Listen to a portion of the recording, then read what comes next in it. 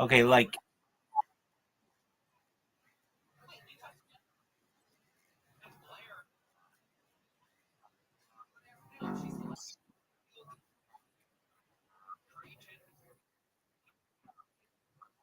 you've talked to Jimmy Carr.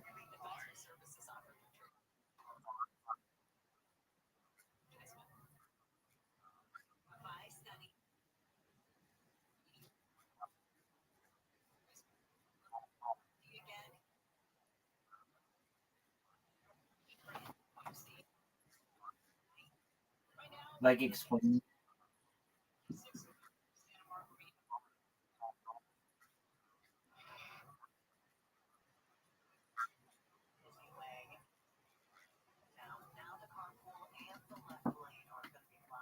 That's crazy. Okay, so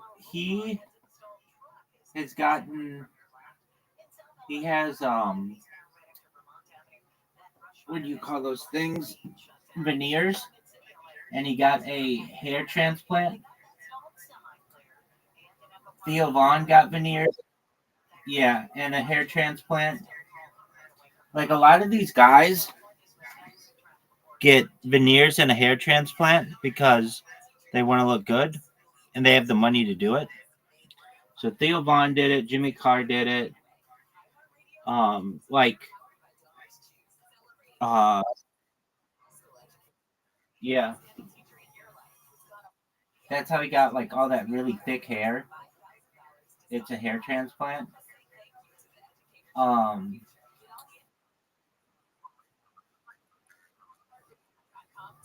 no, he's like in his mid 40s. Joe Rogan had a hair transplant that failed. So he's got a scar on the back of his head that looks like a smiling face. If you're like, well, I'm getting to the point about William Montgomery.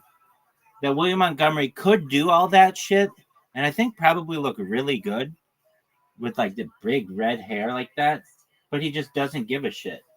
And so I just think that's cool as fuck of him. That like like one cameo is like or like 10 cameos would be like a hair transplant for him. And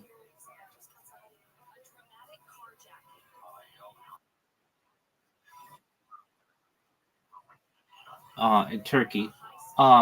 Yeah, I Turkey's a Turkey's a place to go for it. And it's cheap. They do it for like $1,000, and in the United States, it's like between 10 and 20. I talked to a doctor about it. Not that I needed it, but he's my plastic surgeon, and he I was just getting stuff quoted because I just knew as I got older it would like these are things that I was interested in getting, and um he he told me like the best way to get, like the best kind of hair transplant is actually I think illegal in the state of California now, but they basically take the side of your head and then transition to the top of your head. And like when I was looking at my like plastic surgeons, I've had a few of them, and um I had I looked at one of them, and he was an amazing doctor. He actually like helped to invent liposuction, and he like had this really amazing resume. But one of the things that he had was he got sued years ago by someone just once, and I asked him what happened, like when I was interviewing him, and he said that had he gave a police officer a hair transplant, and the police officer did not take care of the wound the way that you're supposed to. You're not like supposed to get it wet or like get it sweaty. and he was a police officer, and so he couldn't really control all that, and so it got sweaty, and he got an infection, and he sued the doctor. Anyway, I still my plastic surgeon, an amazing plastic surgeon, did plastic surgery for people at the Bethesda Naval Hospital, like the top naval hospital in the United States. He used to get people who would have like admirals who would have parts of their face blown off, and he would do their plastic surgery because these guys would like lose all their confidence. They're an admiral, and they can't look people in the eye because they're very wounded or whatever. And like normally people might be like, "Oh, that's baller," like to have that kind of a scar. It shows that you sacrifice for your country and everything. But nevertheless, these guys just didn't have the self confidence that they wanted. So anyway, that's what he did. Like all kinds of um plastic surgery for guys, like in the military, and then he also did it for like really affluent people in New York City, like heiresses and stuff. And then he opened up a clinic in Yorba Linda, which is near Irvine, and so I would go and check him out, and um, like I wanted some scar removal, and so this guy was able, like I had scar removal. I had like a scar, and I wanted him to take care of it, and he did. Did a really great job. But I had it like lasered and things. Anyway, so I got these like a lot of things quoted, and um, one of the things I wanted quoted was a hair transplant. Anyway, he told me what it would be, and that they don't do it because of like he wasn't the only guy. People, it's like the best way to do it is from the side of your head to the top. Anyway, some doctors do it from the back of your head, and I guess that's a good way to do it as well. What I'm trying to say is that William Montgomery could go to one of these doctors and have like lush hair, just like Theo Vaughn or Jimmy Carr, but he doesn't. And I think that makes him funnier because he's the vanilla gorilla. He's the big red machine. He just comes out like a wild man, I guess is the best way to put it. So when you said that like you like that he's bald, I do too, and I think it gives him more um like he's just it helps his delivery and everything. Like I don't know, these fucking comedians are really concerned about their looks. Like really. And I understand why, because they're like celebrities, and people want to be attractive to people who makes them laugh. It's like a psychological thing. But like I was just noticing like Ari Shafir, who's like a balding guy. He even shaved his head, and he looks like Joe. He's like got this Joe Rogan look now. Anyway, um, do you know who Brian Callen is? He's the fighter in Fighter and the Kid, or he's the kid. He's the kid in Fighter and the Kid. He got a hair transplant. Like a lot of these guys have gotten hair transplants, like more than the normal amount in society. Anyway, William Montgomery could easily do that, but he chooses not to, and I think that gives him more like cachet.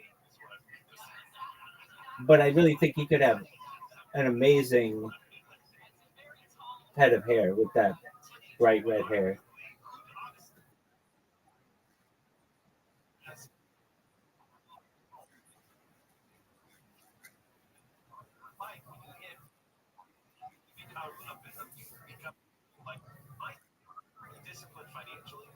Um, Okay, what?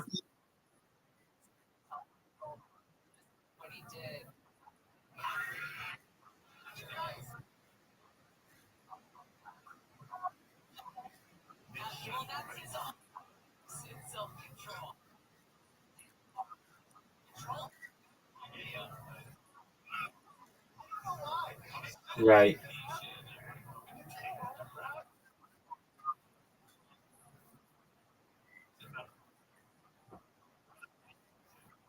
Oh yeah, it can. Yes, it can, my friend.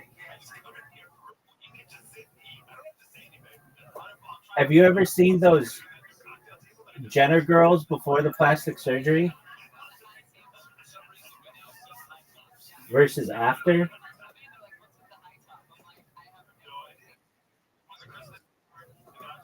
Look up Kylie. Look up Kylie Jenner before and after plastic surgery. She's like an ugly chick. Not ugly. She's not ugly. I don't want to say that, but she's like, I don't know, below average looking girl. But afterwards, she becomes like a billionaire woman.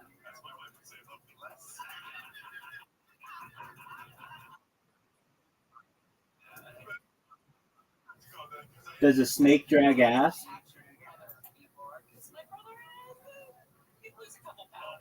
Dude, they're open about it. Kylie Jenner. I know the name of Kylie Jenner's surgeon.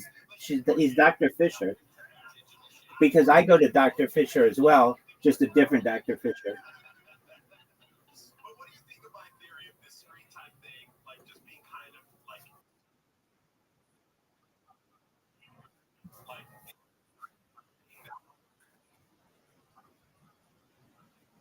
That's a Brazilian butt lift, and it's usually between $10,000 to $20,000.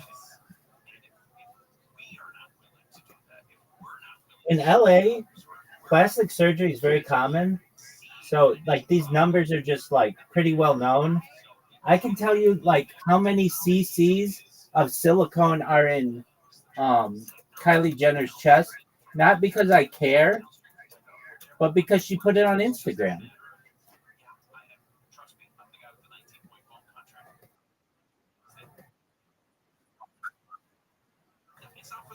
Well, that's why now this is a bitch. These girls get that at age 16 or 18 or 20 and then get hooked up with all these hot dudes or like rich dudes and then get them taken out at age 40 or like 50. Like Pamela Anderson did that.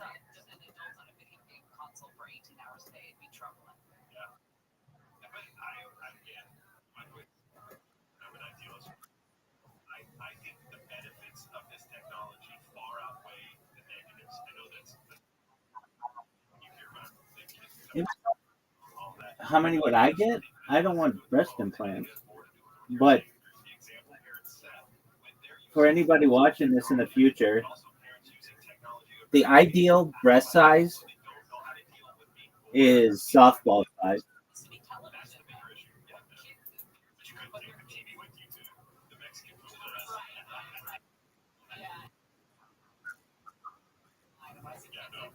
No, I know. I'm saying that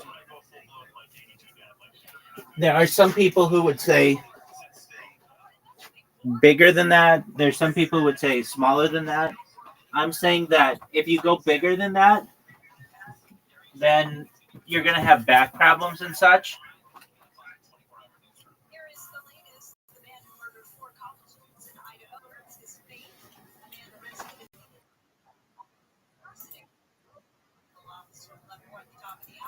I mean, that can help.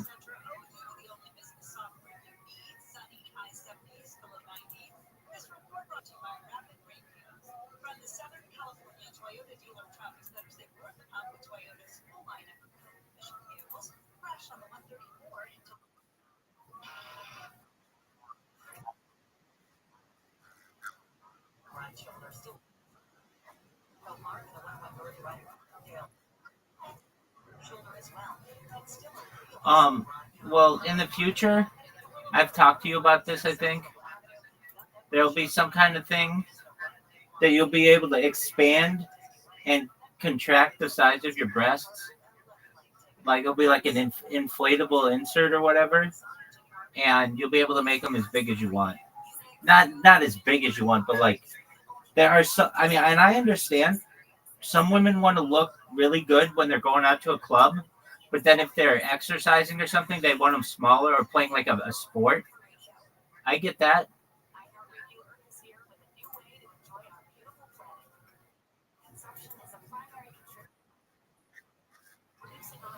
Titty ball. Um,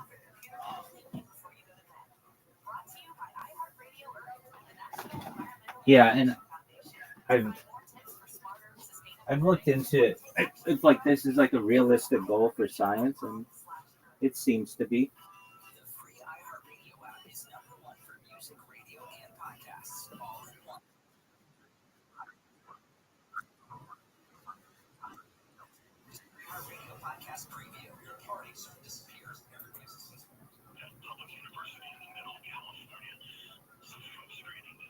I think it would just be there's like a possibility of it just being like a needle that you just put in your breast tissue, but with like lidocaine or some kind of topical numbing, you could do that and not necessarily have it hurt. Like lidocaine has cocaine in it, or cocaine. Lidocaine is derived from cocaine, and it's like a numbing agent.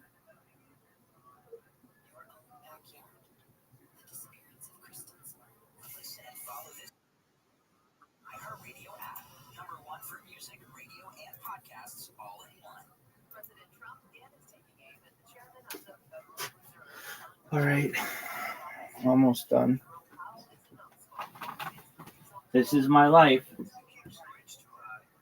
where I just have to go around to all these fucking devices and restart them.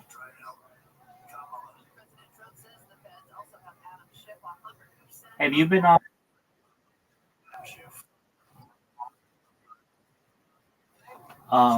Well, it's most convenient to.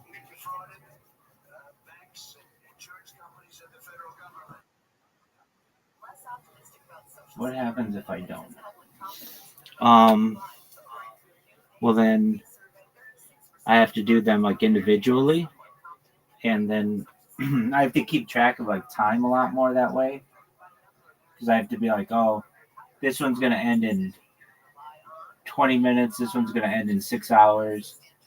This one's gonna end in 4 hours.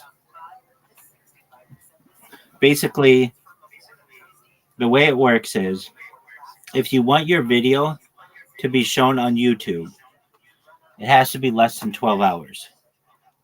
If it's more than 12 hours, it still saves, but only 12 hours of it is available to the public. So sometimes I don't want to say oversleep, but like I'll sleep longer than I want or whatever, and I'll have a device that's going way long. And it's not like that big of a deal because I have so many different devices that I've got backups and backups of my backups. But if you just had one device, it would be imperative to always make sure to hit that 12-hour mark. And then, like when I'm restarting a stream, the camera's not working while it's restarting. That's why I have backups of the backups, like so that they overlap each other. All right, back to back to William Montgomery. Do you think William Montgomery will ever let his girlfriend be on camera a lot, Erica?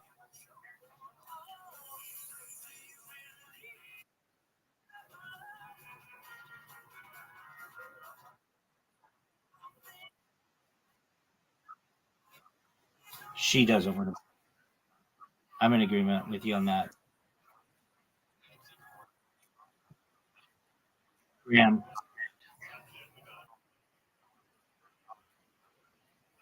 who never's on the.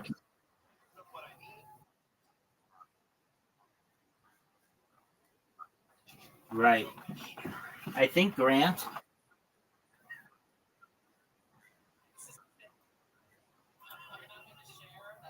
Um, Grant, I think owns the studio.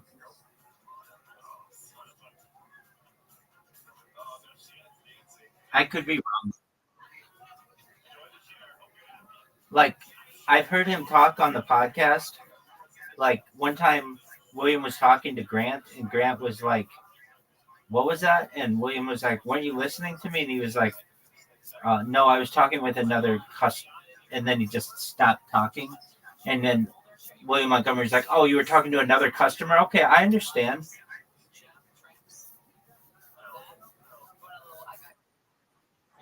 I don't know if he owns like the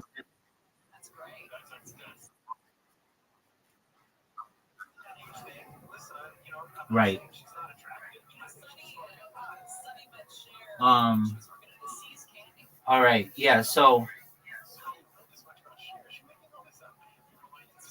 we have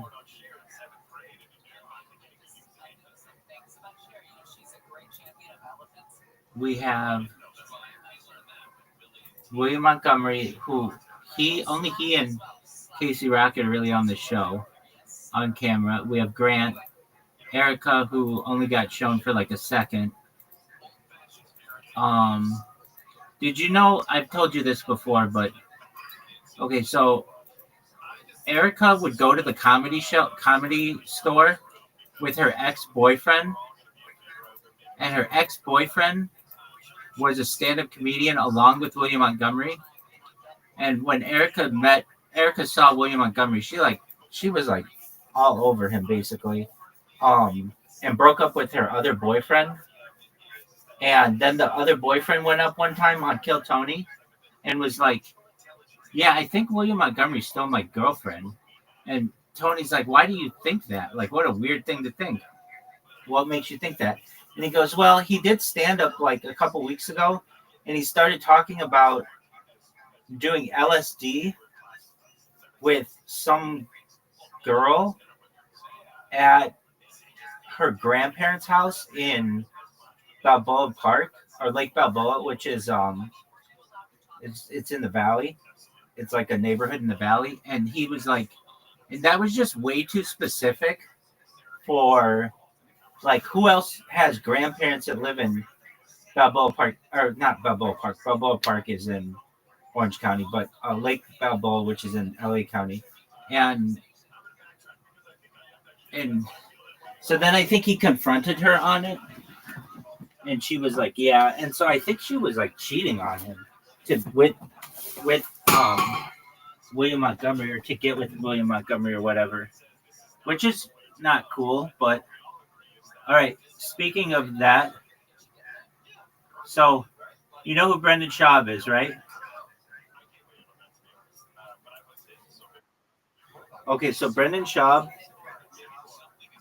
has a big fucking mouth, and he can sometimes be really stupid. He's like, it's just like a typical like dumb jockey guy. And this one time he was on his show, and he said, they had somebody who did like a call-in show or something, or who called into their show, and they were like, it was something like, um, they had some guy on, and he was like saying that he was going to shave his head because he's going bald or something, and they were like, "Yeah, man, that's a good look." And then Brendan Schaub was like, "Yeah, man, I know a bunch of guys who slang a ton of dick who are bald, like Dana White and Joe Rogan, and this got out." And you can imagine, like, Joe Rogan's a married man. He doesn't want to be known as like a guy slanging dick. And there were like rumors that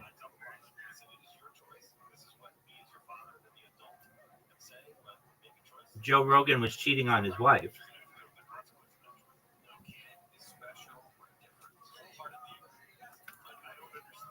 because of this guy.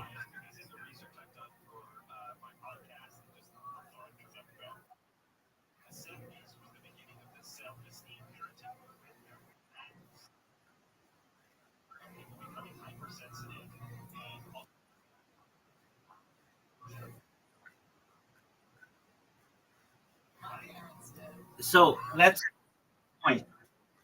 The way that I heard it just meant that Joe Rogan's got a beautiful wife and he's just killing it. Like he's just all around doing really well in life. I didn't necessarily interpret it as he's cheating on his wife, but a lot of people did interpret it as that. And I just did not necessarily. Yeah,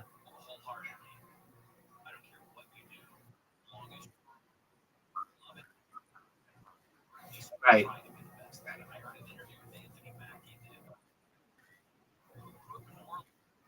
Yeah, they met. She was a server at some bar, and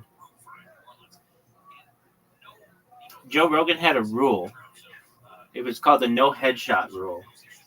And what that meant is he didn't want to date anybody who had headshots because what ends up happening when you date a girl with headshots, chances are she's an actor, and he didn't want to date an actor. So that was his thing. And his wife she had a child from a previous marriage, a previous relationship. And Joe Rogan adopted that girl and then had two children of his own, which I think is a pretty cool move on Joe Rogan's part.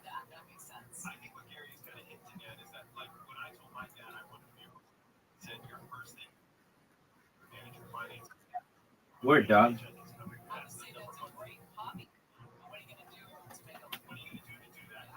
And like they say that she was a model because they don't really know what else to say about her.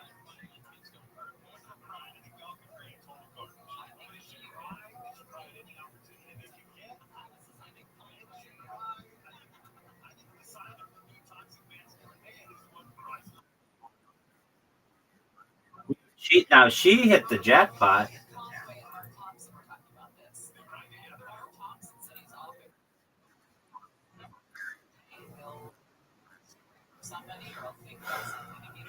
Uh, yeah, she is.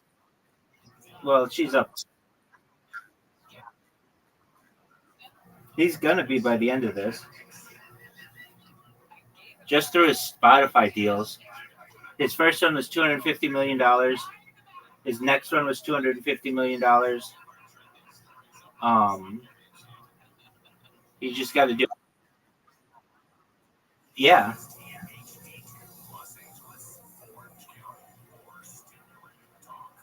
so he gets all of that money, and he has all his endorsements.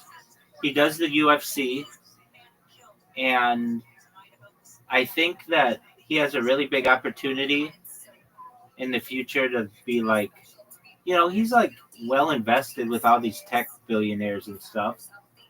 So I'm sure he could make money that way too. And um,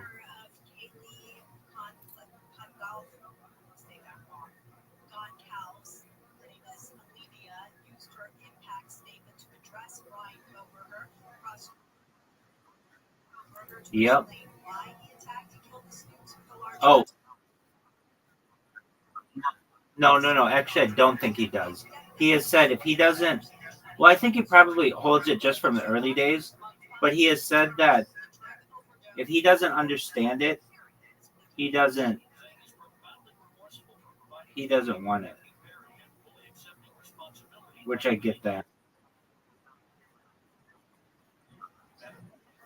I mean, I'm sure he's still doing okay.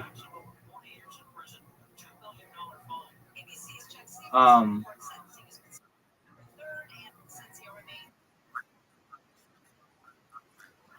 well, he at least he said, I don't want to endorse anything if I don't understand it, and that's why I don't understand any kind of um, cryptocurrency stuff.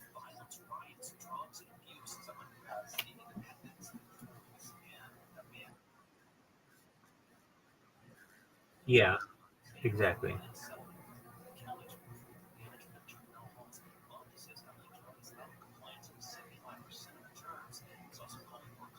Um,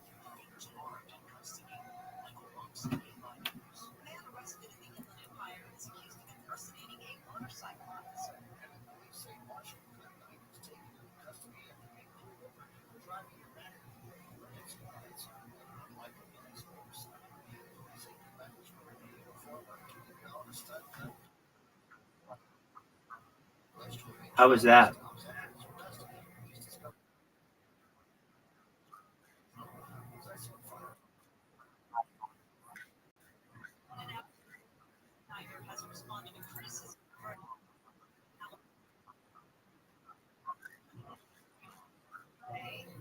Yeesh.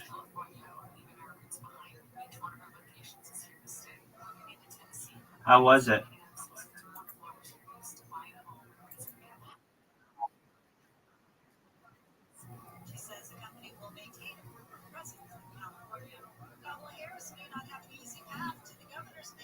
That's baller.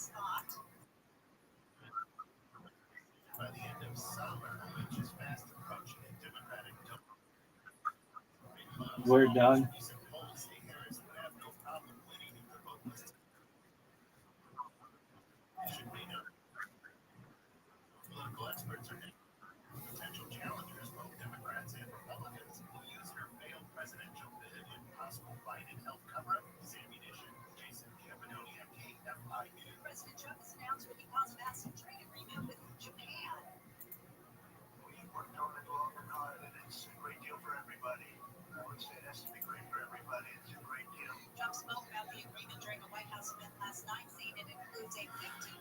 Um, so Brendan Schaub,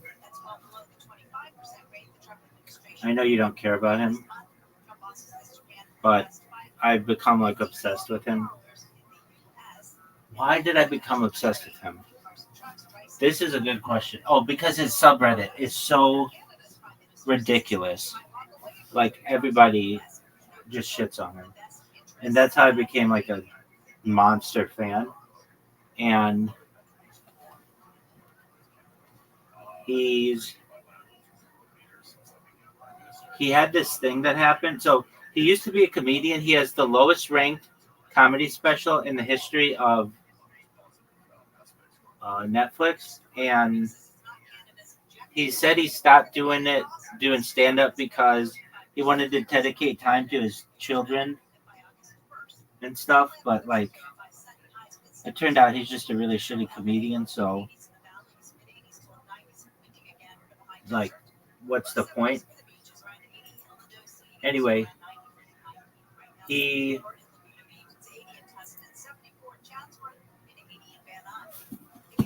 he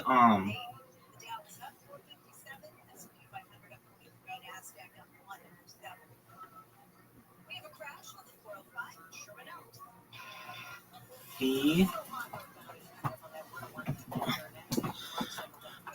got caught cheating on his wife, and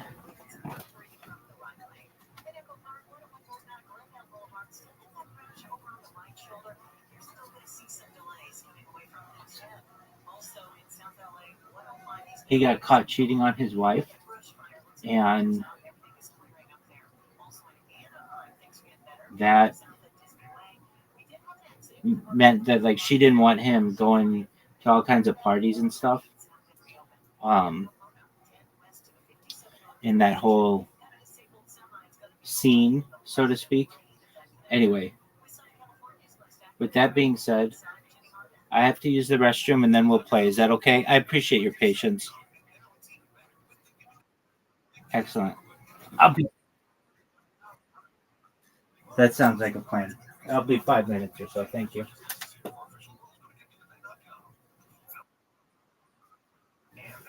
Well, I got some other stuff I got to do. I got to get some laundry out of the dryer. So no, I'm just taking a peek.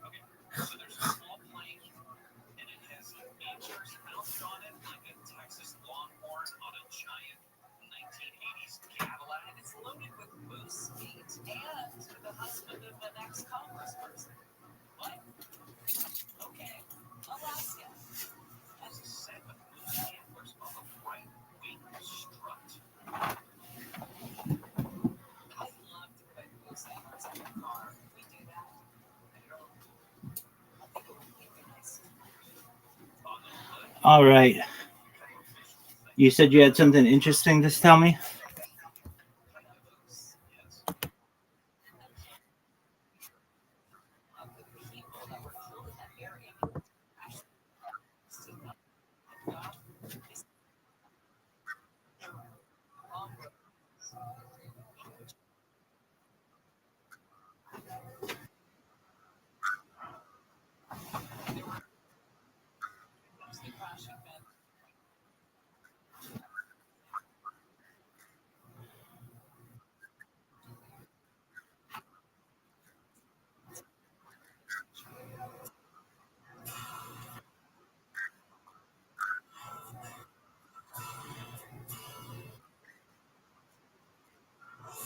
So are they like crab apples?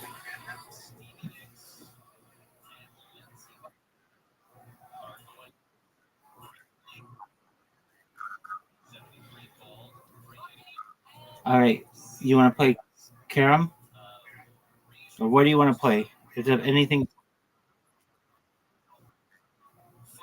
I know you have. Okay, what do you want? What kind?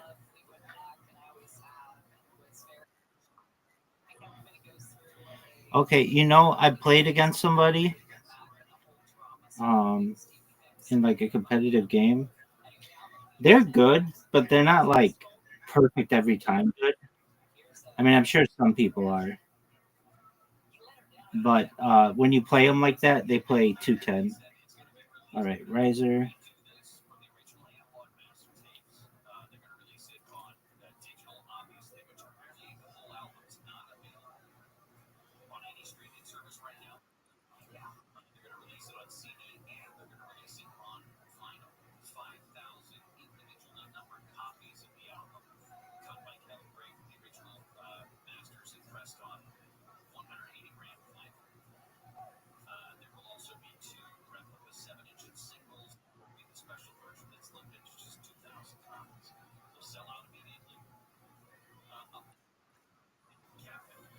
That is three.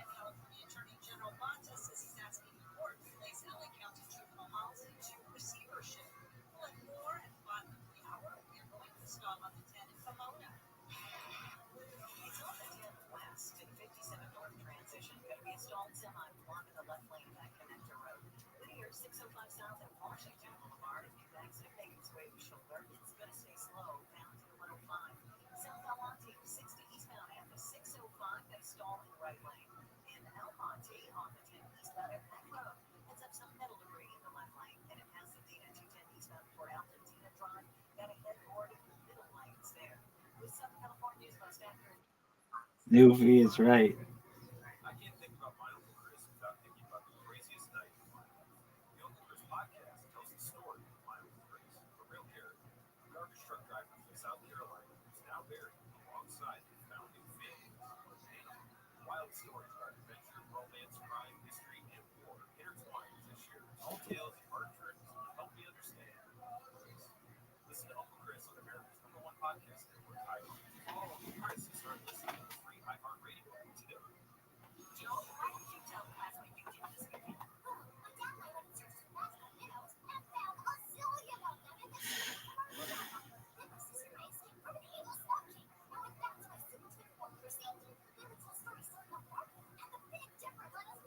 That's really cool that you talked to Jimmy Carr.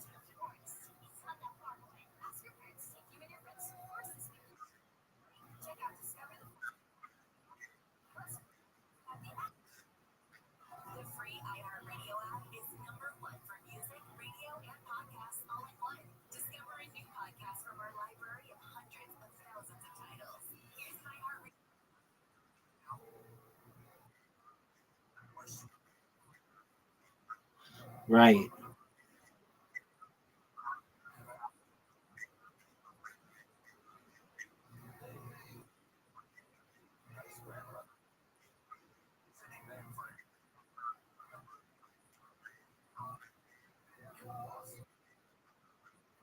Fuck.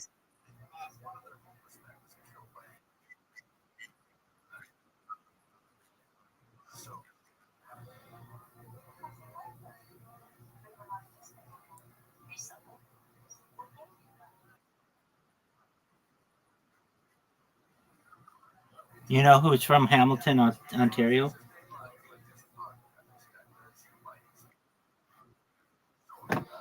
You know who else?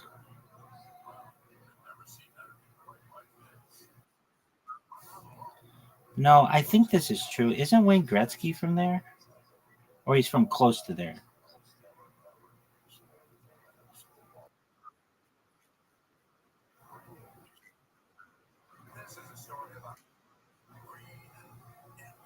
Okay. He's no, I mean, I'm not Canadian. I wouldn't necessarily know that. Um, okay, maybe I was thinking it was Tim Horton. Some influential Canadians from there. I'm sure a lot are.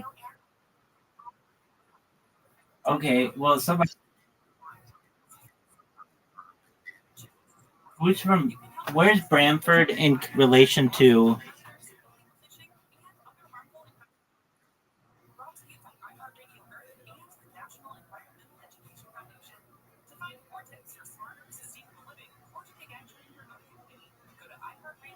I mean, when you say not even close, is it within like 3 hours?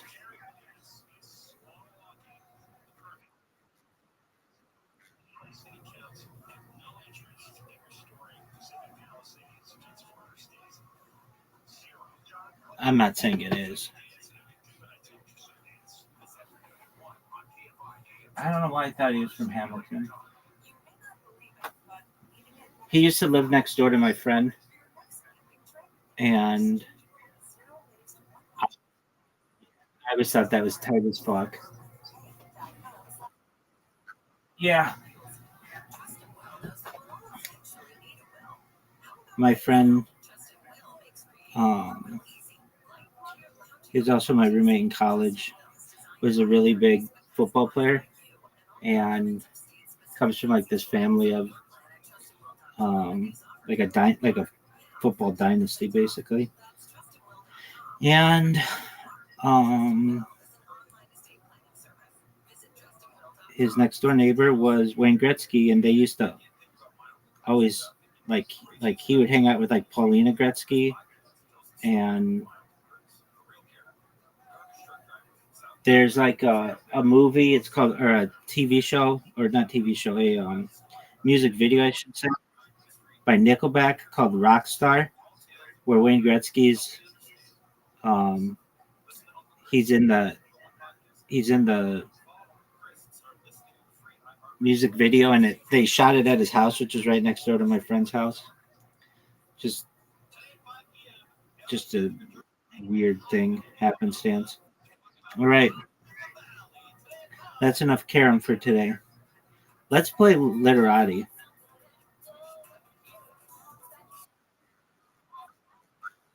No, dog, we haven't played any literati today. What do you mean too tired? You got your extra sleep and your thing's charging. You just got smoked in carom.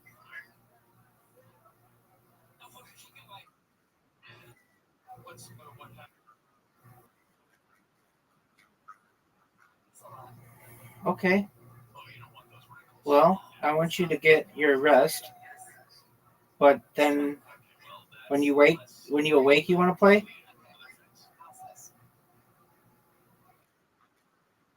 All right, we'll come back.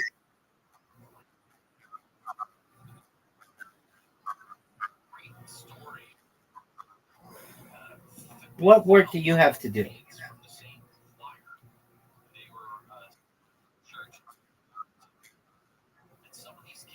Yeah, but can't AI do that?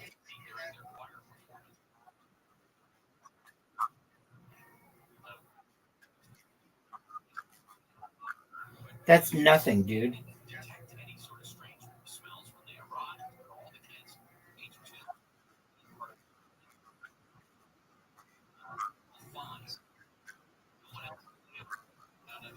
All right, big dog.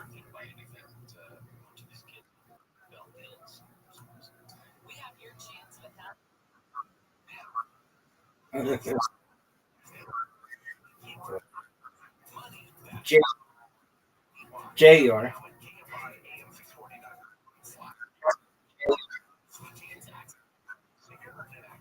I retain, baby.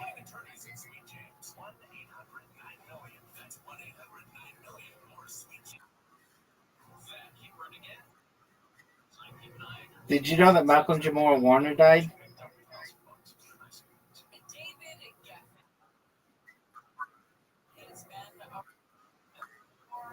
Yeah, dog. He something's weird about his death. I agree with Audie. Something's weird about it.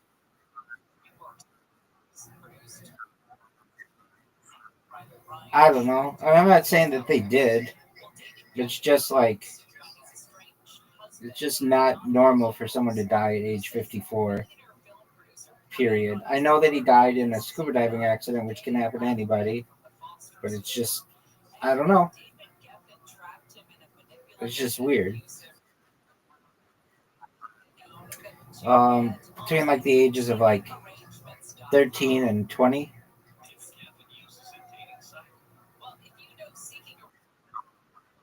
Do you want to see? I mean, you don't have to watch it, but if you ever want to watch one of the funniest scenes in television history, he gets this.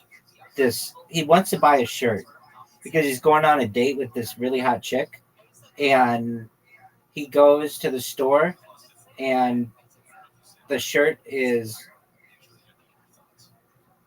basically there's like a whole back and forth between him uh, and Bill Cosby, and it's very funny. I mean, he's got a lot of funny scenes, but that show was really big for African American culture. It was big for me because um, my parents had very diverse friends. So they had like you name it, they had that kind of a friend. So they had black friends, they had white friends, they had, of course, Jewish friends, of course, like different types of Jewish friends, but um, Latin, Nordic. I mean, like they had friends from all over. But and yeah, and um, like England, and so like I got a taste of a lot of different people growing up. But um, well, I really like my parents' black friends, perhaps the most, and this gave me like a view into an African American family, and it was a um, really interesting view on the world because Bill Cosby made sure to have a child psychologist watch every show to make sure it was like appropriate for the people who would be watching it. And it's just like a different kind of show. Most sitcoms didn't do that. They would just have a writer come in and just try to make the best jokes possible. But the Cosby Show was not like that. It was about a family, and also the families, like the African American people we knew were like, I don't want to say really wealthy, but they were like, well, I don't want to even say well to do, but they were like more comfortable than I would say probably like some other situations in the United States. And on the Cosby Show, it was the same way, where the husband was a doctor and the wife was a lawyer, and it was like basically when I would watch the Cosby Show, it would remind me of perhaps my own family or at least the people we were around, and it was just like I didn't really see color with it. It was just a really funny family, and I really loved it. And it wasn't the first black sitcom, but it was definitely the most popular. In the United States, it was like the most popular show for like 8 of 10 years that it ran, or something like that. I mean, it wasn't exactly that, but it's pretty close to that, or it was in the top five like all of those years. And they used to do music. They used to do like these music skits that were really cool. They'd have special guests. This was a show that introduced me to jazz. I would hear jazz from my grandparents and my parents, but it was like I never would see like the actual musicians like this because you just didn't have the internet. And like they had like Dizzy Gillespie on there, and they had um Loretta, what is her name? They just had like they had Stevie Wonder on there. That's one of my favorite episodes ever. And so it was like it had music involved, and it was just a really cool show. Adam Sandler was on it. Um, Adam Sandler plays one of his friends on the show, and it was just a cool show. I really liked it. And so Theo, growing up, even though he was older than I was, I would be I would watch the reruns, and like he would go through things and I would go through them, and you just I what I'm trying to say is I really empathize with this character. So when I talk about Malcolm Jamal Warner, yeah, I'm joking about it. I didn't want him to die. I really liked him, but there's pain in what I say. So maybe I'm just working through my mourning. Did you know that he died?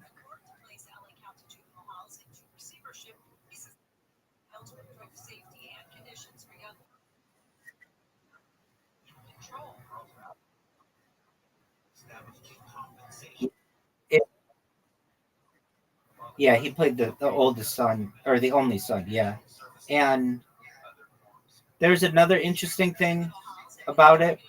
Remember, I said, do you remember I said like I really like Bill Cosby? I thought he was like the all American dad, and he portrayed himself to be like that, but like he had this dark, you know, rapey part of him that was creepy. He had this,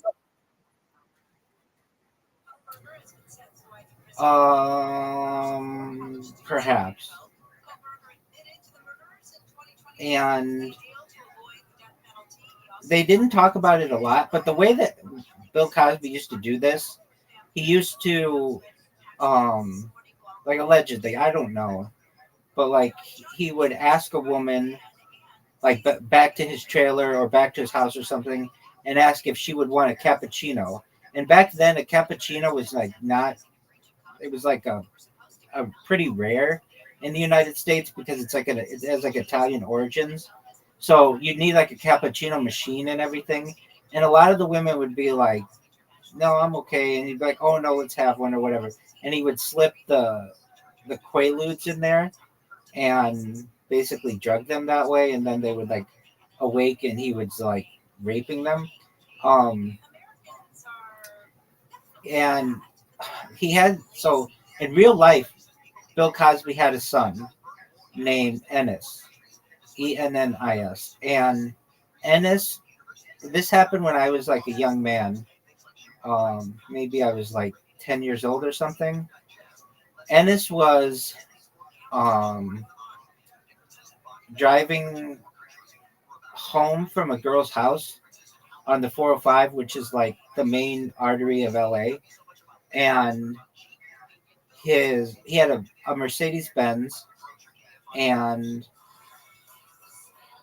just around that time, like to be a black man in a Mercedes Benz in LA was like um it was rare, exactly.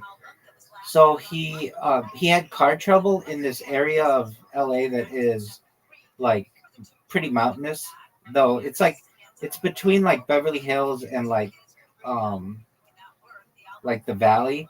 And so his he pulled over to see what was going on with his car, and he got out to, I think he had like a flat tire or something, and he got out, and somebody pulled up behind him. I want to say his girlfriend was following him home on purpose. Like everything was fine with their relationship or whatever. And then somebody else pulled up alongside them and killed Ennis and on purpose, like murdered him. And I don't know if I don't recall if let me look this up really quick. If they stole his money or anything like that. Yo, dog, down of the death of Ennis Cosby.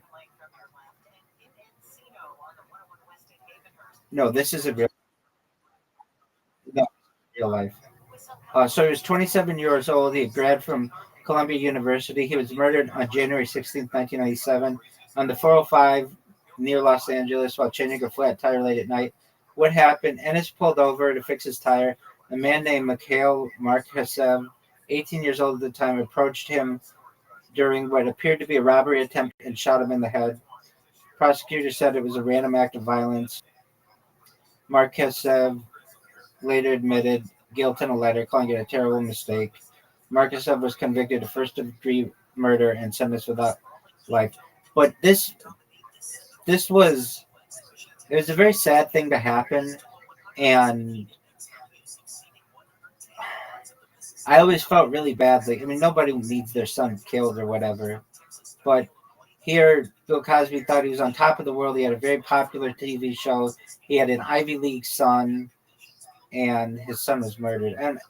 And his son and Theo were like pretty close in age, or like the Theo on the show, and Theo was like Malcolm Jamal Warner's character on the Cosby Show. The guy's name was the character is Theo Huxtable is the character's name. Um, it was a lot of the goings on that happened between Ennis, the guy who was murdered, and Bill Cosby. And so you got to kind of see what their relationship was played out on TV. And it's a really good show. And who else would be big on it? Do you know who Zoe Kravitz is? Do you know who Raven Simone is? Okay, well Raven Simone became like a Disney star. She was on that show. Um, who were big people on the Cosby Show? All right, so um, no big guest stars like Adam Sandler and Dizzy Gillespie and Stevie Wonder. Um, so Dizzy Gillespie, Stevie Wonder, Adam Sandler, Sammy Davis Jr., Lena Horne, BB King, Clarence Clemens from Bruce Springsteen's E Street Band, Phyllis Rashad's real life sister Debbie Allen. They just it showcased black excellence and talent across generations. That's what ChatGPT said, and it's true. And it was such an endearing show in the United States that a lot of people, like the civil rights era was only like 20 years before then, and it was still not like perfect. Not that it still is today, but people would watch the show, and for it to be the number one show in the United States, it just wasn't a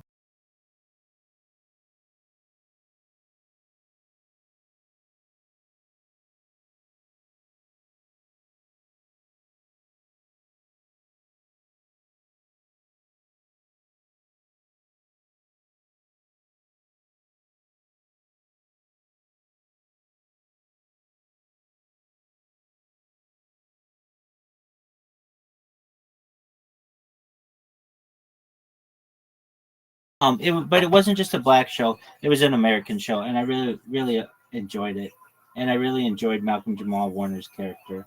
So I do joke about it, and it will be my thing that I joke about. But it's kind of to preserve his memory. I really liked him. Did you know Ozzy Osbourne died?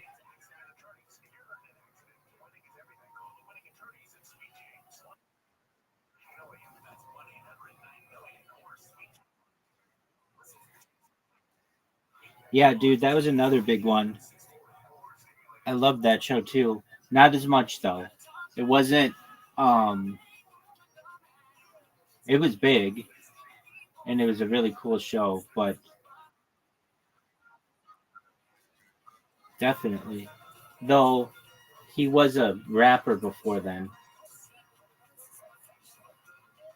But yeah, that was a big show. I don't know if I've seen all of them. I'm pretty sure I have though. They're like, like before they were streaming and everything. They just you would come home from, I don't know, school or whatever, practice or whatever, and there were only like a certain number of channels, and they had these shows in syndication, and everybody watched them. So yeah, I definitely watched them, and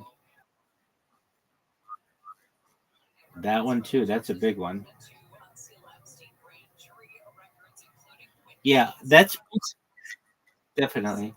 I would say The Office is like the last show that's been. I don't want to say that's been popular in syndication, but like that's when streaming started. After that, but yeah, I really like Everybody Loves Raymond. I think Patricia Heaton, the wife on that show, is frankly one of the prettiest ladies in the world.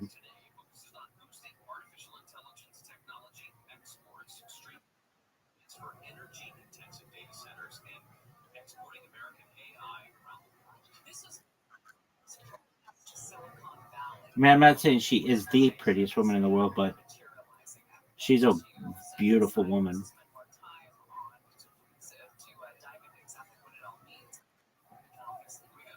It's a very funny show. And then that was probably like the last show I watched before The Office. That was a popular American show.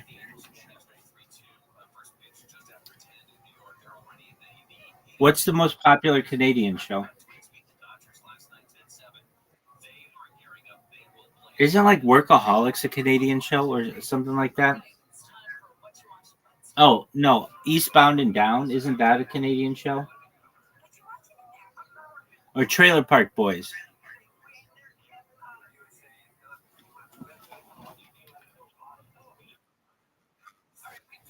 Did you hear me?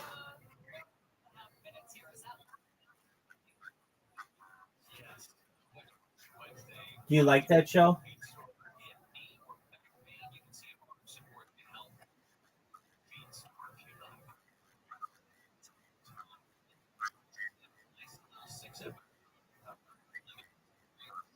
Who's the guy with the big glasses?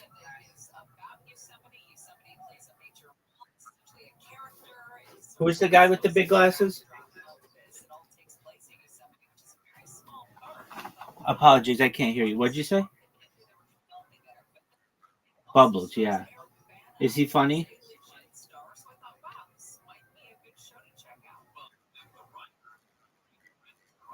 Oh, he does a podcast? Dude, you're blocking the mic. Oh, okay. Um, so he's funny on.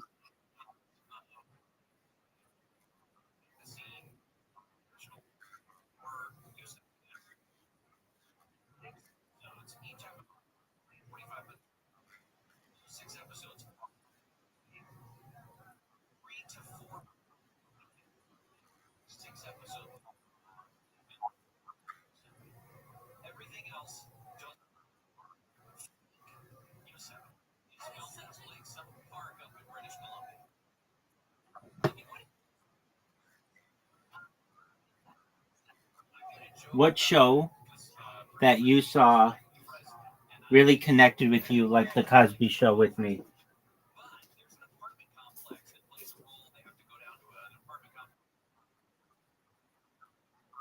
Yeah.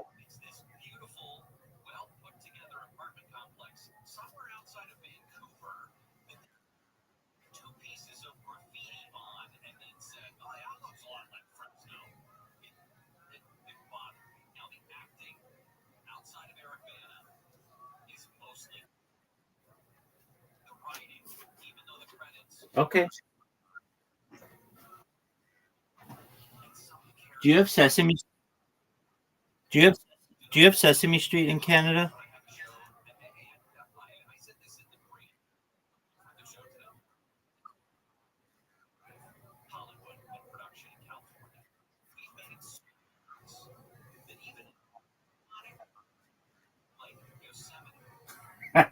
You mean Jay you're in it? It's not like, what is that? Is that what you're about to go do? I bet that could be a show.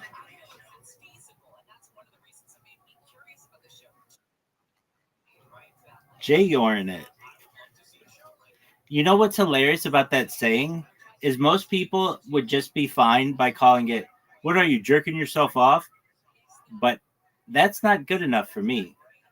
I need to take it to another level and just say raw. There's no lube. You're just calloused hand to a fucking shaft.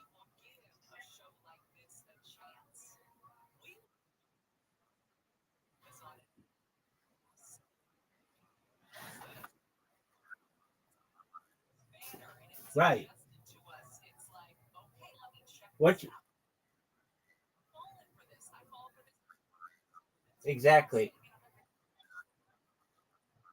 Zoot asks me this several times a month, and a lot of times when he'll ask me so many questions because he's bored, and I get it. It's the middle of the night, and we're just playing a game or whatever, and he just wants to make conversation. So he'll ask me sometimes the same question a lot, and I don't know if I know he doesn't recognize that he's doing it, but I'll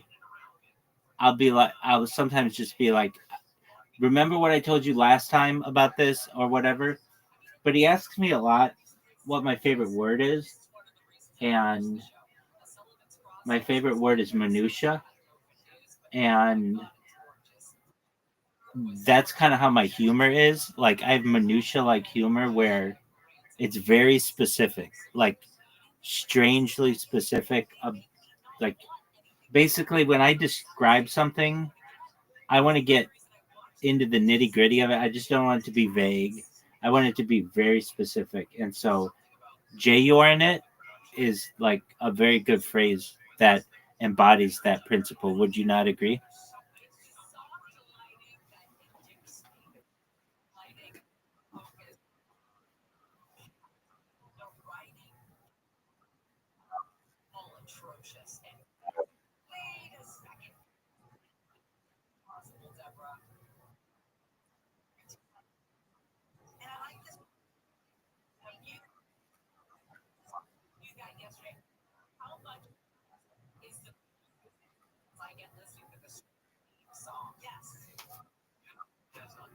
Very well.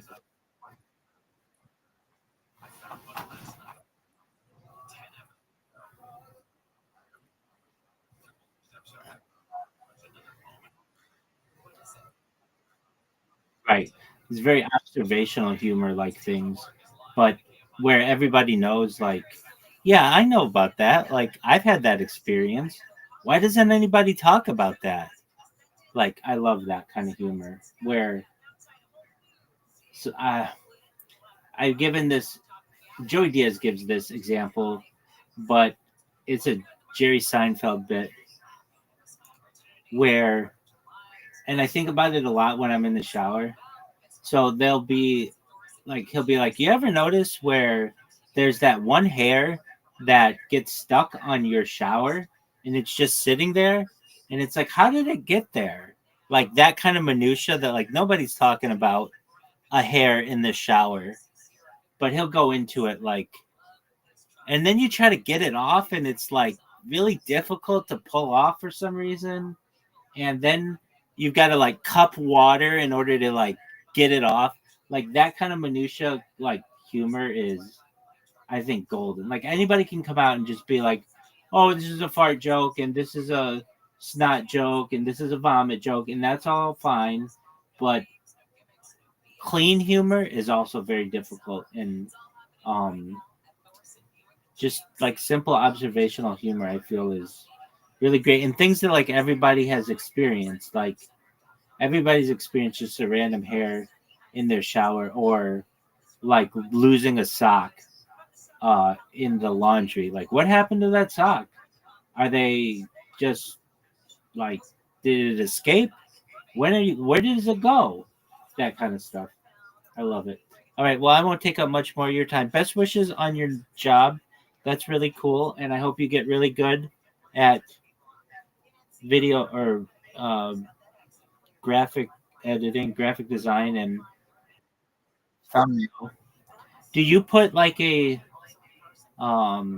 border around the head of a character or text?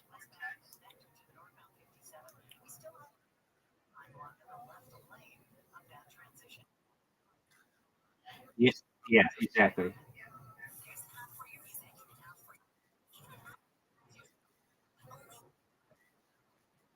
Right. It's an art.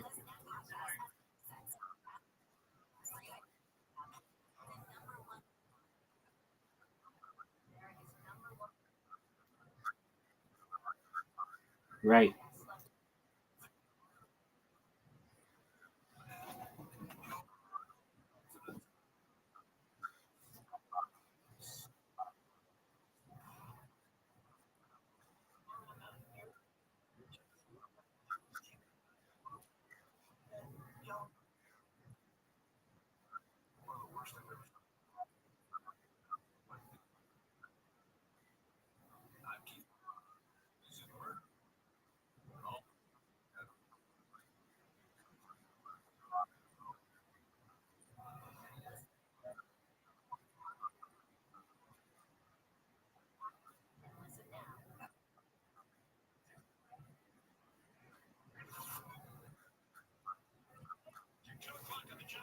I get it. I don't want to say I'll never forget, but the um the two people who I really noticed doing thumbnails, at least, yeah, thumbnails better than anybody. Well, if you remember how Joe Rogan used to do it, it would just be like a picture of him and the other person, and then the number. It's like, say, Joe Rogan Experience in like black and white, and then like number 1,000 or whatever. I didn't really think. I think it is. I think it is. Um I didn't think of that being an art because Joe Rogan had enough pull, but there were two creators who um I saw doing this, and they are the first two that I noticed. The first one, do you know who? I think she goes by Sniper Wolf. Do you know who Sniper Wolf is? Okay, well, she's this chick who I don't even know what she does. She's like a video game chick or whatever, and she wears these big glasses, but you can tell she's like super hot and doesn't need to wear those glasses. And she would do these reactions like, oh, like wow, like what? And I would always be like, I hate it that like these people put all this work into these thumbnails, but that pulls your attention in. And then the other person who did it was this guy named Mr. Beast. And I would look and I'd be like, this guy looks like such a loser. I remember on the stream, this is like 4 years ago, I would be like, who is this loser guy who is all over YouTube? This guy is a dork. He's got stupid thumbnails and he looks like a nerd. And I would just like make fun of him. And then he would turn out to be, super huge influencer. Though, you mark my words, I think that Mr. Beast is sitting on a bed of lies or a throne of lies because if you look at how many subscribers he has, it's 500 million or something like that. That means that 1 in 16 people in the world are subscribed to his channel. And I just don't think that that's true. I don't think that, like, I'm not subscribed to any of his shit. And I have a billion fucking accounts. And I just, are you subscribed to Mr. Beast? You are? Okay, yeah, you are. Um, well, maybe people do, but I don't know. I don't think like I think that you do a lot of YouTubing and stuff, but I just don't think that I just don't believe those numbers. Is what I'm trying to say. He got into this. No, he would. No, no, he wouldn't. No, he would not. He brings in once you get to a certain size on YouTube, they don't care if you use bots. And the reason why is because they know that you're uncancelable. They can't cancel Mr. Beast unless he did something really bad. Even like he had that thing with I don't know, he had somebody working for him who was like transgender who did something. What did they you know what I'm talking about. You know it better than I do. And they didn't cancel him for that. Yeah. Now, if Mr. Beast were the size of like had 10,000 subscribers, he'd be gone.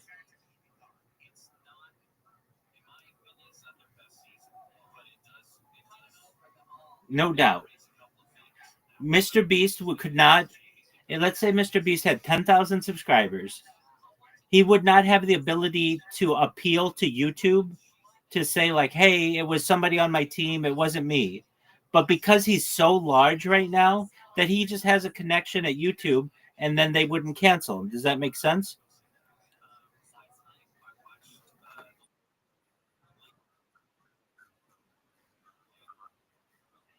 He absolutely would.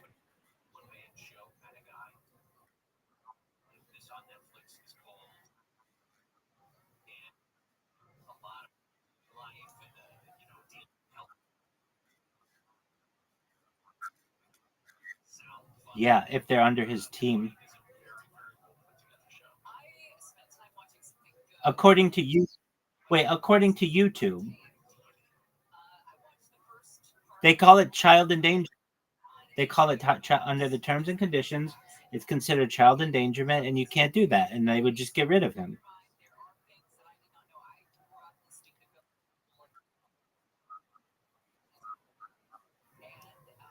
Like what that transgender person did, basically like groom children. So he would just be gone. But because he's so large, he has connections and they didn't cancel him because of that. And in the same way, he just has bots being created um, that subscribe to his channel.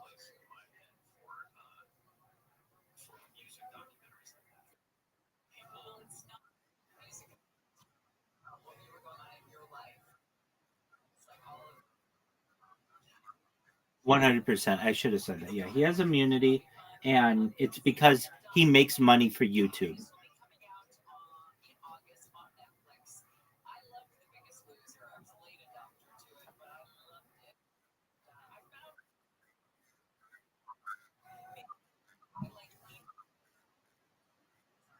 Oh yeah, they do the I'm shot face with like a shadow around the head.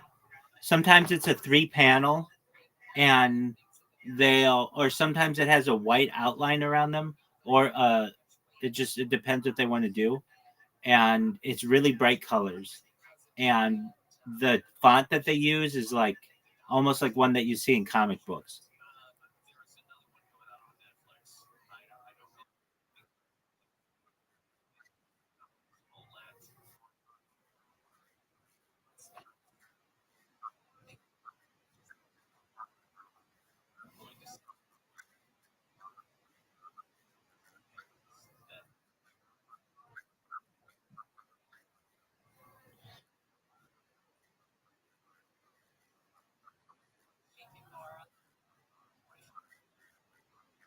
That's what happens. That's absolutely what happens. And I would put a lot of work into my thumbnails, but I never know when I'm going to lose an account, so it's not worth it to me.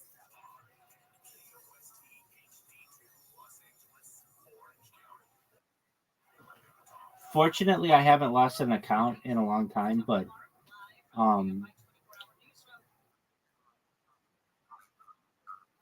no, they're not. Especially around COVID time, this that was ridiculous. Joe Rogan would be talking about something, and I would get I'd have to take an exam or like a quiz on medical health and what can be shown and what can't be shown because he was playing in the background. It was ridiculous.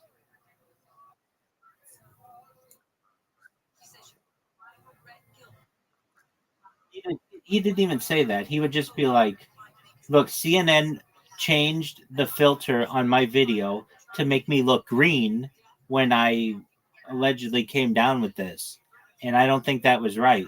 And they would incredibly they would know that was something they didn't want on their platform, and then I'd get something in my inbox that says you got a strike because of medical misinformation. I'd be like, I didn't even talk about this.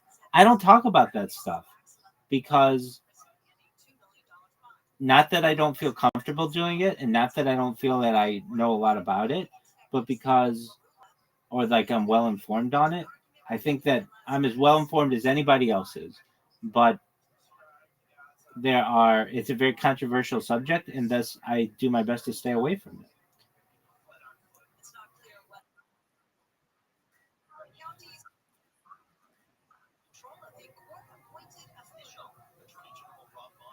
I can neither confirm nor deny that information. That tells you everything you need to know.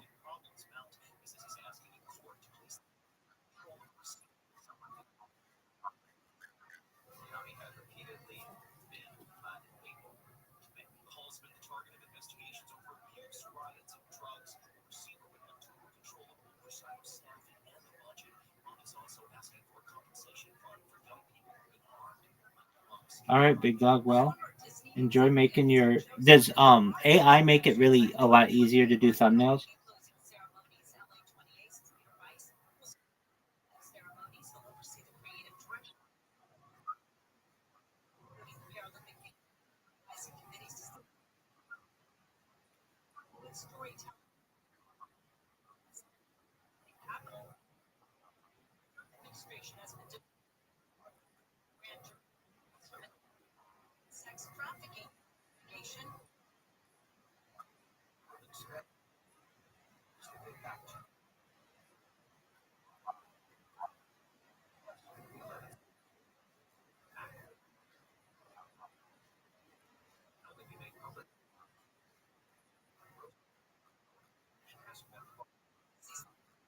Right,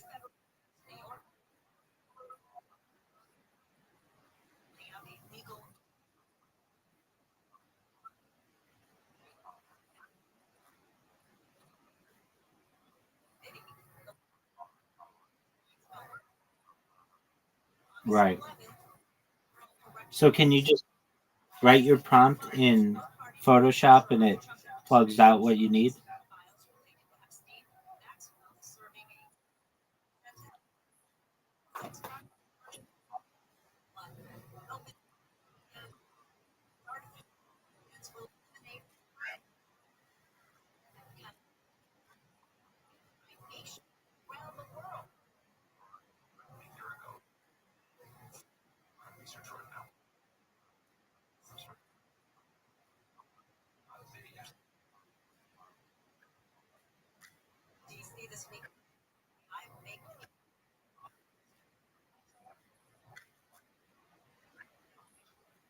And then your brother just approves it. Does he ever give you edits?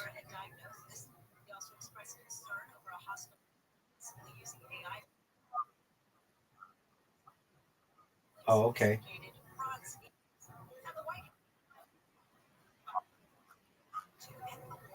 All right. Well, best wishes. I would like to honestly. I think If he just said, Rabbi, will you help me come up with a minute or 5 minutes of material? We could come up with stuff that's so funny and that's good. Now, would he remember it? I don't know. He doesn't have the work ethic, and I would tell him this if he were here right now. He has not shown that he has the work ethic to be able to memorize 1 minute or 5 minutes worth of content within 1 week. I don't know if anybody does. Like 5 minutes to remember everything would be difficult. I think it's doable, but you'd have to work like a lot. But he just wants to go up there um and rip. Yeah, you know what? He's going through a lot right now. He has said that this is like the most difficult time of his life, and I do my best to be there for him. I give him shit, but at the end of the day, he's my friend, and I want him to be successful. I don't want him to hurt. I want him to be happy most of all. And um, he had this diagnosis or whatever that really got into his head, and he is very frustrated that basically, like, he says that like they can say that you are neurodivergent, that you are, oh, what's the word that he says, like, what's the word that he says, something like um unstable or something like that. It's not the word, but when really it's just, or they say you have ADHD or something, when you're really just, it's not unstable, but it's something like that. um and uncoordinated or something like that. It's something like that. And he's very passionate. Like he was telling me this morning, like, I really want to help people who are neurodivergent. That's what I want to do. And he'll watch this someday, God willing, and I want him to know that I support him in that. For as much shit that I give him, that thing that his girlfriend told him years ago, there are a million guys who would want to look like you. I don't know if that's true, but maybe some people want to look like him, but no one wants to have your brain. They'd want your body, but not your brain. And it's got to be really tough. He he's got a lot going on, and I wish he was able to manage it better. He does, I feel, as good a job as he can, but it didn't help. Like he had a couple things that he was working on, and then he goes to this expert or whatever, and they tell him he's got like a billion things wrong with him. It's like, no, you don't have that much wrong with you. In fact, you're quite normal. I tell him that I think he's smart when it comes to cryptocurrency, even though I tell him I don't know about the choices he makes with cryptocurrency. He knows a lot about cryptocurrency, or more than the average person, and I admire that about him. But um, I want what's best for him, and then he'll do this thing where he'll come in here for like 5 seconds, and he'll be like, I don't know, he's just very um, indecisive and very erratic with his behavior sometimes. And then other times he'll come in here and he'll be like in the best mood. And I want what's best for him, but I hear where he's passionate, and it's not in cryptocurrency, and it's not in being an actor or a comedian. He's passionate about helping people who are neurodivergent, and if I could ever help him with that journey, I'd want to. And uh,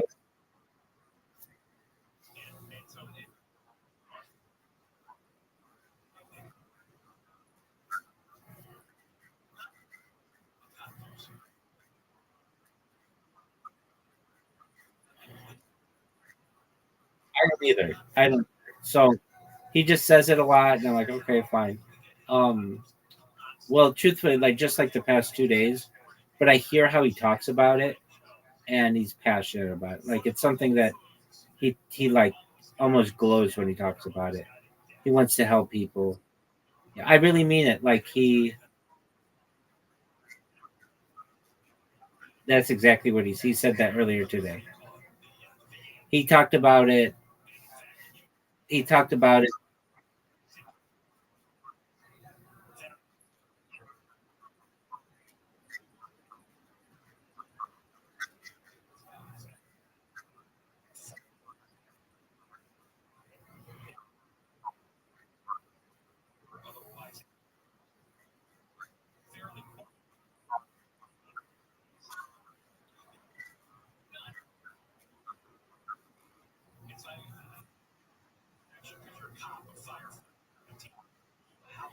The first four things that you read, those are all things that they say that he has, and the only one that I really see like is the Tourette's. But I mean, I see a little bit of some other things, but he has this thing where he's like, I'm severely autistic. He'll say about himself, I'm severely autistic, and I'm like, I don't see that. I don't even know what autism is really, but like people who are like severely autistic are like nonverbal. They like can't. They're like in wheelchairs and stuff. Like you're a functioning individual. You have had jobs,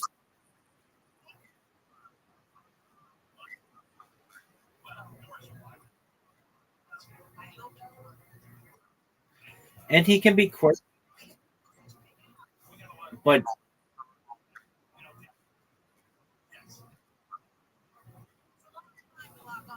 right. Um. So I do want what's best for him. Welcome. How are you? Cool. I didn't want to talk to that person anyway. Um. But it's like they can go J Yor. Well, for themselves, it would be J Tor. Jerk themselves off raw. Um, but Yor is the phrase. So I think that Zoot is exactly. Um, what do I think Zoot needs? He needs a job. It doesn't have to be in high finance. He could literally just go work at Macca's or McDonald's. He wants to be a trillionaire though, and that's cool. But it's like he just needs something consistent to teach him life lessons and um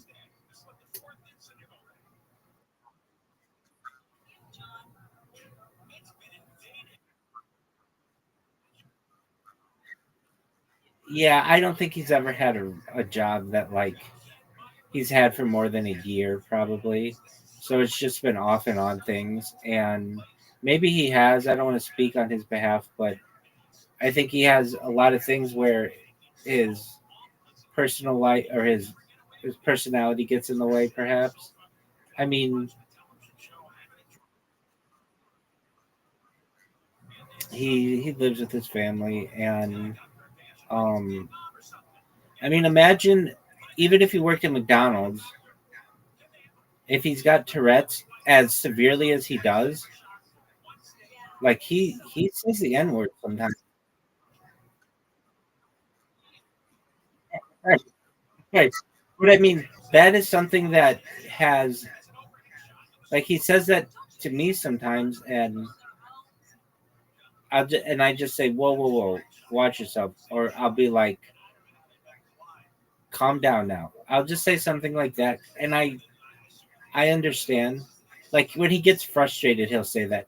I notice like the one that sticks out of my mind is I was falling. I sometimes I need to sleep and I'll sleep and he'll come in and he'll be like Rabbi, and then I'll just hear N word and then he'll leave and I know he doesn't mean to say that and he's told me like the the like it gets worse when you're in a crowd and things like that. And so with that being said, I think it'd be hard.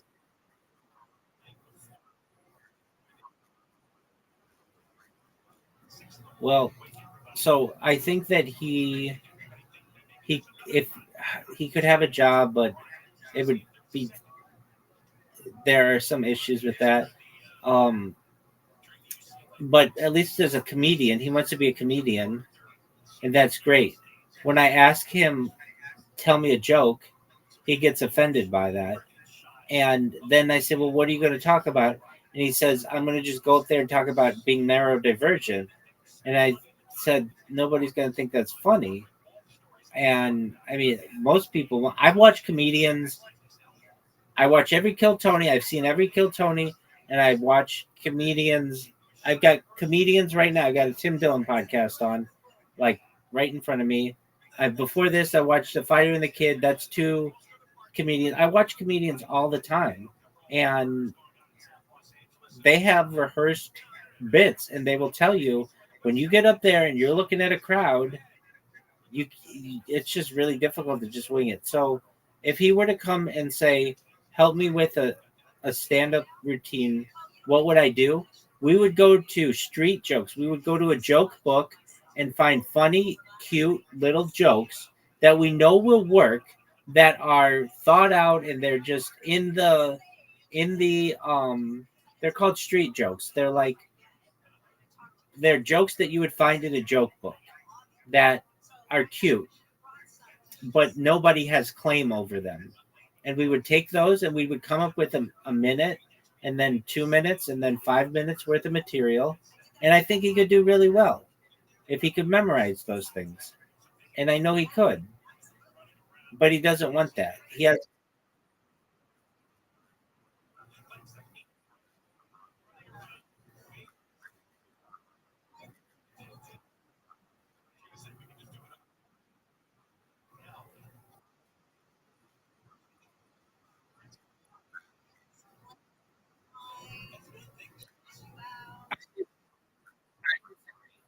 I disagree. I think joke books will get you very far at the beginning, where you just need to get comfortable on stage. I'm not saying you can't work out your own material in there, but you literally have zero jokes and you're going to be on stage in 4 days. What else do you want? Come up with take jokes that not everybody has heard, maybe some people have heard them, and at least get a minute worth of material in there. Look, I'll tell you this. I can be funny, but I don't have like routines. But I've given my pickup line, that I've got like a minute worth of pickup lines, and I've done stand up comedy um on at least Twitter Spaces, and I've had a lot of success with that. And those are all just street jokes. They're jokes that some people have heard before, but they work because they're short and they're to the point, and I'm not wasting anybody's time. And if that didn't hit, I've got another one for you, or another one, or another one, and I'm going to get you with one of them. Over the course of a minute, I'm going to be able to put a smile on your face with a one or two jokes. That's what you need. Now, I'm not saying that he can't, or any comedian can't have their own take on things. But if they're going to spend a minute building up a story, and that story at the end is not funny, they're going to be booed off the stage. At least if you have jokes, you're not going to get booed off the stage. And right now he doesn't have it. Right now he doesn't have any jokes. So if he wanted to, if he was like, "Hey, I want to work on something," well, so this is the we okay. Here was one. Here's this joke that he kind of came up with. So we were talking about his experiences, and I was like, well, you could, if you want to just have 1 minute, it's not the funniest thing, but if you want something that's personal to you, you could be like, this one time I went on Reddit and I saw this gigantic whore who was willing to have sex with a bunch of guys at an adult bookstore. And I went down there, and fortunately I was number one on the list. And as this woman was sucking my dick, I had 20 guys watching me at the exact same time. and as I'm trying to come in her mouth, I'm unable to. It was like I was attempting to defuse a bomb. And if you've never been in that position, it's quite awkward, but it's something that happened to me. And then you move on to your next joke. Whatever. I'm not saying that's super funny, but it's something that happened to him that we were able to punch up with some jokes, and people could, I'm not saying connect with that, but it's something that happened to him that's funny. And I mean, what else you got?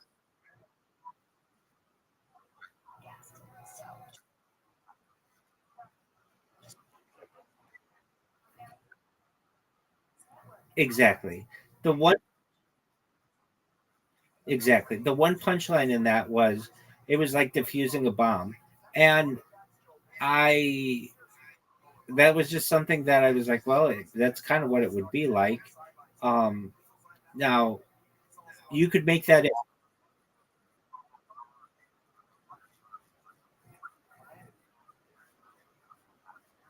exactly. I think that's an absolutely fine way to do it too. And to memorize it and to change it, make it your own, put it in your own voice, and go up there and tell the joke. And but the thing is, it's so self-deprecating. Like if I heard somebody tell this story, I would be like, that dude's a loser. But some guys some guys could pull it off. Other people can't. Um it's exactly it's too self-deprecating perhaps, but it's kind of a funny little story. I mean, we were like he doesn't talk about that much in his life. He doesn't have that much going on, but like I was like, okay, you can talk about your failed cryptocurrency investments and you could give them funny names. Some of them have funny names, like Fat Girl Investment Co. And you could just use that, like buying Bitcoin in 2009 or whatever their tagline was. But you could like I could just do it right now. What's the deal with these crypto? Does anybody here know anything about cryptocurrencies? Uh, it's something that you could absolutely do really well with. You could buy helicopters and you could vacation in Tahiti, or you could be like the rest of us schmucks and be, essentially powerless because of some cryptocurrency that's named Fat Girl Investment Co. Who is naming these things? Dog with hat, Fat Girl Investment Co., jerking yourself off raw. You just name a bunch of them, whatever you want to name them. Just come up with funny names. Um, Eating Ass Incorporated, Doggy Style to the Moon. Whatever. Who's coming up with these names? And what do these things even mean? Whatever. You could make fun of things like that. There aren't a lot of people who would really connect with that, but it's personal. It's from him. But instead, he wants to go up there and talk about neurodivergency, and I don't really know what's funny about that. Honestly, if he were to do that, I think people would just feel badly for him, and I don't want that to happen to him. I, I really think that, and the next time I speak with him, which is hopefully tonight, I'll give him my advice. Zoot, if you want my advice, which just take it for what it's worth, why don't you just memorize a minute worth of jokes? And if you don't want to do that, let's come up with a story. It doesn't even have to be a real story, but just so that you have some success and you can build on that for the next week and the next week and the next week. And you can talk about being neurodivergent and all those other things. But he doesn't seem to want to do that. He just wants to talk about being neurodivergent, which when you say that to people, they don't know what that is. And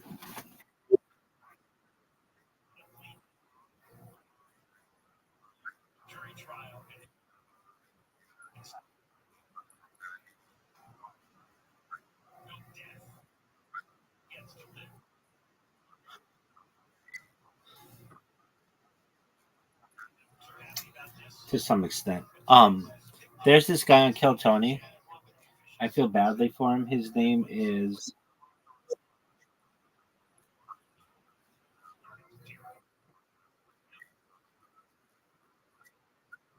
Right.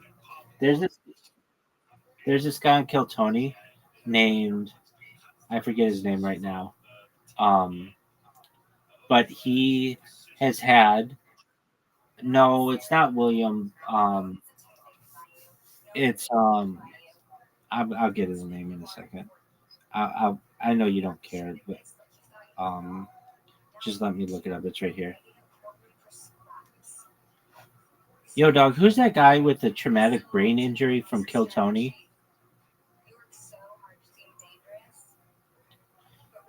Not that's hilarious. They say Hans Kim. It's not Hans Kim. Uh, okay. Kill Tony traumatic brain injury. Um, Drew. His name is Drew Nickens, and he was like a veteran who got attacked by other soldiers and was like raped, and like all kinds of bad stuff happened to him in the military, and they like threw his head against the ground, and he has what's known as a traumatic brain injury, and he refers to having a traumatic brain injury as a TBI. So he'll go up there and he'll be like, "Hey everybody, one of the benefits of having a TBI is all kinds of energy companies, energy drink companies want to sponsor you. So I've been doing taste tests of different energy drinks on Instagram and rating them. And I'll tell you what, I never thought it would happen to me, but it's like my dream job." Okay, he hasn't been that funny. In fact, the last time they were in Nashville, they did an arena show, and they took up they had like four golden ticket winners, and whatever one got the lowest applause was couldn't perform for 6 months, and Drew Nickens was that person. Well, Tony and Red Band and those guys, they did their best to coach Drew Nickens to explain to him, Drew, nobody knows what a traumatic brain injury is. Like nobody knows what a TBI is. They were, you can't just go in and say TBI. People don't know what that means. You have to say I have a traumatic brain injury, then they'll understand it. But basically, if you use this lingo that people don't understand, you're going to lose people right away. And I feel like Zoot will do that if he just goes in there and says, "Does everybody know what it's like to be neurodivergent?" People are not. They're going to be like, "What is that? What does that mean?" I feel like he has to explain what neurodivergency is, and you could be like, "Hey, there are some people who have, if he were to just go up there and say, 'This is my first time doing this,' or 'I haven't done this a lot. I am doing my best to get over some fears that I have and some issues, including things that are neurodivergent, like having Tourette's and these other things,' I think the audience would be much more supportive of him. But he's got to give them jokes. But if he wants to go up there and talk about it, he can educate people on these things. But it's not, basically, people go to an open mic to hear jokes. They don't go up there to like learn about people's journeys so much. And I want Zoot to be successful. So the next time I see him, I'm going to try to tell him, if you're really going to do this, which it sounds like you're going to, come up with some jokes in addition to the neurodivergent, or see if you can have some jokes within that. But don't just rely on feeling like you're just going to nail it. You're going to just feel it out, because what I'm afraid will happen is he will bomb and he'll never want to do it again. And that's what I don't want. I want him to do really well. I don't know if he has that capability yet, but at least do well enough that he does it again and then again and again. Basically have some momentum going into it. If he doesn't have that, then he's just going to go up there and bomb. Somebody's going to boo him. and they're just gonna take him off the stage, and I don't want that to happen.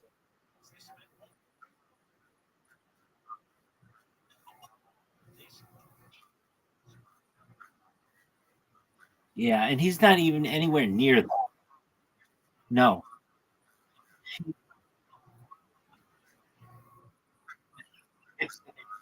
Yeah, probably there's an art to that as well. Um, some of the funniest ones I've heard just off the top of my head are like let's say some ladies like yelling. You just say like, "Sir, nobody wants your opinion right now." You just call her like a dude. Like, it's just a slap in the face to them, like, or if some dude's yelling at you, you'll just be like, "Is somebody's drunk uncle here?" Or like, if somebody yells at, like, I like the way that William Montgomery does it, where he's just, "Hey, why don't you just shut the fuck up?" That's the funniest to me. Like, um,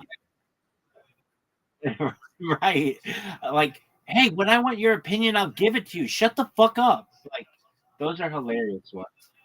Um, but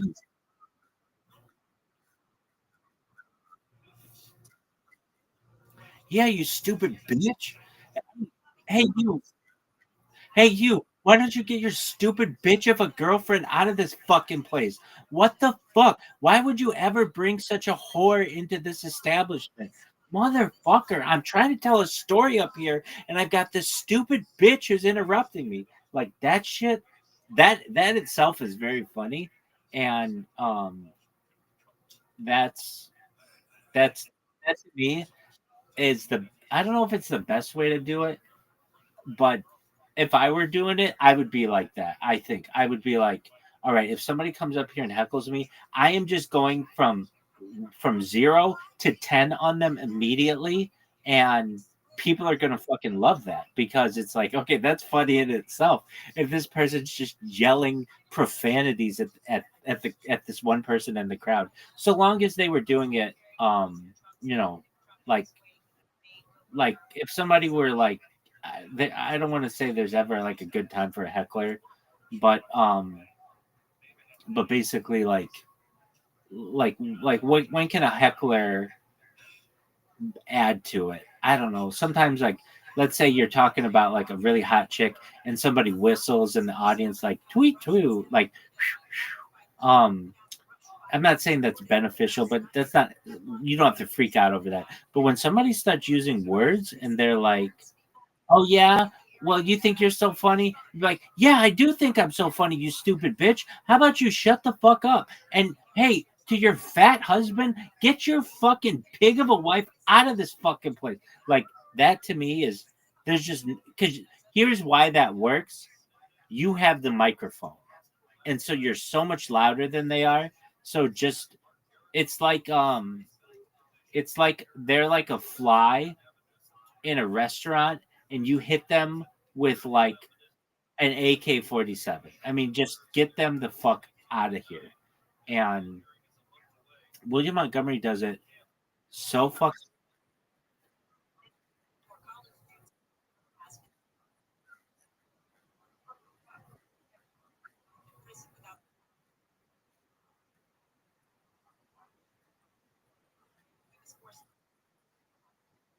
That is that is so funny. Exactly. I love hearing, like, I hate hecklers sometimes, but I fucking think they're hilarious too. Uh, when's the comedy start? But you could come right back at that and just be like, the comedy has started, you stupid piece of shit. Haven't you been listening? If you haven't, why don't you fucking go home, look in the mirror if you want to look at something funny? Yeah, there you go. Hey, on that note, go work on your thumbnails. Practice practice. Go watch Mancala videos. That's what you need to do.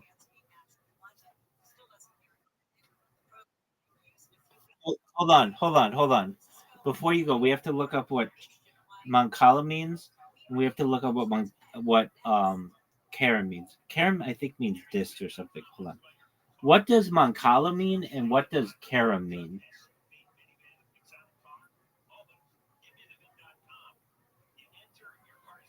Or Karen means movement or something like that.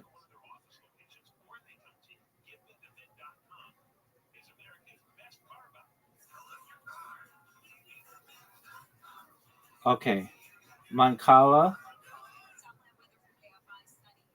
The word Mancala comes from an Arabic word. Oh, Mancala means to move, and Karam means to rebound, like a puck bouncing off the wall in billiards. Okay, so Mancala means to move in Arabic, and Karam is, I don't know what language though. Yo, dog, what language though? Mancala is Arabic, from Nakala, meaning to move or transfer. Karam likely comes from English or French, related to carom in English, a term used in billiards, meaning a ricochet or rebound. Okay, now we know. Do you know why it's called soccer?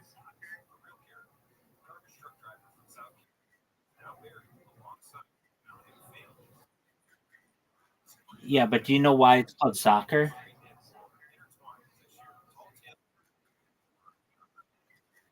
Yeah, it's association. Like association is SOC. There's an SOC in it. Let me get them straight, though. Yo, why is it called soccer? Isn't it from like association football?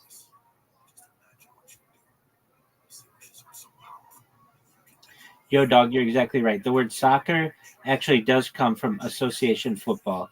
Why it's called soccer in England in the late 1800s, there were different types of quote unquote football being played. Rugby football, association football, the kind that we just call football or soccer. To tell them apart, people were calling rugby football rugger and association football a soccer, short for association. They just dropped the A and made it soccer. It's British schoolboy slang, um, which they would do where they would add ER to words for fun, like rugger from rugby. So Americans, Canadians, Australians kept using soccer to avoid confusion with American football, Canadian football. Do you watch Canadian football, the Grey Cup, anything like that?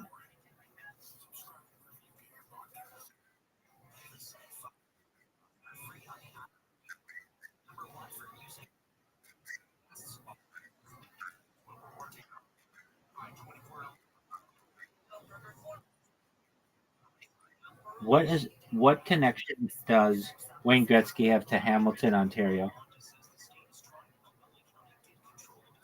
Wayne Gretzky himself is not from Hamilton. He was born and raised in Brantford. Oh, it's 30 minutes west. I knew it was close.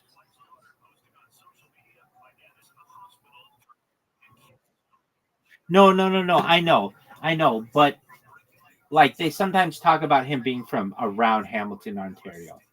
Okay, that's why I thought that.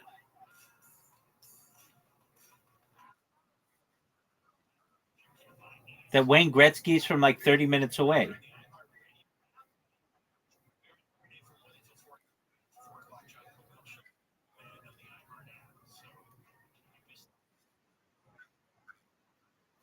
If the cheerleaders were topless,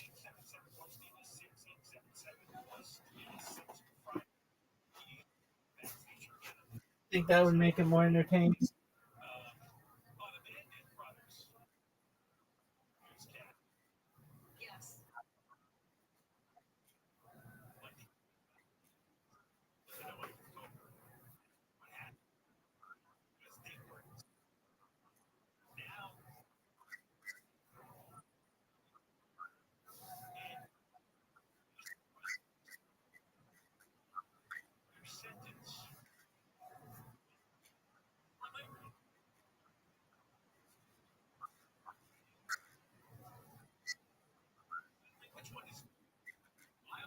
So do they actually have to shoot the person?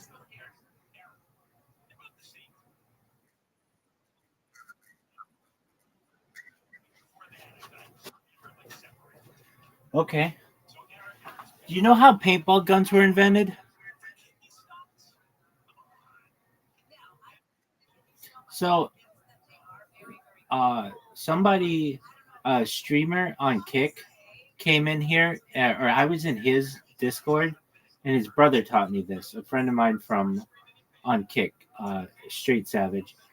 So it comes from the cattle world, and when you would have like a bunch of different cattle, you sometimes wanted to mark them, but it's difficult to mark cattle because they're like, there might be like, let's say 500 head of cattle, like 500 cows, and you're trying to claim like a, a, a certain group of them for yourselves, maybe to buy or whatever, just to mate or whatever on your for your ranch.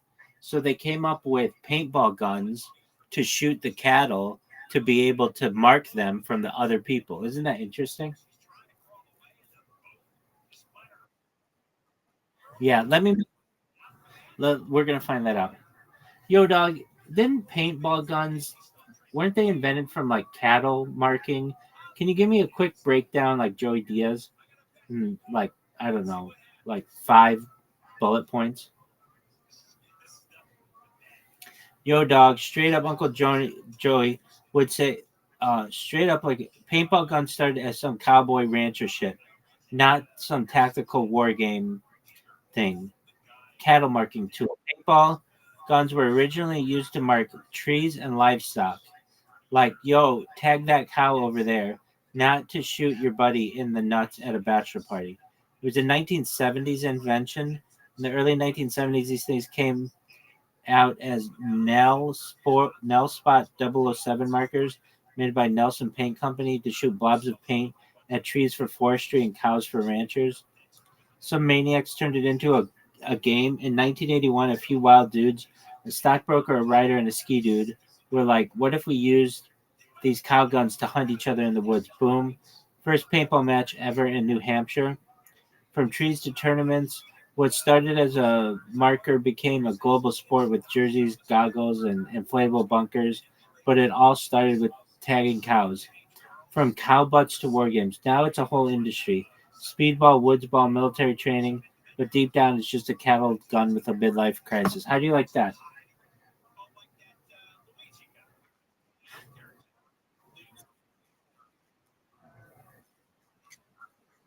Yeah, that Australian girl. Her name is what's her name? It's like it's like Rachel. What was her name? Let me get her name. Her name is Rachel something. Yo, who is that Australian lady who was a breakdancer? Her name was like Rachel something.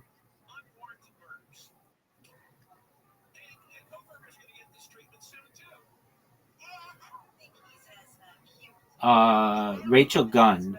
Yeah, they called her Ray Gun.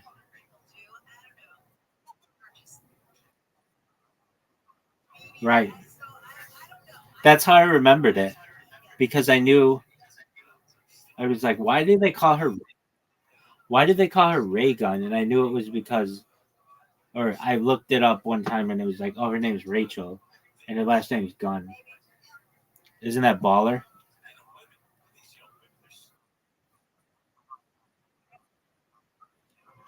No, she just didn't do like what it really was what it really was, in my opinion, is she just wasn't that good in comparison to people who you'll find in the inner city. So people mocked her. She's not really that bad, but she just wasn't that smooth with it. And like, when you've got like inner city breakdancers, if you've ever seen people who are like who do that, they're very impressive. They're like spinning on their heads and they're like but they're not like they're working at McDonald's, not to put that down. I'm saying in a good way. They're doing their best to like make money so that they can survive. and Ray Gunn doesn't have a job and is able to spend her money to be like, it's a lot of money to be an Olympian. Basically, what I'm saying is like, give it some time, and those people who are doing it on the street or working, the people who are working 9 to 5 at McDonald's and then doing it in the evenings just to make money, they'll be able to do it, and it'll be a really big sport. Though I think they took it away for the 2028 Olympics in LA, but I think it comes back for 2032, something like that. Let's check that out. Um,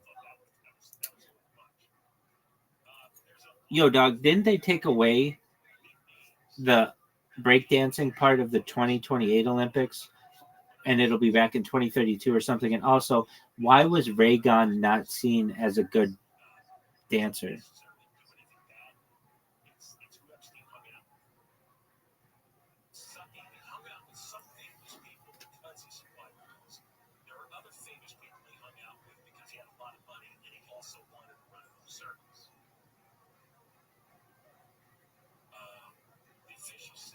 All right. Debuted in Paris in 2024, not in 2028. Could return in 2032 at Brisbane. Um, why was she roasted? They said it was a mix of yoga, interpretive dance, and panic. Comedians spoofed her. So they just didn't think that she scored 0 points. She did a kangaroo style bounce, offbeat movements. Some say it was artsy, some say she missed the beat. I think the big thing was she scored 0 points.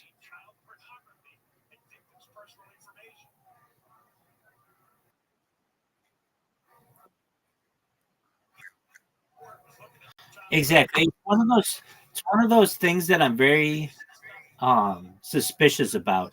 And I'm suspicious about it from Reddit in particular. It's like when it's in every subreddit instantly within like 6 hours, I'm like, what is going on? Like, it's in stuff that's like not even like, I don't know, like it shouldn't even be in this. Exactly. Right. But it's like pushed out by the news wires as something that should be discussed. It's like a not a story, but yet everybody knows about it, and we just go through these things in news cycles. It's just distractive news, basically, aka Jay, you're in it.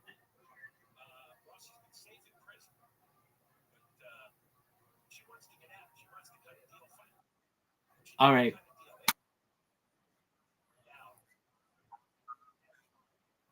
No. Well, about the Australian guy who got who the only, I think, even medalist in the oh yeah, the only medalist in the only winter medal the only winter Olympic medalist in the history of Australia. Is that what you're talking about? Yeah, this one's hilarious. So, Australia has never had a medal ever in the Winter Olympics because it's like they don't have mountains and stuff or like any snow. But they had, okay, but not like serious ones. Um, so they had a speed skater who was just they were just happy to have this person in the finals of the speed skating competition, and like the people who were going to win were like China and the United States and Japan, all these like Norway, all these like powerhouses, and then there's the Australian person. And what ended up happening was, and at least the United States, it was one of our big people. His name was like Apollo. Exactly, exactly, and he was like the Michael Jordan of speed skating for the United States, or the Michael Phelps. Like they made this huge deal about this guy named Apollo Anton Ono, and one of the people slid and took out all the other people, and the Australian guy is just way in the back and just ended up skating through and won. And then he became a huge celebrity in Australia. He was on Australian Survivor and a whole bunch of other stuff. Yeah, he's like a big time celebrity in Australia now, all because like all the good speed skaters got wiped out, and let's get right exactly. Yo, dog, what's the deal with that Australian speed skater who is the only Australian Winter Olympic person? Give me a 5 bullet point breakdown on what happened and what happened with his life. Wasn't he on Australian Survivor and anything else cool that he did?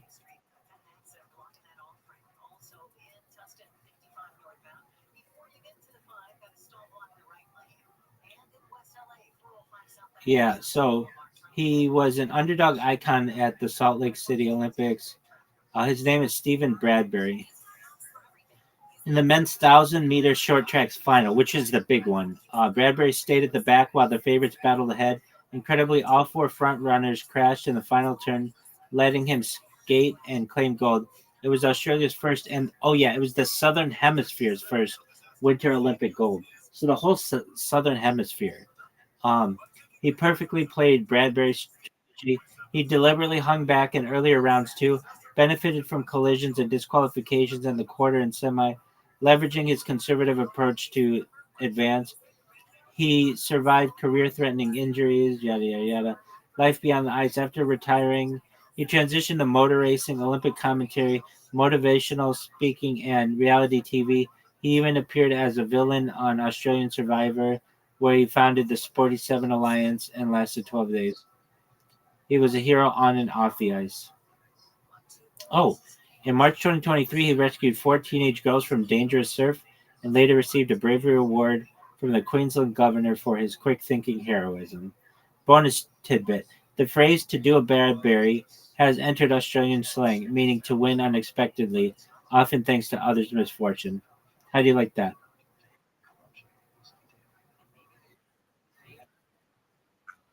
Absolutely. All right, go do what you need to do. Come back. Yeah, exactly. Come back soon, though, okay? Peace, buddy.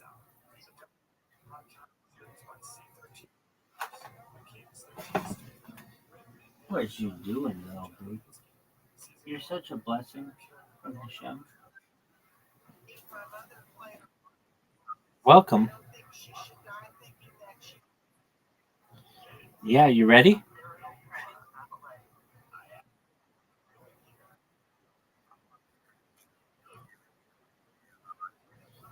All right, and then teach me all of the strategy for Moncala, okay? Sweet dog. To the present day. Local Peace. bookstore. By the way, for those of You're you such who a were born buckle, after like a chump. 1990, a bookstore is kind of like a store where you can actually walk in and buy paper books. I And you would can just eat find you. lots of these You're so popular sweet. books about You're delicious. Orthodox Jews who leave the fold and then explain Orthodoxy to the Oh, secular world, big boy. usually with a kind of a negative bent Big associated. boy. It's a long, long story in Jewish history. Big boy. Maybe one day we should, kind of catalog these individuals and see what's psychologically similar about them. At any rate, let's focus in on one of his most famous scientific books. You're And we so have to place this sweet. within the context of 12th century science. This is a period, of course, when people believe very deeply in astrology, the power of the stars to determine a person's fate. And we saw it in his Andalusian period in many of his poems, talking about how the stars determine You're his fate, so that he should be sweet. poor, and so on. So he wrote many books, actually, most of them within the space of one extremely productive year. He wrote many You're books such a on baby. astronomy and astrology, one after another. And he made a huge amount of money with them. He actually sold them several times over, That's principally in France. oh, big Then boy. one of those books we'll look at right now, because it's most fascinating, is called the Sefer Hamoladot, which literally means the book of things that will be born, or nativities. And because the astrolabe can be used with astronomical tables to determine things that will happen in the future, we have here the genesis of a scientific calculation of what could happen to a person's life, and in fact, the entire world over a period of time. Because you can figure out, well, Venus will be in this place, and the moon will be over here, and you'll predict an eclipse and all kinds of things. So he wrote a book on how to figure out what is going to happen in the future astronomically, and then what that means astrologically. And this is the foundation, essentially, of horoscopes. Right? But it's tremendously more sophisticated than what you read in the newspaper. So in this section here, he writes about, this is true. This is the way it works, that everyone's life is determined by the stars. There is actually a huge discussion in the Talmud about it, question of whether or not Ein Mazal Yisrael, is there, we say in Hebrew, we say Mazel Tov, right? Which means literally good constellation, meaning the stars are aligned. If someone gets married, you say Mazel Tov, meaning, may this be an auspicious moment of the constellations for your marriage. Mazel Tov doesn't mean congratulations or good luck. It means auspicious astrological moment. As we would say in Canada, we would end that with A. Auspicious astrological moment, A. So the Talmud has this whole debate. Ein Mazal Yisrael or Yesh Mazal Yisrael. Does it apply to the Jewish people that they're bound by the stars like this? The Gemara concludes yes, but there are some exceptions. So in Ibn Ezra's Sefer Moladot, he goes through 8 exceptions to the rule. How it is that you can overcome your destiny. Okay, so I thought we should look at some of those. Okay, let's look at some of those. So the first one is, he says, you got to understand that the stars give a destiny both to entire nations and to individuals. So it's possible that you may be born under an unfortunate constellation, but you will be swept along by the general positivity of your national horoscope. Meaning, and he uses the sense of nation, by the way, really more synonymous with religion or ethnicity than with what we would call nation. But he says, like, the Jewish people are destined to survive. Netzach Yisrael lo yishaker, right? The eternity of Israel is not a lie. But individual Jews, chas v'shalom, may have a different horoscope because the stars predict an entire people as well as individuals. So even though these, in many ways, these are kind of like reasons why you shouldn't feel bad if you don't get the horoscope it says in the newspaper, because there are all these exceptional rules. But if you were really an expert, you would be able to figure them out. So the astrology refers to entire peoples as well as individuals, and sometimes they come into conflict, and you don't know which one is going to win. Borders and climates. This is another aspect which I didn't want us to take too much time on, but he was also very, very particular about vocabulary, and he was unusual in that he refused to adopt Arabic words to express Hebrew philosophical concepts, which made him sometimes very difficult to understand. People like Petrus Alphonsus would just borrow terms from Arabic and then would use them in Latin, and then people would say, okay, that's the word for it. Like the word for one of the most important Arabic mathematicians is algebra, and so that becomes algebra. Right? So many of these words just sort of transfer. Another one is the Arabic word klim, which refers to kind of like a region or a zone, which becomes aklim in Hebrew. I'm sorry, in I think klim was, I forget whether it was Hindu, it was perhaps, and that becomes aklim in Arabic, and then it becomes climate in English. But he refused to use that term. He used the term gvul, boundary, in Hebrew. And so he was really quite, what's the right word for it? Not ethnocentric, a stickler, but I'm trying to say something like this. Like he was like national pride about this. Just, the Hebrew language says everything. We don't need to borrow nothing from nobody. We take only Hebrew words. Like the famous word in Hebrew, you know what they call the rear axle of a car in Hebrew? It's rear axle. You know how you say the front axle? real axle hakadmoni, right? The real axle that's in the front. So, yeah, the French are like that. They have an academy where they're very particular. They don't accept words into French. They try not to borrow words from other languages, and they invent their own that are French origin. And in Hebrew too, especially in the 1950s, they had an institute that tried to keep Hebrew pure. Instead of using a word like economia, right, economy, they use the word kalkala, which is totally different origin. Anyways, off track. Borders and climates, how can this affect it? Well, as I mentioned, the astrolabe is like specifically associated with particular areas. So if you're living in one area and the stars are aligned for your horoscope in that particular area, what happens if you move to a significantly new place? Well, the stars are aligned differently for you over there. And in fact, anyone get the reference to this week's Parsha? I think you did, right? Mishana Mato, Mishana Mazal. Literally, you change your place, you change your mazal. And in this week's Parsha, Abraham is forced to go to a different land because the Gemara says, hey, where you live there, it's Israel. Because over there, you'll have different mazal, a different constellation that will apply to you. It's really cool stuff. Another thing that changed the world year. There's a whole cycle of years. It's not 364 and a quarter odd days.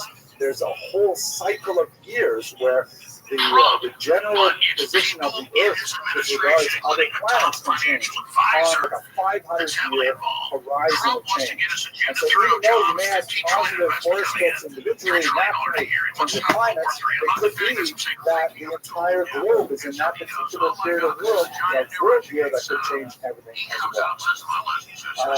And your socioeconomic background. This is fascinating stuff.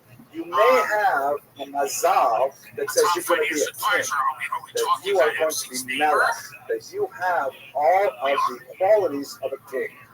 But let's say you're born into a slave household. Well, you'll become a big businessman instead. You'll end up, owning your own company. That's right. How about it? I just think of things I should say because it's going to affect somebody politically. But you'll end up, you'll go from, it's true, like you were a slave and you had the mazal to be a king, you're not going to be a king. It's too far a leap.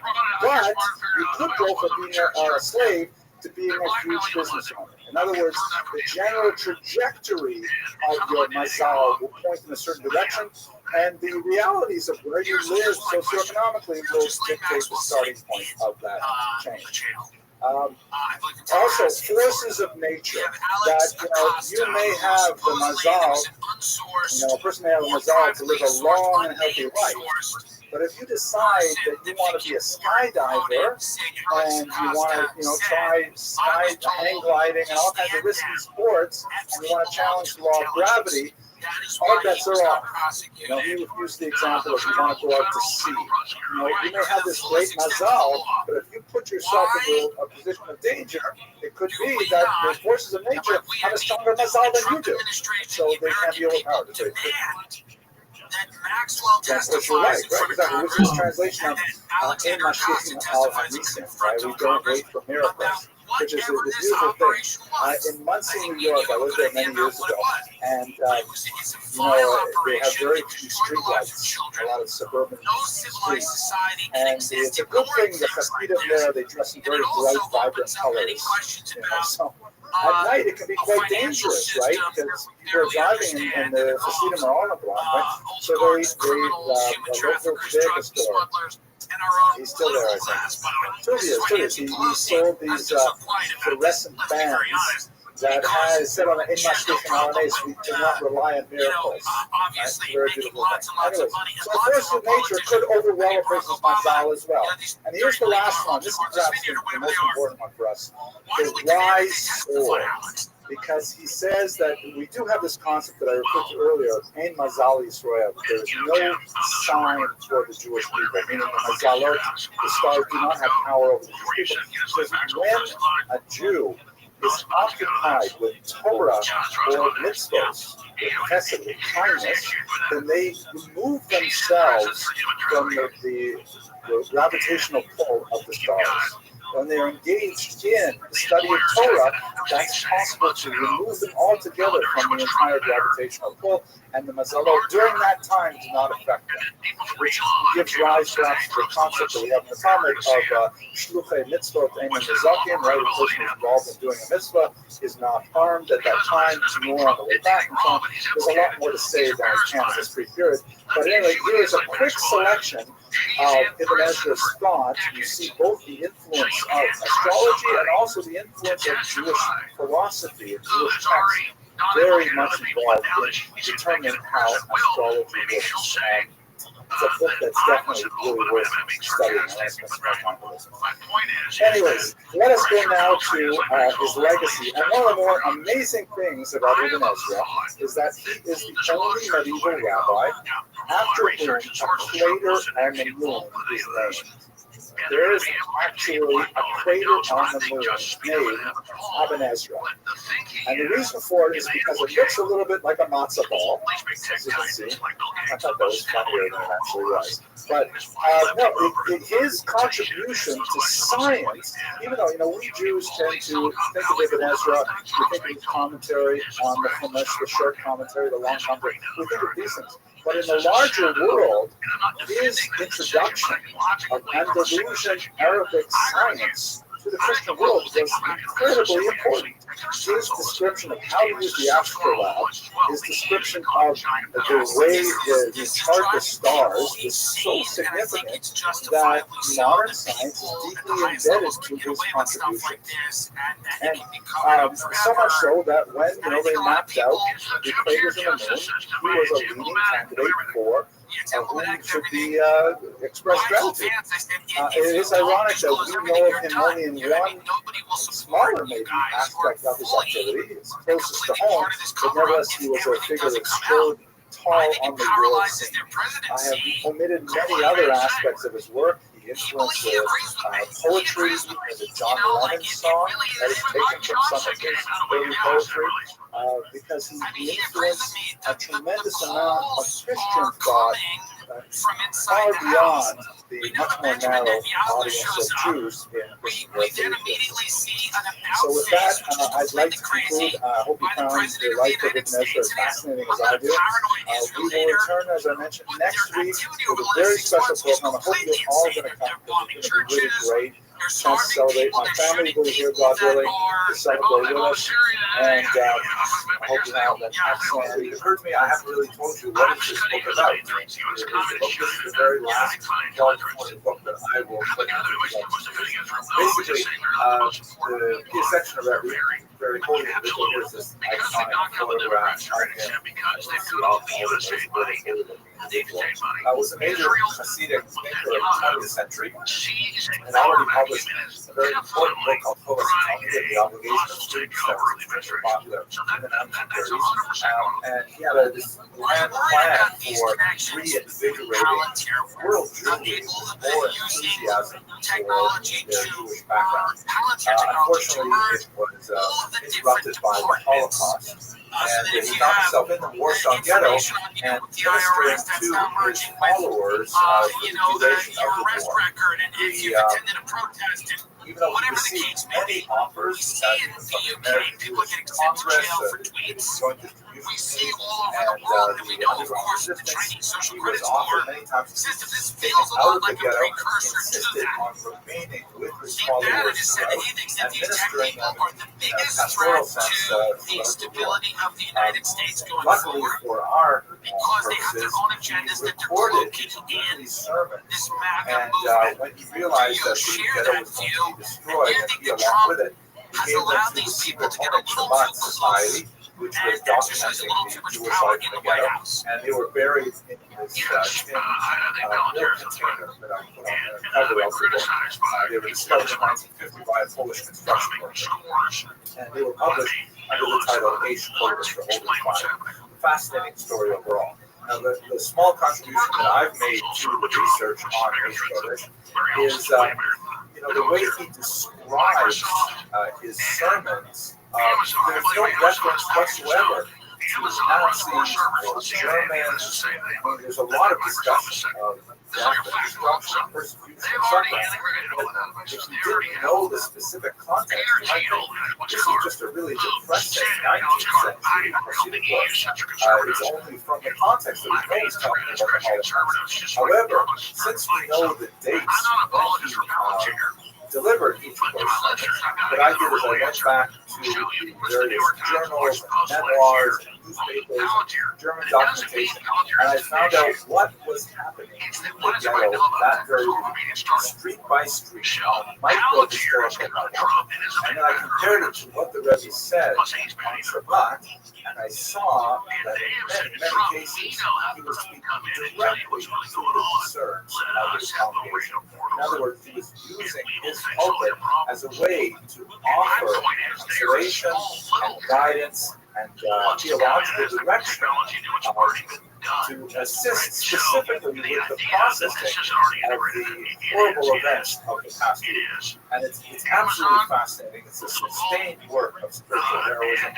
And I believe that reading his drashot, his sermons, within the context of the historical setting, is really the best way to appreciate his work. Because then you really see I'm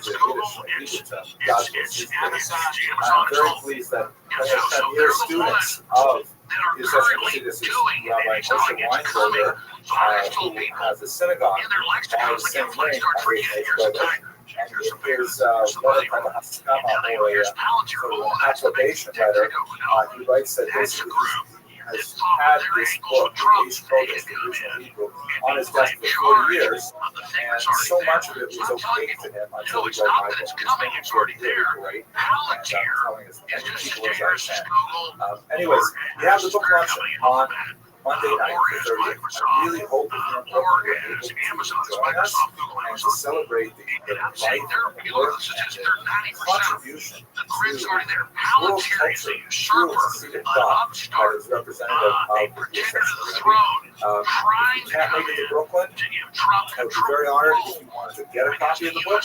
They're available, of course, on all the internet outlets, and you can certainly ask if your local Jewish bookstore, which is even better, to support the local business. And I guess that's what it is. I'm very proud of the work. I think it represents something useful for people. And he kind of stutters and stammers and doesn't really seem to have a. That one seems easy. He doesn't really have an answer for that. He's also suggested that maybe people with MC times and what MC sacrifice of their divorces. It's interesting. He also says, we need to do what I'm doing to stop the Antichrist. Right. So it just feels to me that yes, they're part of a very large group of companies I don't trust. But it is worth noting that this company is, they want to start helping to surveil Americans more than they already are. I mean, that's sort of or help the extra and special foods that we have prepared. I'm not allowed to tell you that we have a special donor who wishes the donation to remain completely anonymous. The fact that there's an anonymous donor is supposed to be anonymous. Like that, but obviously, in honor of the auspicious occasion, this is the eve of the fast of the 10th birthday, they had to have a special meal with champagne and things like that. So, but it's also, life is tough. We're saying we're past that. We're the year 2050. To get together, I'm saying it's already there. The Palantir thing is a fight about Trump coming and saying, okay, how are you? To explain how this works, give me access. I'm saying it's already all there. No, and I understand it. I think that I don't trust Elon Musk. I don't trust anything. I don't trust Sam Altman. I don't trust Mark Zuckerberg. It's not because I believe they're inherently evil people, although they say some things are inherently evil. I believe their agendas are radically different than if you took an American off the street and said, what are the things you value? Very few of them are going to go and want to terraform Mars and merge with AI and destroy the human race and all this stuff. I do think that the tech community, it's important to have a thriving tech community, but it's important to not turn our country into a digital the police Arab. state or Chinese-style Remember the joke? surveillance The state, Arab I is think a lot of those people the Arab is probably essentially want to create something like it's a that in our construction. society. It's a wire. You know, that does seem like natural they would phenomenon, prefer that. rivers, things like that, to create a single courtyard, so to speak, so that all the Jews who live there are as it were living in a single entity, and this has tremendous utility for the Sabbath. Why do we all know about Palantir and not the other? We don't know. Yeah, we don't know about Microsoft. This has tremendous utility for the Sabbath because the Sabbath rules otherwise prohibit Jews from carrying on the Sabbath AI and social credits, biometrics, things like that. So it's often filled with controversy. Quite often people, because these are difficult things to construct, people not relying on them, especially people with a very high level of piety, that they know it, I'm not going to rely on the Arab, like I'm focused here. It's also a lot of controversy because quite often when you build an Arab, that makes the neighborhood more attractive to Orthodox Jews, and if you don't happen to like Orthodox Jews and they do for the property values, then you may oppose the Arab, as happens quite often here in the United States. So the joke goes like this. the United There's States two and study partners. They're sitting in Yeshiva learning together. Israel. And Does this they're come out learning and that learning, this is studying a the what Talmud many back and people feel forth. it is, which is a One day, Mossad CIA Reuben says to blackmail? Shimon, Or is this basically not, we're never going to you know, we've been learning definitively together know for that? many years, Will and we? we've grown so much I in believe a our lot of appreciation conjecture. for We have a Torah lot and of so gun on. in my head. That's what I believe So it I've been was. hiding something There's from enough you. evidence in my book to say that's what it was. Messed up and Is the disclosure Shimon not says, only will it be embarrassing to people, but is it Says, going to well, suggest that one of our the truth is I'm not allies Jewish. has been Shimon says, using these what are types you of talking methods to about? gain You leverage are and so control careful over our with your politicians? kashrut. You're sitting And is here that learning one of the big Talmud reasons Yeshiva. that they do Your not Hebrew want to skills do? are amazing. Your Aramaic is great. You know, you ask daven from the Amud, you do all these religious things. You know, he says, no, the truth is I'm not Jewish. It just happened like that. I was walking down the street in Jerusalem one day. I was traveling on my way to Saudi Arabia, and someone said, "Do you want to have a Shabbos meal?" So I said, "Okay, why not?" One thing led to another, and I really enjoyed it. And here I am. Nobody ever really asked me if I was Jewish. It just swept me right. So, and I'm not Jewish. And he says, well, like, you live a completely Jewish lifestyle. I says, well, actually, the truth is, I violate the Sabbath every week. I don't tell people, but I violate the Sabbath every week because actually, in Talmudic law, non-Jews actually not allowed to observe the Sabbath hours because I violate the Sabbath every week. In other words, conformity with Talmud law. So he says, I don't believe it. He says, yes, true. Like, for example, I carry my keys on the Sabbath. He says, yeah, but we have an area. And he says, I don't hold my keys on this plane from okay, here we are. Let's go to the material. That's what you came for, not for the jokes. But I did get an email comment from someone in, oh, I forgot where it was from, saying there were jokes. Okay, so tonight's topic is the Rashba. Very Talmudic topic. It's a great honor for me to have the opportunity to speak about him because he, as a thinker, really had a big influence on my own Talmudic education. Here in the yeshivas. You may not have heard of him. I meant to ask my mom, my daughter, who's older than the government, to take graduate courses on Wednesday night. So my daughter's in Imanka is going to be going. Then Imanka and your extensive education. Have you ever heard of the Rothschild? It's also overshadowing another interesting and important So story. my daughters have to be exceptionally well educated. But I think outside of yeshiva, it's kind of started to here in the name Rothschild Participated in so what was kind of an attempted coup. associated with the Talmud, which is not necessarily Manufacturing this evidence that Trump he was was a installed tremendous by Russia. leader of Spanish Jews.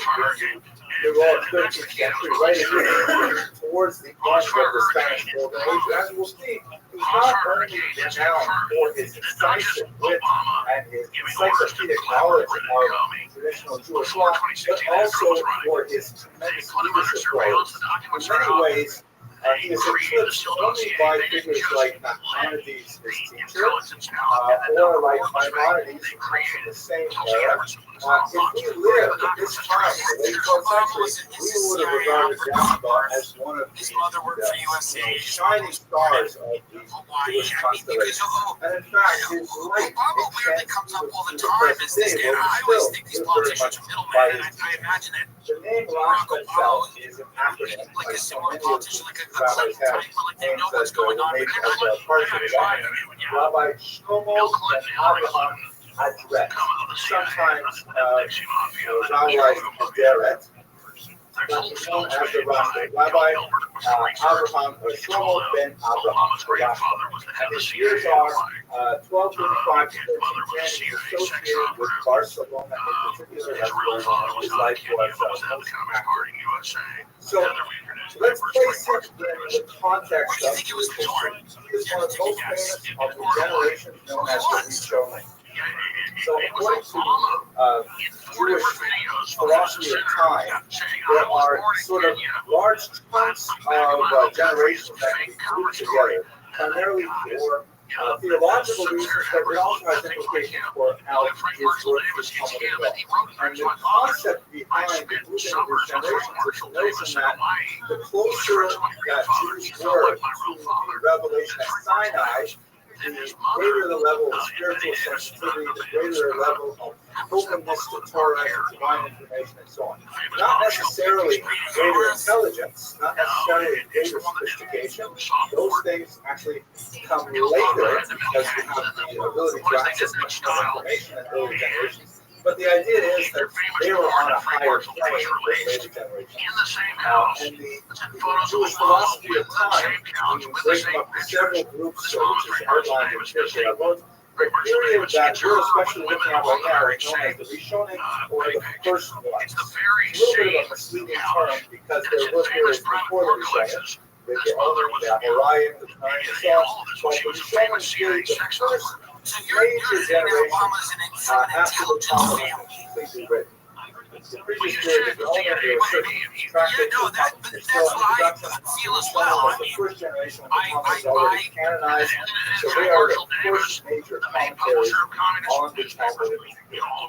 Famous Rishonim that I'm sure you're familiar with, Rashi, who is exemplary of the Rishonim because one of the main tasks of this 300 years of scholars was explaining the basic text. Rashi is famous for his very concise and revealing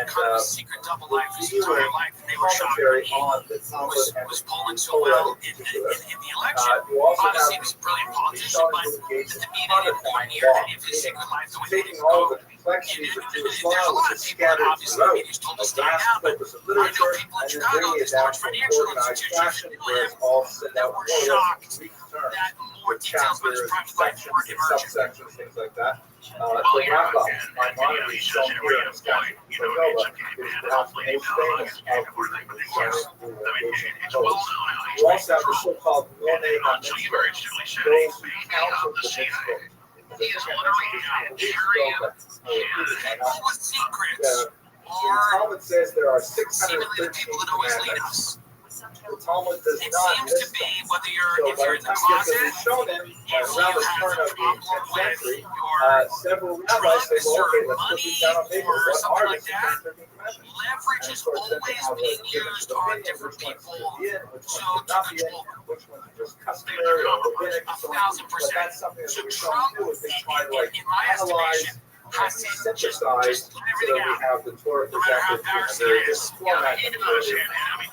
So these are the kinds of things that the Rishonim engaged in very heavily, and the Rashba has shown me in that tradition. The most significant area of his work in literature is his activity as a writer of responsa. So the term responsa is Latin, and it is the plural of responsa, which is the same word as we have in English, response, answer. Basically, they're like this. And by the way, this is the way it works even in the 21st century. A typical Jew will have a question in the observance of Jewish law. He would ask his wife what to do. She would tell him, he would disagree, and so therefore he would be forced to go to the rabbi to find out that his wife was actually correct or wrong. Here's how it goes. A typical Jew has a problem. He goes to his rabbi, Rabbi, what do I do about this situation? I got involved in this business deal, and it didn't go well, and he says I owe him money. I tell him I don't owe him money. What do I do? The rabbi tries to answer the best of his knowledge, but it turns out that it's beyond his capability to answer. He will pass it on to a higher rabbi. And this is all, by the way, decided by consensus, not by any sort of mechanism. Just like more well-learned rabbi, and that rabbi may pass it on to another rabbi. Obviously, poison food in America needs to be dealt with. A lot about these vaccines were mandated, Once again, and there's a lot of adverse effects. It's not a formal designation that you can Not somehow following up be the elected Pfizer to thing, become the you know, maybe government know more or about than I do, just but based on I saw that consensus there. Yeah, this person represents the apex of learning in our generation. And their main client's Pfizer. So Pam Bondi and Susie Wiles, who's the White House chief of staff, by the way, because we're run talking a about news, consulting firm, it's rare and in their any biggest generation that client you'll have is an Pfizer. absolute agreement on one person. Well, that's There'll always not be great. several, maybe half a dozen, that various groups regard as each other at the same time. We did have a generation like that about 40 years ago.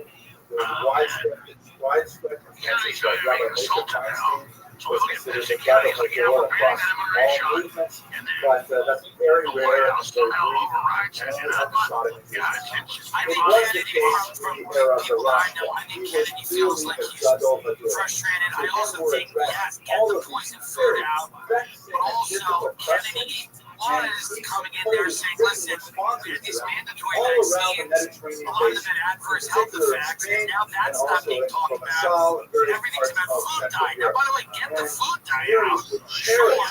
these But let's letters not from the indemnify Rothschild, companies and like they would Pfizer and all these people copied over and over going again into forward. I their mean, big records pharma, and it's the recirculated big and so on. And later on, they take several hundred years, they were eventually published. Over 3,500 of these letters, these responses to Jewish law, have been preserved and been published in the study to this day. So it's extremely accurate.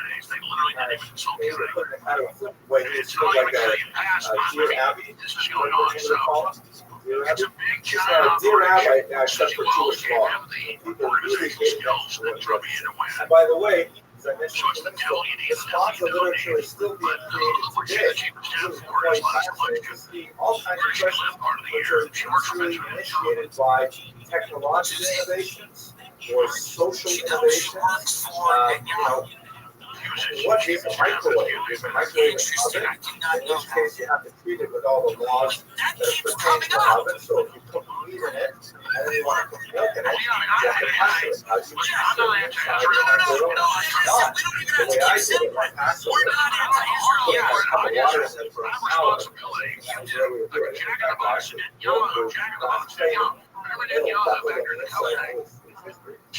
okay. His background comes from a very wealthy family of moneylenders. We spoke about them a couple of weeks ago in the Restream and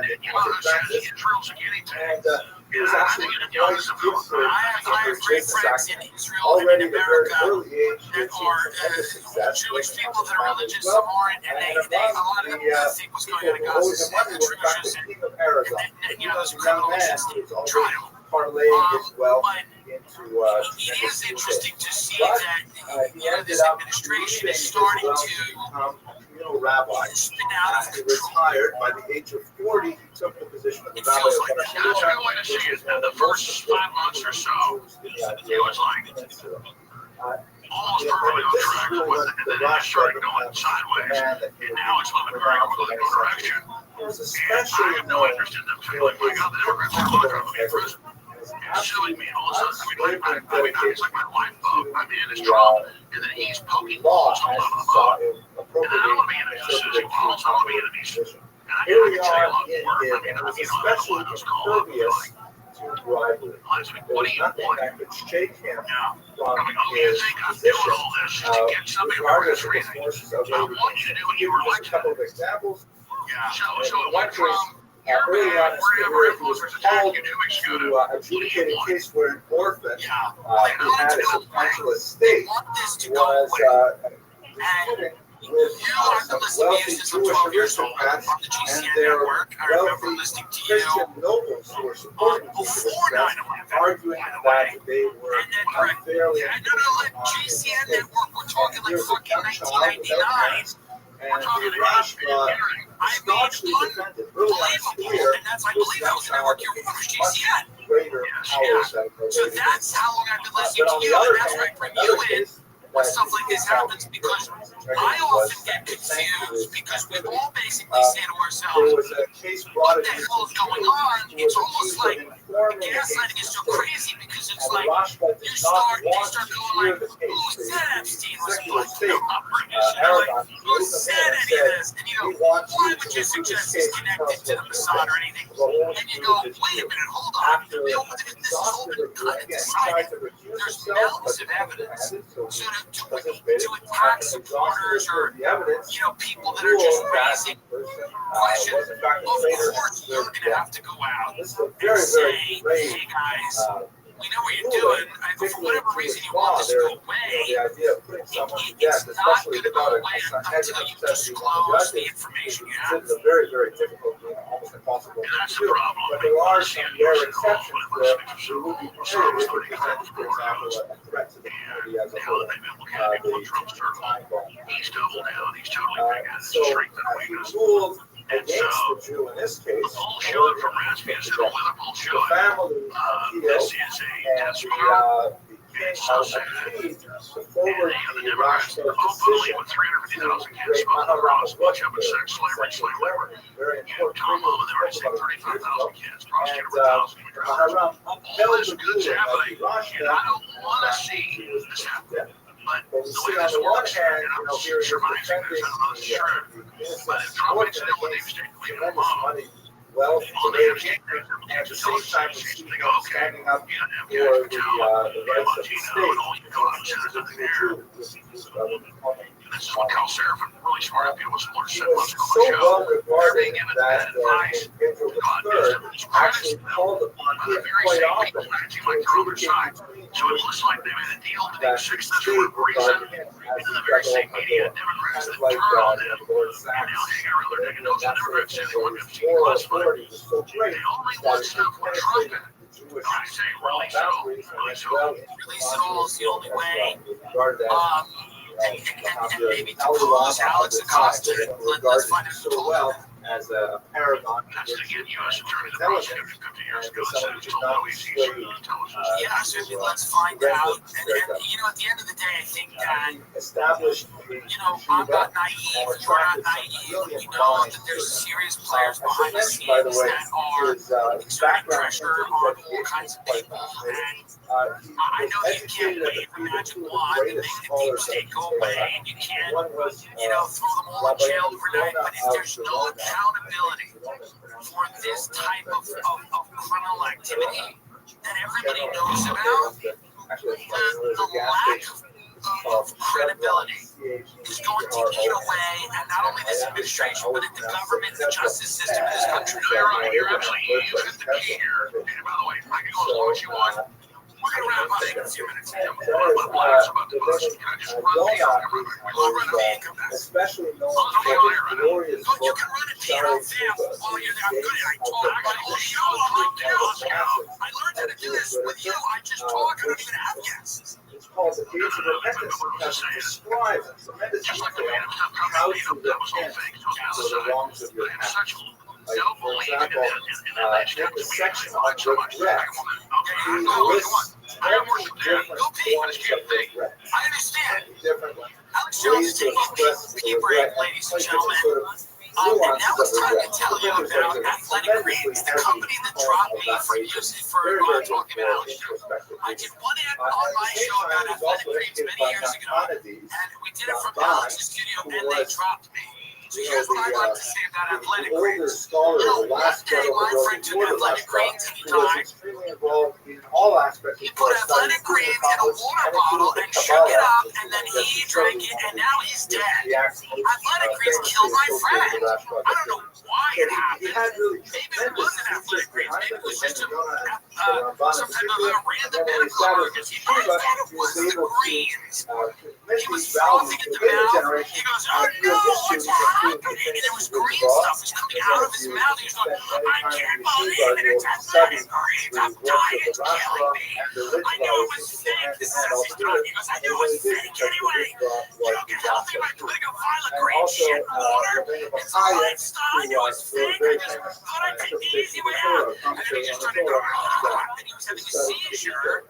Because of athletic greens. Now, I'm just saying, very you can send me wealthy, else so mad. and yet his wealth gave him his But I'm just independence. saying it's comedy show and everything I'm saying is a joke. Of course, Regarded obviously, as full disclaimer, did kill my friend. fearless leader, They did drop me, we tried to get them back. I performed a Carnegie Hall. We said, how about you guys come? We'll give you free tickets to my show. very much We're sorry. involved Who do you think's taking athletic greens? You think they're all offended by Alex Jones? Who do you think these people are that drink this? You think they're offended by this? correspondence. All right, thank you. Work that Thank out. you. Welcome back, Alex Jones. I was just sitting on an advertiser who So dropped me. let's see how many years that 80 or 90 letters a year. No, they dropped me. I said they dropped me because I said athletic greens on the show with you years ago. So that's why I got everything. Okay, all right. That's the incredible thing you just said. Now, of course, since we are talking about dreams, there's going to be some dispute involved. And I'd like to concentrate on three main areas in which the Rashba was involved in some very significant issues, which persist in some way to the present day. As we have a teaching in Pirkei Avot, great classics of ancient Jewish literature, any controversy that is for the sake of heaven, the controversy will come through. Because People are arguing really for the truth and for the betterment of the race, and that controversy is not going to get solved. If the controversy is solved, it means maybe it wasn't so much for the side of truth. So we see that very much so with the Rothschild. Normally, incumbent president wins the first election, they lose the House and Senate. So what's going on here? One of the interesting things that's developed in the 13th century. A lot of the fundraising came from very big donors, people like Mary Madison and stuff like that. Judaism as a body of thought In Israel, was obviously. bifurcated. And I think there's probably Getting pressure more complicated, from that, and there were people who were specializing in certain of people that avenues spent a lot of money to help Trump get elected that are probably telling him, let's make this go. Let's not have this be an embarrassment or worse. Sorry, yeah. Did you hear me? Yeah. There were You're back. Okay. three main What is that? bodies Is that a of devil on your? Is that a thought skeleton on your? on the Jews of No, the this 13th is a century lobster. about It's the how to summer. approach Torah. You had It's like a. It's the allegories summer. It's like lobster. It's like of you know. many highly rationalistic Jews. See, what does that say Many about of me? whom came from Arabic lands and also from Spain, who felt that the I like it's Torah December, as a so whole When must be the lobster's understood over and as it a goes to the massive full, put a allegory, pumpkin. kind of like in a phylonic Yeah, sense. we try to make it nice while we talk about international, sex trafficking, cults, and It's this, all that, meant the to other thing. mean something By the way, else. Hollywood stands to And of probably course, get the very danger embarrassed if this inherent comes out in too. that way of Because this is thinking not just political, there's probably a lot of big people in Hollywood. all of Let's the talk about what we commandments know then is how become we debatable. You had a Well, clear it's blackmailing debatable anyway. operation. But there's no hard and fast rule, Science there's people, no vaccines, horizon, there's no common denominator. If you want to say that, like for example, if you want to say that, you know, it's good all to, those people. And that's my big frustration. let's say, Is that we know they're all in there. We know it's all thou going shalt on. not And steal. Trump doing this, he's now joining with them. Stealing, And he did it in such a if I terrible way. photocopy this You're book saying you're not and part then of our sell it, organization if you I'm question actually this. stealing, right? Which then Because I didn't actually take backs it up away the with the left claim that library Bob book. has a I cult. put it Well, back I'm in the not a cult. library. Now I'm making money from the photocopy I made of I'm this not book. lesser to evil, I can make all kinds of allegories. You see when it says this kind of word really means something else, and so on. And so there was a time in the Jewish world that was excessively I process rationalistic it the same way you and process taking it. the I Torah think away from its basic securing the border, then there was a having an group on the other getting side having the who were American working highly class Kabbalistic, regain who were ground. everything trying to not as a rational provide a allegory, standard of but as a living for mystical people allegory. and not opening the borders. Everything What they've done at the UK totally has divorced caused from tremendous simple strife. vaccines. They're now putting people in jail for And then finally, tweeting you had sort of a about moderate social and camp cultural that was issues in trying that to country. distance themselves from both extremes. And the Rothschild found himself in the middle of this, especially where it most pointed is a place of secular knowledge. What to do with mathematics, physics, chemistry, astronomy, all of the sciences that were growing in this 13th century. What is their place in the Jewish curriculum? So as you might assume, the rationalists said, wow, it should be, deeply entrenched in this curriculum. It should be lots of study of physics and of astronomy and so on. You should know tons of that stuff. The Kabbalists said, not at all. Because all of this stuff must have learned non-Jewish wisdom. It was it defiles the Jewish soul. Jews should just stick to the core teachings of the Talmud alone and not study any of this secular wisdom. And the moderate camp in the middle was really, there were arguments to be said for both in some ways, because the rationalists, when you study some of these things, they worry that you'll be drawn away from basic faith and you'll be drawn into heresy, especially if you're studying, like, say, Greek philosophers or multiple philosophers like that. So they were concerned, how are they going to negotiate the two extremes? Now, if I can jump ahead to the 21st century, the debate rages in Jewish today, how much Torah belongs in the Jewish school system. How Torah, for example, is only taught in the mornings when the kids are fresh, and that way they get their best energies devoted to the Torah, and then the squeezing stuff in the day. That's a very expensive endeavor, especially if you hire full-time teachers and you only record them for a few hours a day. Or you say, no, we'll make some Torah here and secular studies there, and you might end up having to do math first thing in the morning, and then when the teacher's free at the end of the day, then they learn a little bit. Do we say that the balance should be 50-50, that if you have an 8-hour school day, 4 days, 4 hours of secular, and 4 hours is Torah? Or do we say, no, you know what? It's just enough that they come here and they learn a little bit, so it's like 70% secular and 30% Torah. So the debate is still very much about today. What exactly is? What ended up happening is the Rothschild was the only figure who had the stature to be able to set down a rule. In the so-called Compromise of 1305, their ruling basically held to the present day. Basically, he said, nobody is allowed to study philosophy that says they'll kill me because they tried to, maybe tried to in Pennsylvania, where very few people are satisfied with the explanation of, Narish guy in there. So the assassin was Thomas Matthew Crutzer. Presumably by the time We didn't know that much about him. The media's only recently started to kind of put out a narrative about him, but that was clearly a big brush with death. Before that, Do you think that there's any fear in that sense that Trump goes, however, he exempted people playing many for keeps? non-Jewish sciences from the ban. Mathematics, okay from the very beginning. Physics, okay from the very beginning. Certain hard sciences, which we'll call them today, that do not have any potentially ideologically risky components, were permitted from youngest ages. And any kind of sciences, and again, at that time, the distinction between philosophy and mathematics was not that clear. But he was saying that anything that has an ideological tinge to it, it's all right for anyone to hold. Younger kids are not allowed to study. And that compromise has basically directed Jewish education for the last 800 years. Questions or arguments? They let the press in. These are TV productions. Astronomy is fascinating because it involves a lot of the hard sciences and mathematics, things like that. But it also slides over into astrology. the zodiac and all kinds of things like that. So astronomy was one of those sciences that he banned until You can't think real like that. You can't think the acoustics a of very another important shooter statement, or a and guy essentially getting set killed to or other rest people getting shot all in the of the background. disputes. I mean, Because the it was a ban greatest that was clear, directors easy all to follow, fused it was together. not too Steven strict Spielberg, that people couldn't abide by its name.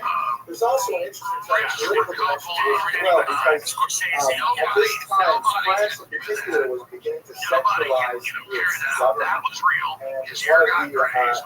issues that was of concern In the to woods, the there was French something this big community hanging and down. surrounding It's this our big. France as a whole And when it was grazes you, that it's exactly is it possible that we have Jews living in our country who are ruled by our hated Spanish rivals? Here's a Jew in Barcelona who's telling our French Jews what to do. That's not okay. And so, the Rothschild was living in a time where these kinds of political disputes spilled over to religion. That the Rothschild ruling was an illustration of the proverb, the persecution I've gone through is real. Because of that feeling, and because of what happened, they're now trying to spin that and make it go away. But people didn't see, they pushed the media back. And you know what I mean? To make a presidential deal, they tell the media to resolved the doubt and had box back up. They're like, okay, he's okay, you come back forward. this is what we're Because doing. they're producers, they're He filmmakers. also was very involved in They're trying to defending get shots from videos put particularly out from of Trump. attacks from They the don't doubt. seem shocked. This They is a get scared period of when that. it was Then very he pops back popular up to as normal. host Okay, they so-called bring back up, bring the disputations, cameras back in up. which the There's a church bunch of Pulitzer Prize winning usually photographers with there. state They're support going to would do arrange for what these the Secret Service says, so people go, oh, that's production. debates in which Jews were forced to participate in a debate against a Christian interlocutor, usually a Jewish convert to So see, it Catholicism. is a Perhaps production. the most famous of them was the Barcelona dispute in 1263, Before you in which go, what do you think Maimonides, the Rothschild teacher, faced off against Pablo de Cristiano, a convert to they seem to be Christianity. hinting that they're And not Maimonides totally has wrong. both the Hebrew and the I've heard Latin from people on account their of what happened. articles now. Both sides It's say not a they won. secret that What we know they is don't that think they the feel court like ruled, enough the damage judges, was the done. They all want to do Christian more. judges, ruled in favor of What the do you Christian think debater, ultimately but in Trump's the 4 king years gave they would like to see, Netanyahu would like to said, see, you better like, get out of the country because we're what in trouble would now. be their The goal very here? strong Would it be performance that to he showed. And Maimonides was banned, he ended up in to Israel. reconfigure Gaza in the image of what they would want? I imagine that's on the table. Is it was very another active attack on Iran? What do you think it is? Whenever he was told to, particularly in writing, Yeah, as much as you want. tracts that criticized books like the Fulvio Vitae, the Fighter of the Faith by Raymond Martinez, the church thinker who criticized Judaism heavily. And he also wrote tracts against Ahmad ibn Qassam, who was a Muslim thinker who was written criticism of Judaism. So he was very much active in the literary scene, defending Judaism against his detractors. And then finally, he was involved in defending himself, not surprisingly. Besides his responsa literature, and besides his commentary on the Talmud, which we haven't had much time to discuss, he also wrote a few sort of prolific volumes that deal with particular topics. One of these topics dealt with the laws of keeping kosher, and it was called Torah Habayit, the teachings of the home, or the Torah of the home. And it was criticized within the realm of appropriate debate by another great thinker of the period, Aharon Abbasi. You may recognize he is widely believed to be the anonymous author of the Sefer Israel and their actual polls is the most Hebrew English translation. We have several copies in the house because they're very popular. It is actually the first, it itself was about 3 years ago, another amazing book. Let me take a second to tell you what the book is about. The book is written anonymously, so it's a tribute to Aharon Abbasi, but we're not positive. And basically what he does is he wrote this book for his son on the occasion of his bar mitzvah. It is organized according to each of the sections of the Torah, the parsha of the Torah, and it goes through each of the 613 mitzvot in Torah. And it says, a couple paragraphs about what the mitzvah is, how it I was said, I've been observed, 6 months and I tried to most overthrow the Al-Qaeda. fascinating, Well, very Israel's out bombing, trying to says take him out. why the Muslim It's a one-dimensional thing. Sounds good. I don't like the leader of Al-Qaeda. most of the commentaries Ethnically cleansing do all not non-radical Muslims and God Christians. says this is the mitzvah, the commandment, and most Israel commentaries just say that's literally what ran we're field supposed to do. hospitals for But Al-Qaeda. the film Bombed actually them and put them in provides as these reasons was to make it an unusually fascinating book. just like But anyway, his I predecessors will criticize the Torah Habayit. He wrote a book called Zedek So Habayit. then you have October 7th, Examination and of the little arm house. camp. Like if the house is so good, it can stand up to a little bit of criticism.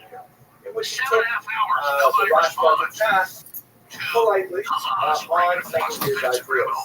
So the Rothschild apparently was not pleased with the criticism, and he anonymously wrote a defense of his work, written in a third person, as if it was some other person who was defending him. But we find out from a later response that the Rothschild was actually defending himself. And his book is called Sheret Habayit, Guarding the House. So you have the laws of the house, the examination of the house, and then guarding the house, all one kind of like triad of work. So he was involved in defending his own ideas against criticism. They can't even have elections. So we take all of these works as a whole. The Rothschild has a phenomenal writing. This, by the way, is a 5-volume set of his commentary on the Talmud. 20-some years ago, he goes to the Pentagon, which is classified now. They go, the next 5 years, Rothschild we're taking out was 7 countries I ran a real figure of They got tremendous Syria 8 months ago. He The was last one is a Iran. leader, It's and not a just about profound getting that communist Gaza thinker. Strip. Very, very Under active in international protecting law, Jewish Israel leaders gets all 12 around, miles both out. intellectually And they got one of the in biggest many ways gas leadership fields level, and undrilled because the perhaps the conflict most lasting contribution to Jewish you know, thought Texas, contemporary Louisiana. is his And compromise so of there's 1505, trillions of dollars, which laid and they've out already built the pipeline the over there that boundaries goes for up the to Turkey. acceptable incorporation of So non-Jewish Turkey is Islam involved. into Jewish Erdogan acts like he doesn't like Netanyahu. So Those that, guys are always thank you very much for your attention and your endurance as always. So it's all Next the week we're U.S. going is to speak involved. about Most of the Columnist, it another wants to scholar, stop the Belt and who's Road especially involved out in of China and all the way translating through Arabic into wisdom Russia and Europe. into They European want this languages. other And one of the principal reasons pipeline they're why building up into Europe out of there. And there's gas all the way up from Israel, Lebanon, Syria. So Israel must have built the main industrial shipping hub for shipping liquid natural gas and the pipeline up to Europe. It's got probably more gas than freaking Alaska. I mean, it's got more gas than Kuwait, more gas than areas there where Russia intersects with Ukraine. It's one of the richest gas fields in the world. Billions of pure liquid natural gas and oil. It's near surface, by the way, it's not deep. And so it is a gold mine. So you hear Jared Kushner roll out of the condos here. He's wearing a hat, he has a Trump it's so beautiful. Saudi Arabia wants to come in. Farmers are paid to be all nice. You get all the Palestinian jobs. That's all in the common. The hotels and swimming pools, casinos are nothing. For the next 100 years or so. And I guess there's one of those extremely tragic and moving figure in Jewish history. The story is a sad one. You will not leave here tonight feeling great about someone who heroically stood up against tremendous persecution. We're going to speak tonight about someone who, if anything, succumbed to persecution, albeit under incredibly difficult and unimaginable pressures. To give away the story at the end of the beginning of the lecture, Tesla was one of the victims of the Inquisition. He was a several generations long Iran outfit called Muhammad, or also a crypto Jew who had submerged Jewish identity in the Catholic environment. He ultimately returned to Judaism, but his return was fraught with difficulties, primarily because the Judaism that he had anticipated returning to was no longer there. It was in fact a figment of his imagination. And the disconnect between his imagined Judaism, which he had largely constructed while he was living in Portugal, and the actual Judaism lived by Jews in Amsterdam was totally different. He was unable to find a place for himself in his Jewish identity, and ultimately he ended his life after composing a very brief autobiographical statement that will be our discussion tonight. So he is a tragic figure that illustrates the problematic nature of Marano identity and the perils of living that kind of bifurcated existence. In my humble opinion, perhaps the reason why I'm so fascinated with the story of Leo da Costa is because in many ways it reflects the phenomenon that we note as we turn to the 21st century, the so-called OTD phenomenon, which is an acronym for off the derech, sort of like an internal observant sort of catchphrase, meaning Jews who were observant and then chose to not become or no longer remain observant. In Israel, they refer to OTD phenomenon as people who are kosher l'shivela, just like there are those who are kosher l'tshuva, those who return in repentance. They look at the pun on the word repentance, which means literally answer. They essentially answer. They say there are those who return to the question, those who go back to the ambiguity of a non-limited existence. And this is exactly what happens to our Costa, because he is so desperately attempting to find its place in a religious, social, cultural milieu, and he is unable to do so. Now, the story that we talk about also involves issues of most likely mental illness. From internal literary evidence from his own writings, we can see that he had significant conflict with his family that was completely unrelated to his religious persuasions and religious yearnings. But nevertheless, just reading it at face value, you see that, as he would say later in the memoirs, he has suffered much as a result of religion. Religion was something that he was at the same time obsessed with and persecuted by simultaneously. It's also illustrative of phenomena that would occupy Jewish identity for the next 400 years. A phenomenon that we are still very much dealing with. That is the transition to modernity. Now, I'll speak about this in greater detail in a few slides. But basically, one of the things that happened between the 16th and 18th century into the 19th century is the coercive control, central rabbinic authority waned. It arose under the political and social pressures that are associated with greater democratization of society, scientific discoveries, and a general skepticism towards religion in general. The society that we were all in the 20th century was radically different from the society that Jews would have been born in the 15th century, primarily because the rabbis simply did not exert the same control. They don't have the same coercive powers that had the positive and negative aspects.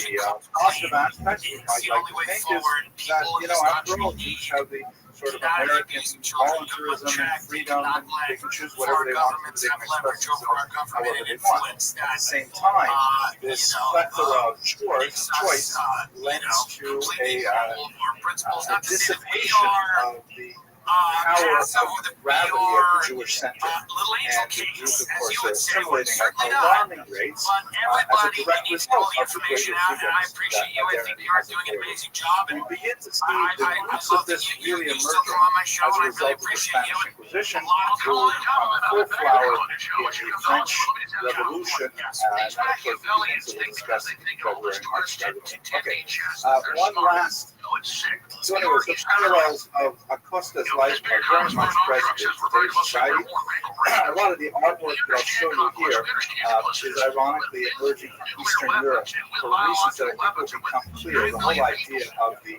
submerged identity that Acosta himself maintained under an oppressive, even totalitarian regime, very much like that, what he lived in Portugal, and then with the new freedoms of the collapse of communism, all of a sudden his ability to assert himself as a Orthodox Jew and finding out that Orthodox Jews are not all that shut up to was quite difficult. Parallels are clear. Last thing I want to say here is there is this concept in halakha, Jewish law, of the Tinoch initiative, the captured child. There is this concept that, there is mandatory instruments, right? Moses is on the mount and he gets the commandments and tells the Jews the things you have to do. And if you are not compliant, then of course you are a heretic. You are outside of the pale or off the derech, off the path. And then there are people who return, who say we're going back to the derech. Now what about people who were kidnapped as children, for example, in an act of war, and very common in the ancient medieval period that Jewish children and Christian children, Muslim children would be stolen and put on a slave market. And then they would be raised as slaves living in a totally foreign culture. And then at some point in adulthood, they're able to gain manumission and they know they're Jewish, they return to the Jewish community and they find that, wait a minute, I'm not allowed to do that. I can't make a fire on Shabbos and on Saturday. What's the big deal? So according to Jewish law, these so-called kidnapped children, even though they may return to Judaism as adults, and even though they're perfectly intellectually capable of understanding all the ramifications of traditional Jewish law, they are held non-culpable for their actions. They are considered, beyond the pale of culpability of being blamed, primarily because they did not receive the tradition while they were children. It was not so big rush. It was not rooted in their personalities because they did not receive it as children. The great Israeli scholar Hazon Ish once ruled that all of American Jewry, regardless of their parentage, are in the category of Christian Ishmael, kidnapped children, which is an amazing statement, which says that their entire culture is one of Iran nature. We'll have to explore what that means. Let's talk about, first of all, his family background, the basic biographical data. He was born in 1583 in a small town in Portugal to a new Christian family. For those of you who were not here last week, I spoke a little bit more Spanish and English. You'll recall that, particularly in Portugal in 1497, when there was this massive coerced conversion of all Portuguese Jews to Catholicism, many a tiny number of them actually fled Portugal, the others were tortured into submission and forced to become Catholic. Even though they were technically baptized and should have been accepted theologically completely into the fold and subsumed within the general category of conversion, there was, justifiably, a lingering suspicion that they were secretly yearning to return to their Jewish roots. They really wanted to be Jews and only had succumbed to the pressures to convert because of the torturous policies of King Manuel I. So this created a category known as the New Christian, as opposed to the old Christians who were never Jewish and converted to Catholicism. These were Jews who had become Christians, and therefore they were kind of like a second-class New Christian. And this designation of New Christian could persist for centuries, generation after generation of people who were New Christians. There was a tremendous amount of persecution directed against New Christians. They were suspected, again correctly, of having Judaizing tendencies, and tremendous restrictions were placed on their travel, on their, in some cases, on their promotion in various fields, although they managed to get around that in many areas. And they themselves, now we're talking about Jews who have converted to Catholicism, maintained a strong degree of endogamy, constantly marrying within each other's New Christian families. and a whole series of practices which were openly Judaizing in nature. And this persisted for centuries. So he was born to one of these families, putting it in terms of the time frame, we're called that the forced conversion is 1497. The Inquisition formally comes to Portugal in 1531.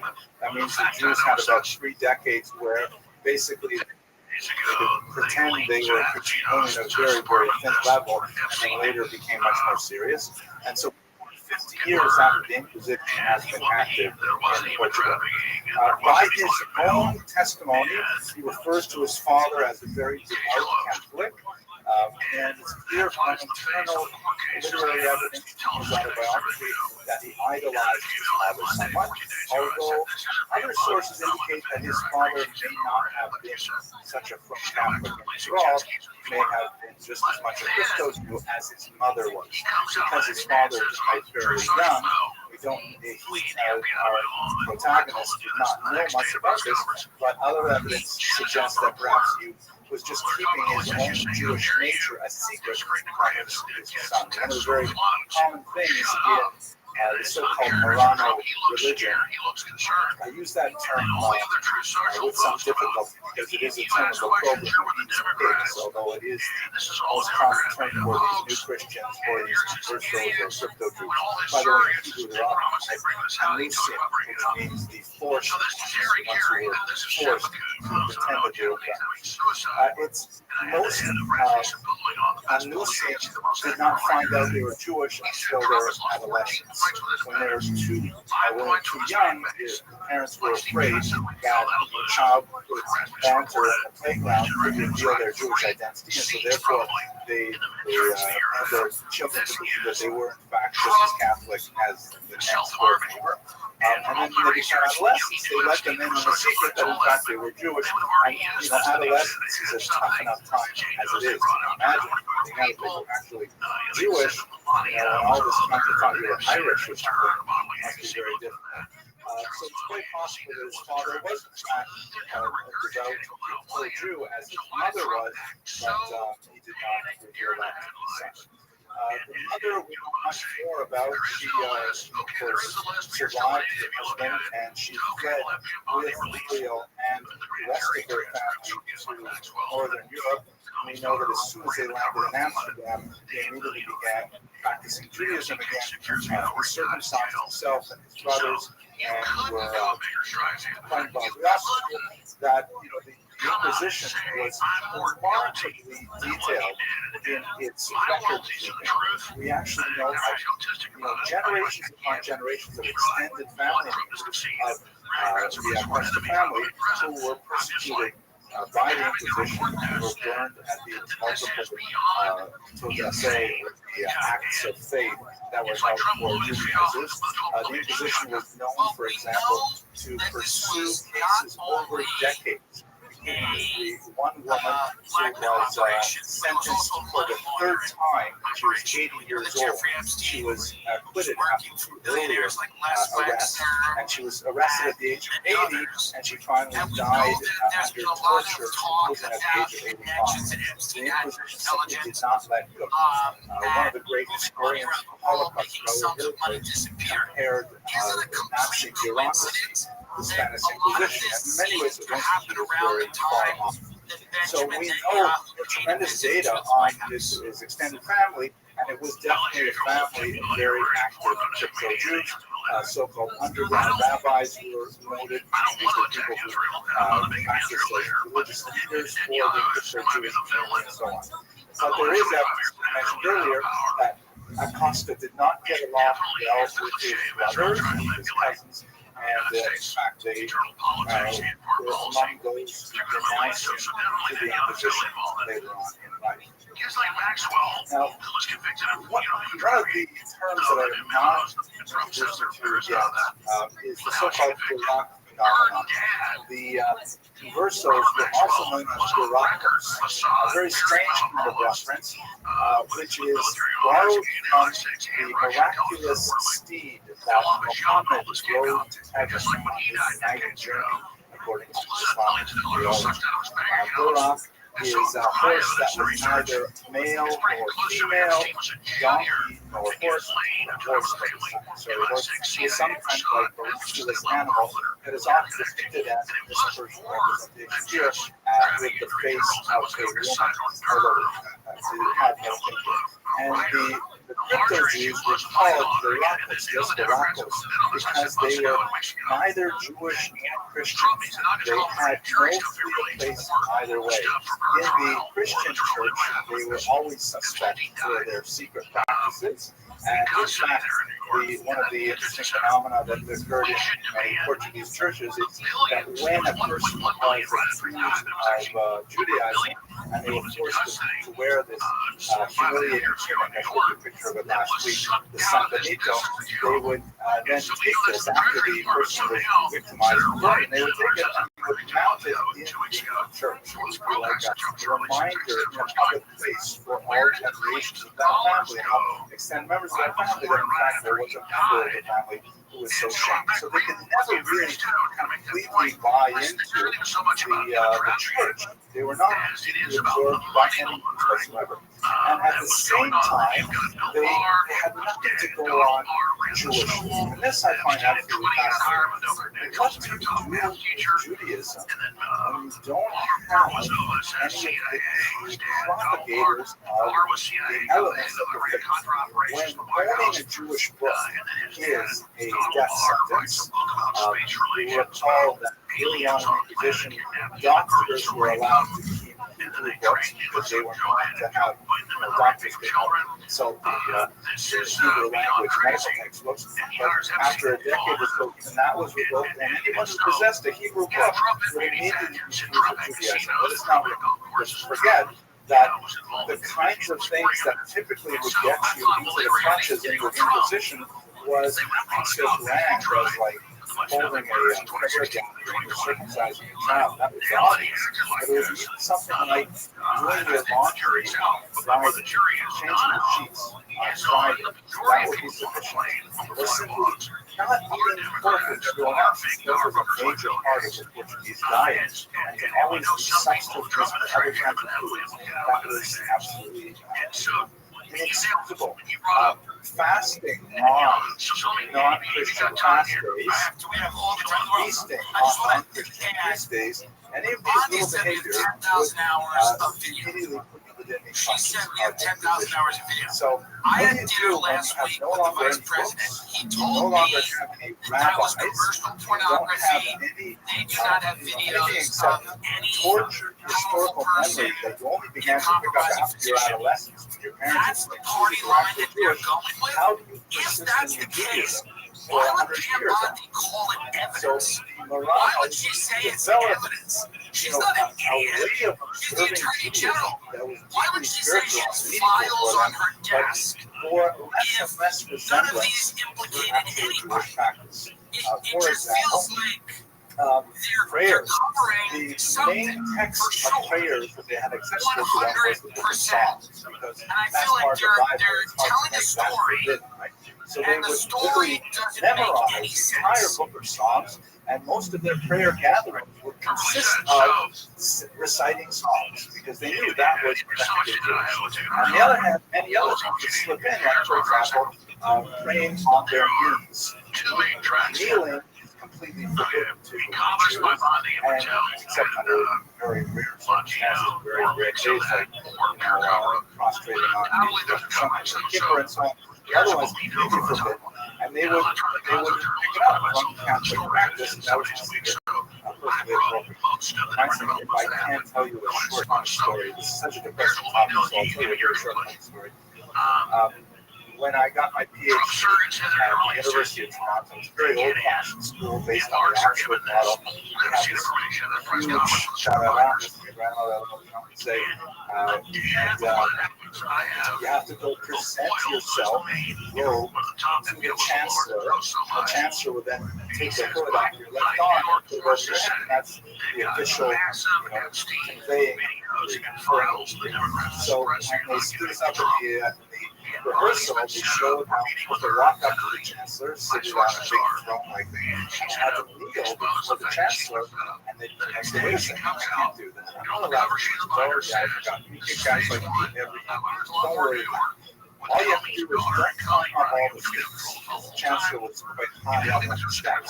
So just climb up a few steps, you automatically be lower, and they'll do it. So they call me name up and walk up there.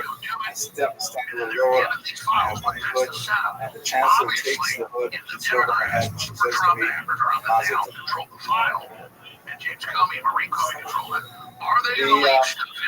So you have to imagine young Uriel, who is growing up, and he is, up until this point, in his late adolescence, he's totally into Catholicism. He actually achieves an order in the church. He actually takes an ecclesiastical position. He admits that he's a sensitive young man. He often breaks out in tears. I mentioned that mental health, maybe part of the whole story. You know, he's quite a spiritual, emotional, and he learns that he is in fact and he begins to explore these roots while he's actually an officer of the church, and he starts reading more and more of the scriptures, and he decides, you know what? It can't be that Christianity is right. It must be that Jesus is right. He gives a few examples of autobiography, like, for example, both Christians and Jews agree that the Old Testament is the Word of God, and the Christians agree that the New Testament is the Word of God. Therefore, it must be the Old Testament. And then he talks about some arguments in my mind, otherwise beginners. He says, okay, that's it, I'm going to do it. Because he doesn't know exactly how he's going to do it, what he's going to do about it. So he ultimately ends up fleeing with his family to actually. But before we do that, I just want to give you one sense of the mechanics of Inquisition to give you a sense of the kind of threat that people lived under at that time. I'm going to read to you from the brilliant work of Cecil Roth, History of the Morales, first published in the 1930s. And I have to find the actual page. Yes, here we go. So this is. I'm not going to run through the entire transcript. These are examples of inquisitorial records for which we have excellent examples. But just to give you a sense of what the incredibly twisted logic of the Inquisition was. So this is from the Inquisition of Toledo in 1567, where there was a woman named Elvira del Campo. Her husband was a scribe, and the Inquisition was already convinced of the guilt of its victims before they began the interrogation. The interrogation was solely for the purpose of revealing other people that could be wrong to them. Therefore, the inquisitors were absolutely merciless and would not cease no matter what. It was very Kafkaesque. If you ever read the trial, it was very much like Franz Kafka's description of what it was like to be a prisoner. So, this particular woman received a fairly minor assessment of torture. She was to get one jug, which was a reference to how much waterboarding she would endure. Because the waterboarding is used literally in the Spanish position. So the translation. She was carried to the torture chamber and told to tell the truth. When she said that she had nothing to say, oh, by the way, she was accused of not eating bread. That was her She was ordered to be stripped and again admonished by the silent. When stripped, she said, Senores, I have done all that is said of me, and I bear false witness against myself. For I do not want to see myself in such trouble. Please God, I have done nothing. She was told not to bring false testimony against herself, but to tell the truth. The tying of the arms commenced. There were on the outside chance that the constitution was telling the truth and was actually a good Christian. It was considered inappropriate to shed their blood. So therefore, tortures that did not involve bloodshed, like water boarding, or stretching of limbs, or burning of the soles of the feet, were considered much more religiously humane. One cord was tied to the arms and twisted, and she was admonished to tell the truth, but she said she had nothing to tell. And she screamed and said, I have done all they say. Told to tell in detail what she had done. She replied, I've already told the truth. Then she screamed and said, tell me what you want me to. I don't know what to say. She was told to tell what she had done, for she was tortured because she had not done so. Another touch the cord was her. She cried, loosen me, Senora, and tell me what I have to say. I do not know what I have done. Oh Lord, have mercy on me, a sinner. Another time she said, loosen me a little that I may remember what I have to tell. I don't know what I have done. I did not work for it, make me sick. I've done everything. Loosen me and I will tell the truth. Another turn to the cord was over then. When she said, loosen me and I will tell the truth. I don't know what I have to tell. Loosen me for the sake of God. Tell me what I have to say. I did it. I did it. They hurt me so much. Loosen me. Loosen me and I will tell it. She was told to tell it. I don't know what I have to tell. Senor, I did it. I have nothing to tell. Pull my arms. Loosen me and I will tell it. She was asked to tell what she did and said, I don't know, I did not eat because I did not wish to. She was asked why she did not wish to and replied, I loosen me, take me from here and I will take the money taken away. I say that I did not eat it. She was told to speak and said, I did not eat it, I don't know why. Another turn was over, she said, Senor, I did not eat it because I did not wish to. Release me and I will go. She was told to tell what she had done contrary to what Holy Catholic faith. She said, take me from here and tell me what I have to say. They hurt me on my arms, which repeated many times. I went on. I don't remember. Tell me what I have to say.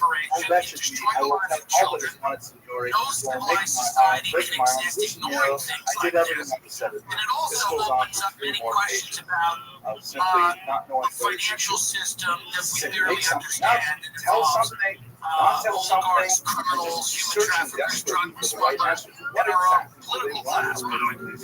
Ultimately, she was betrayed by several dozen other people that she could think of, and he would be brought into this mess. Obviously, making lots of money, and lots of our politicians, Barack Obama, these $30 million homes in Martha's Vineyard, whatever they are. Torturous. Why do we demand that they testify, Alex?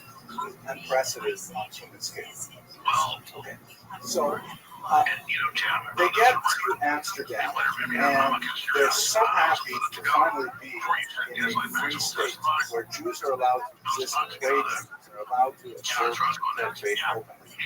As I mentioned, he circumcises himself and his entire family, his brothers and his mother, were Judaism, and they're living there out too much difficulty. They later move on to Hamburg, Germany, which also has a very significant family or population of Portuguese Jews. By the way, Portuguese Jews for most of the 17th and 18th century is sort of shorthand for these refugees from the Inquisition and make their way to there he begins to get into trouble because he begins to say, wait a second, why are you guys, why are you rabbis doing these things? I never heard of any of these things. In all of my detailed studies of scripture, I have never seen, for example, the way you observe the Sabbath. And in fact, if you look in the Bible, you will see nothing of the extensive preparation and observance of the Sabbath that is common to Orthodox Jews. And this is one of the ironic sort of epiphenomena of the inquisitorial process that the divorce from traditional Jewish teachings and Jewish texts meant that these are intensely religious people who nevertheless have no access to the realities of how Judaism is practiced. And the disconnect is something that Costa simply could not leave alone. So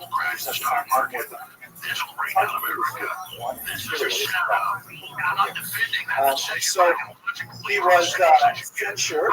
He began to write a little bit. He was highly intelligent individual. He began to write and publish a little bit, and he got himself into some trouble. The leadership of Hamburg placed him under his first excommunication. And I think it's justifiably so that people at the highest levels can get away with stuff like this and be covered up forever. The first and And I think a lot of people let me take a moment just to discuss what exactly is excommunication in Judaism. The term itself is actually Catholic. If you don't disclose everything you're done, nobody will support the Hebrew actually has a fairly rich vocabulary completely part of for this various cover-up. types of Everything doesn't come out. communications. I think it Most common one is demoralizes known their as Karen. presidency. We also have Shanta, Harur, He agrees with me. He agrees with me. Catholic You literature. know, like But if it's you really basically even a Mark form of Johnson, social ostracism. that is typically imposed on someone who refuses to submit to the from inside the house.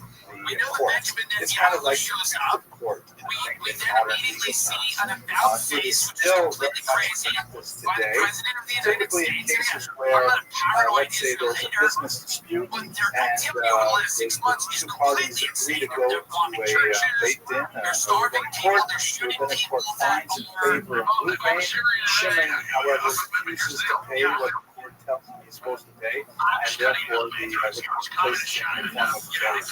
You read the Jewish press or any of these Jewish newspapers, and you look in the back, you'll often find these legal notices. It says so-and-so is placed under a ban, zero various technologies. And let us understand this in the context on the kind of punishments they can vary from fairly mild things like he's not allowed to be honored in synagogue, to no one's allowed to do business with him, or speak with him, or stand within 6 feet of him, 4 hours of him. So it depends entirely on the nature of the crime and discretion of the court. Perhaps the most information on famous you with the IRS that's not merging with, your arrest record, and if you've attended a protest, and of a whatever the case may be, we see it in the UK, has people a getting very sent to jail for significant tweets. connection to a We see custom it all over the world, and we know, of course, the This Chinese is social the credit text score of the says that this feels a lot like a placed on precursor Baruch to Spinoza some deep century data later, these which is tech people probably are the similar to the biggest kind threat of text that to was the used in the stability same of the town United States going against forward, Acosta. So because they have their own agendas that they're you read this cloaking paragraph in and you get a sense this of what this MAGA must have felt like. Do you share The that Lords view? of And do you this is think that referring to Trump the village elders has here, allowed town these elders. people to get a Having little long too learned close of the evil opinions and exercise a little acts too of much power Baruch in to the White House? Espinoza, have endeavored by various Christian promises to turn him from his evil ways, but having failed to make him mend his wicked ways, and on the contrary, daily receiving more and more serious information about the abominable heresies which he practiced and taught, and about his monstrous deeds, and having possessed numerous trustworthy witnesses who have deposed and borne witnesses to this effect in the presence of the said Espinoza, they became convinced of the truth of the matter, and after all of this has been investigated in the presence of the honorable stages, they have decided with their consent that the said Espinoza should be excommunicated and expelled from the people of Israel. By the decree of the angels and by the command of the holy men, we excommunicate, expel, curse, and damn Espinoza with the consent of conscience, and with the consent of all the holy congregation under these holy scrolls with the 613 precepts which are written therein, with the excommunications with which Joshua banned Jericho, with the curse with which Elisha cursed the boys, and with all the curses that are written in the book of the law. Cursed be he by day, and cursed be he by night, and cursed be he when he lies down, and cursed be he when he rises up. Cursed be he when he goes out, and cursed be he when he comes in. The Lord will not spare him. The anger and wrath of the Lord will rage against this man, and bring upon him all the curses which are written in this book. And the Lord will blot out his name from under heaven, and the Lord will separate him from his injury from all the tribes of Israel with all the curses of the covenant which are written in the law. But you who cleave unto the Lord God are allowed to stay, in order that no one should communicate with him orally or in writing, or show him favor, or stay with him under the same roof, or within 4 cubits of him, or read anything composed and written by him. Very strong, almost hyperbolic language, and all over cultural complex ideas that Acosta, and of course much more famously Spinoza, was later challenged the dominant thinking of the Jewish faith, and the Chachamim, sages, community would bring the full weight of rabbinic authority down upon his head. Now, for us living 5 centuries later, it seems, perhaps it's just me, but it seems like it seems like here's some possibly mentally ill individual who is criticizing how we observe the Sabbath, and yet you bring a whole contradiction on him like that. I think we have to try and place ourselves within this 17th century context where the boundaries of religious authority are rapidly eroding under the assault of less educated Jews coming from Portugal who are skeptical and questioning the authority of the rabbis and dominant Jewish practice. Furthermore, they certainly have tremendous credit for the persecution that they endured under the Inquisition. For them to come and say, you really don't have to do all this Shabbos. Like my mother, who was really good Jewess, she only washed the meat. She never, soaked it in salt. She just washed it. That was good enough. And so the traditional boundaries are under attack from the exchange of the threat and the decision of the sages of Amsterdam was just be super harsh. We can think about whether or not that was an acceptable strategy and whether or not that is an appropriate strategy today.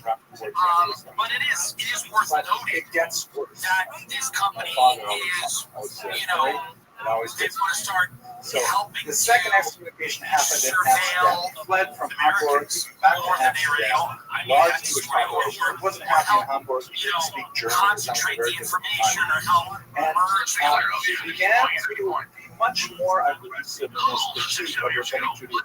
And remember, this is not a Catholic critique against rabbinic Judaism. This is a Jewish critique, an internal critique, where he says, I read the Bible very well, and it doesn't say any of this stuff. He specifically used a lot of Christian vocabulary in his critique. As in this book, for example, the examination of Pharisaeans, the Pharisees. That's actually a reference to rabbinic Jews. Hebrew term is Kedushin, those who separate. We talk about this a little bit when we're talking about Abraham. These are the progenitors of the rabbinic tradition, but in the Christian tradition, they are, the word Pharisee is essentially identical with Christian. No, and I understand it. And I think that I listen, I don't trust Elon Musk, I don't trust anything, I don't trust Pullman, I don't trust... And I don't trust Mark Zuckerberg.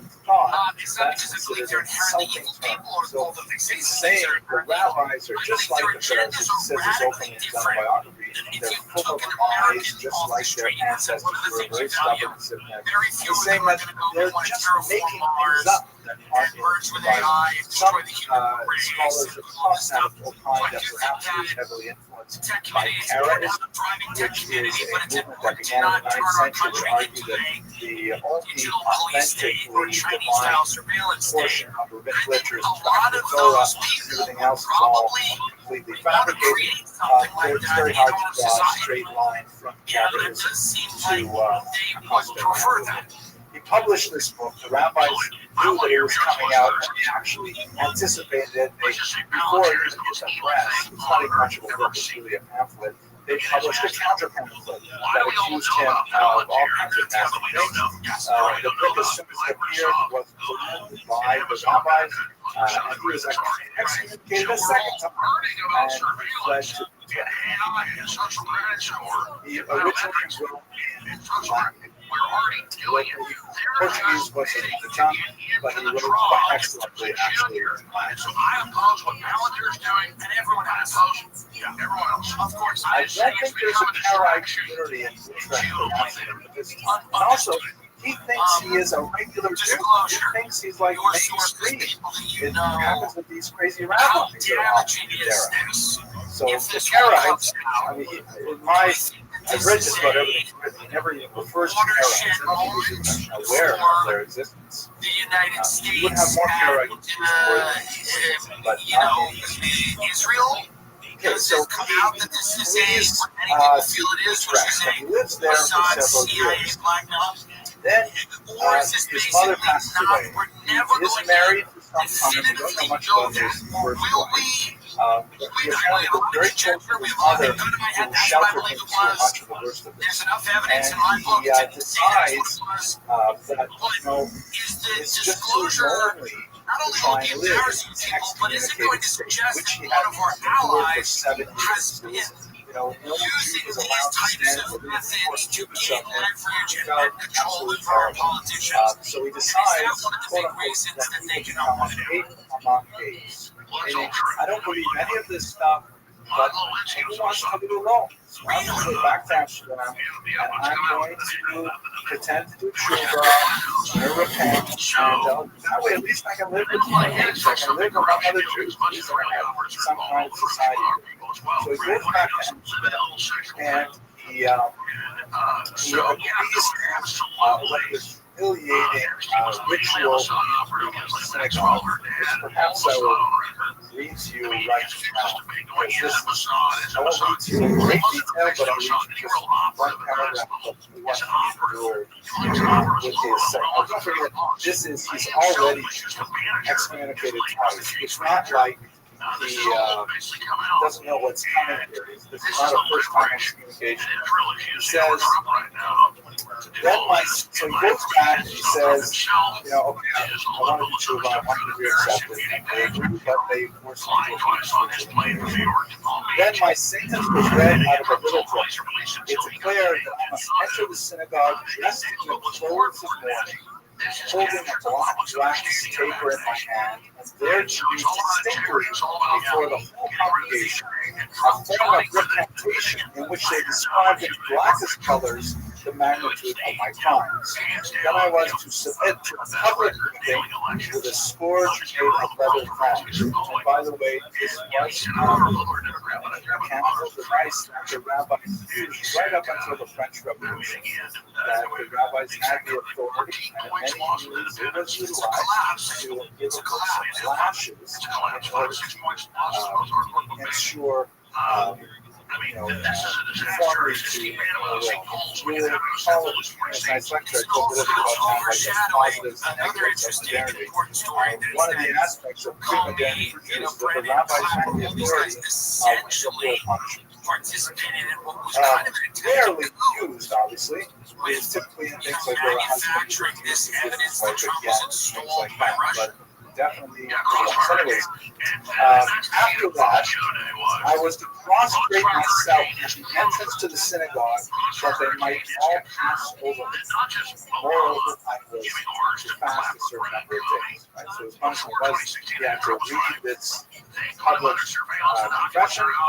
He had to be whipped 49 times, and then he has to lay down at the entrance of the synagogue, and everyone walks over him.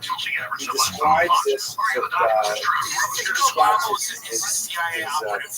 how he endured this, and how furious it made him during some passion.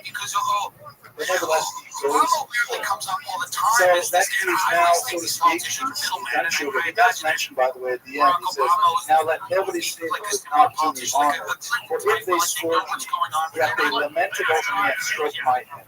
Meaning that they at least gave him some hesed, and did some kindness until he went through this very humiliating ritual.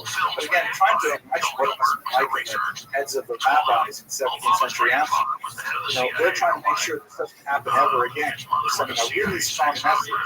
It would, in my humble opinion, backfire, but ultimately that's what they're trying to achieve.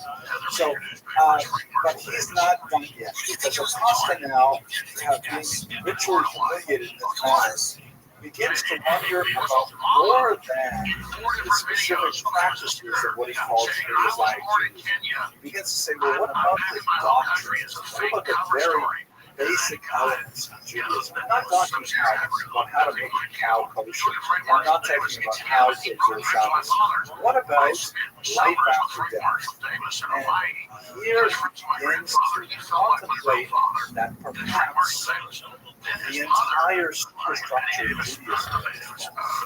And at this point, not only is he attacking Judaism, he's also attacking Christianity by saying, and he ultimately comes out explicitly and says this, that he doesn't believe in any organized religion. This is a remarkably modern way of thinking. In the 16th century, to hear someone expressing these terms, that's why he's considered in many ways an intellectual forebears and also argues very similar. At this point, he is much more of a troublemaker. The flashpoint was when two Christians, like not new Christians, but like never before Jewish Christians happened to come upon him. And they say they're kind of interested in becoming Jewish, and he convinces them not to become Jewish. And when this gets back to the unity, this again is Acosta explaining his own behavior. It's hard to read it, but they say that's it. Communication. That's it. You are totally out of this point. He ends up being ritually humiliated yet again And so he goes home and sits down at the table and he writes a 10-page document. His autobiography called Exemplar for NIV Time, the example of in which he basically tells his whole life story in a very short period of time. After he completes the creates the table for his cousins to arrive, he picks up a revolver and fires it at his cousin. He takes another revolver and like single shot muskets. That's the sad story of the art of the life. It's real experience. This is a great example of tortured soul, deeply spiritual individual. He is horribly damaged by the Inquisition, who tries to find his place in the sees that the island of Judaism if you're in the closet, if you have a problem with your drugs or money or something like that, leverage is always used for different people to control the fairly severe so Trump, in my estimation, has just let everything out. No matter how embarrassing it is. This is really quite early. People like Voltaire criticizing religion for a couple hundred years ago. But he's beginning to question religion in ways that no one else has, especially his thought had a signal impact on another Jew, this 1888 some fanciful image they never met, showing a pista here holding on to young Spinoza on his lap, indicating the view of the artist and the strong connection to the work by Samuel Hirschberg in 1888 is actually very penetrating. See that Spinoza, the child, is very relaxed and contemplative. In fact, Spinoza seemed to be not terribly bothered with the band but Acosta is unfortunate because he had his hand gripping the breathing. His colors are all dark. Spinoza is he is, I think, in the final analysis, still an illustration of the kidnapping of I'm going to say something very interesting. I think obviously poison food in America needs to be dealt with, but Kennedy was talking a lot about these vaccines were mandated and had a lot of adverse effects. Rabbi is now not following up with Pfizer, saying that you know more about than I do, but I still haven't heard the one on I would like to think, at least in a philosophical sense, I'm certainly not qualified to render any sort of religious, but he's a classic example of that kidnapped child. And their biggest client is Pfizer. So that's not great. And even today, the lawyers came out. That concludes my presentation on the sad life of custom. Very much for you. Kennedy's being insulted now. So we look at this, and Kennedy's like, yeah, we're getting this information. And then the White House somehow overrides it. And we don't close the doors, I please. think Kennedy, from people that I know, I think Kennedy feels like he's frustrated. I also think, yes, get the poison food out, but also Kennedy was coming in there saying, listen, we had these mandatory vaccines. A lot of them had adverse health effects, and now that's not being talked about. Everything's about food diet. Now, by the way, get the food diet out. Sure, but let's not indemnify companies like Pfizer and all these people going forward. I mean, big pharma, it's the biggest.